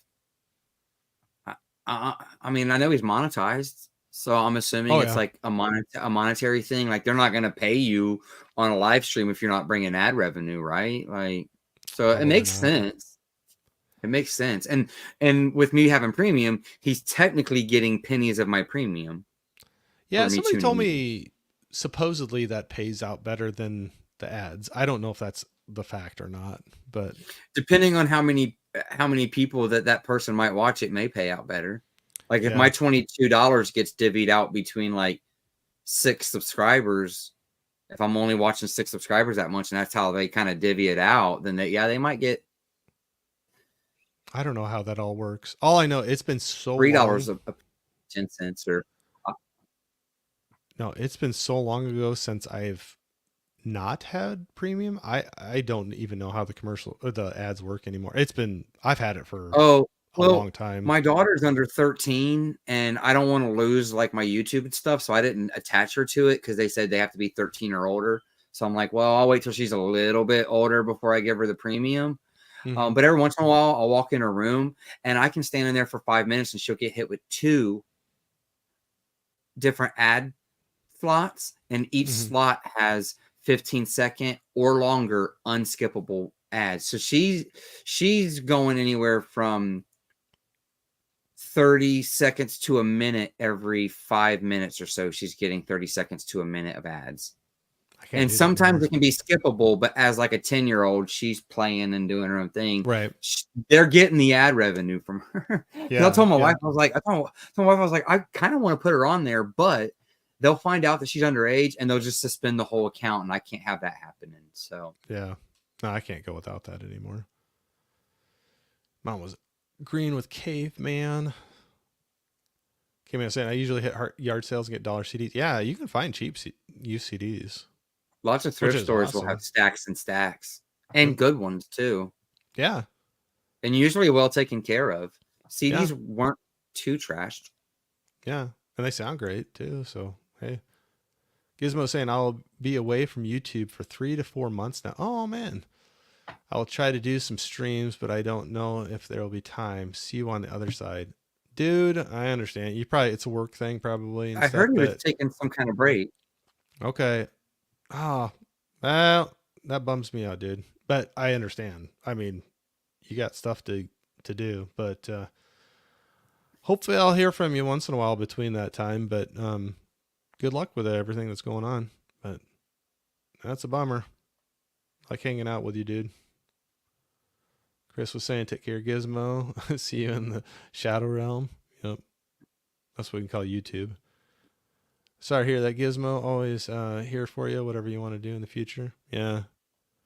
No, that's I hope. Hopefully, we keep in He's a touch. big supporter. Oh, absolutely. He's another one that was like invited me on when it's like, even right now, I'm like so small, and it's like, it's cool when you got people like that that have a lot more followers. That it's like, I don't care if you can, like, I can't. They don't care if they benefit from you being on their channel. They just want to hang out, kind of a thing. They're just as excited about your input to the conversation as someone else's. That's what's nice to me about it, is anytime I Yeah. have been invited on, it's like, hey, I want to hear your opinion on something. Like, your opinion matters. Come Yep. speak it with us. Come hang out. Yep. So I tell you what, we crossed over the 4-hour mark. We set the record. We set the record by a long shot, and I might need to start winding. I'm not saying I'm not having fun beat that, Bob. talking. Yep. I'm not saying I don't. Well, Gizmo can beat it. That dude go forever. But not saying I'm not having fun. I've done streams where I watched, like, Gizmo started a stream. I did a stream, went and watched another stream, and Gizmo's still on. Oh yeah. Like, I did my own stream, watched the stream, and he's still on. That guy will go forever. Yeah, but it's always a good time in his too. Yeah, absolutely. I was on a couple of his that went for quite a while, where I was like, I never thought I'd ever be on a live stream for that long, but no, I'm having fun. Dude, we're gonna do this again. I would keep on going. I wish I did not have work in the morning, but all that adulting stuff, that happens. But might need to start wrapping it up for tonight. But we need to do this again. I mean, whether it's doing another movie or just hanging out and chatting again. Sometime I need to have you and Chris and Caveman all on, and I can do a little something geeky interview you guys on the stuff you got going on. I always love hearing what other people have going on. If you were interested, I mean, I'm just throwing this out there. I don't want to step on Chris's or Caveman's toes, but I'm sure they would be down for it. We had Reed on as a guest on one of our Something Geeky episodes. Oh yeah. And he chose something for us to all watch. So maybe we could do something like that with you sometime too. Oh yeah. If you want to come over and do that. Yeah. So I always have fun hanging out with you guys. So yeah, we'll figure something out. I need to get them on here too. Like we were talking about earlier, I just hope nobody feels like I'm not getting them on soon enough or something. But like I said, it was a good problem to have, where I threw out a wide net, and there was so many gracious people responding right away of, wanting to hang out and chat and talk. And so not complaining about that, but then that was where I was a little taken back a little bit. And I was like, oh, if I'm only going to do one a week, that pushes it wait a out a second, ways. how you're like you're like, wait a second, how full did my plate just get? Yep. And then it was kind of like taking them in the order I got them in, not by any other reason or anything. So, but no, it's a good problem to have, and that just shows how fun it is to hang out with everybody. So I'll get them on here too. So great stream. Nice to meet you, Corey. Yeah, thanks. I got to figure out if Mom's still okay to call you, or if I need to come up with just Jane, or if I need to call you to something else. But then, no disrespect. I know it sounds like we're pretty close to each other. So, but love having you in here. I love seeing you. I've seen you in many streams that Jeff has been in. So it's cool to see your support on his and with the other crew with the Something Geeky. So always cool to see the support. Kimmy, I was saying, anytime you want to watch one of our topic movies, we'd love to have you on. Oh, cool, man. Yeah, I do it. I'd hang out with you guys anytime. Sometime I might just throw one on and just be like, hey, who wants to come on and just, BS for a little while, and just hang out on a stream. So we'll do that, Corey. No, that's no problem. Actually, you got the E in there. A lot of people don't have the E in it. So Kimmy was saying, or suggest something geeky for us to watch. I could probably come up with something, but Chris is saying, great stream, gents. Well, thank you. So everybody, this has been awesome.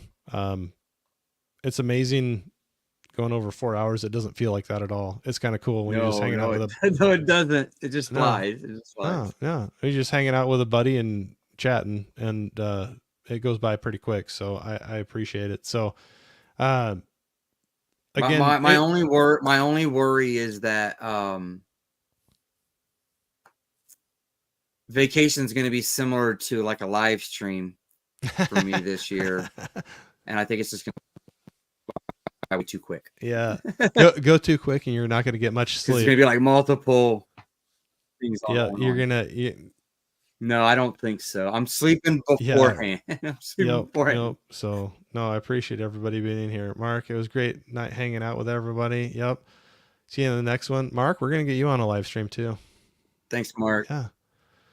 Yep. Like K-Man was saying, go out and vote. Go out to Anthony Horror and More, his web page, or I think I'm saying it right, his YouTube page, and check out his stream where he's talking about winning for this month, and his nominees, Chris C and Dirk, are two of the nominees. Go out there, go check everybody out that he's nominating, and all worth checking out. And throw your vote in for somebody. All of them are worthwhile, and all of them are a win if you check out their channel and go like them, subscribe, and see the content they're putting out. They're all good people. But no, absolutely. So I appreciate it, everybody. Jeff, thank you very much for going for a marathon. I didn't know, never knew. Yeah. I'm kind of a wanderer, so you never know how long it's going to go. So I appreciate hanging in there. It's fine. I can tag along. I can wander just as easy. Yep. Yeah, you can have fun doing that. But no, if you hang on for just a little bit, we'll close this out, and but I'll chat with you for just a second. But everybody, whoever jumped in here for a little bit, the long haul, the whole thing, or a little bit, or coming in for a replay, I know Jeff and I, not to speak for him, but we appreciate you jumping in here, and definitely go check out Jeff's channel as well. And like he said, this Thursday, check out your stream with Cody on your channel, and then the Thursday after on Chris C's Slasher Dudes for Something Geeky. So anyway, until then, we'll check y'all later. See you, everybody.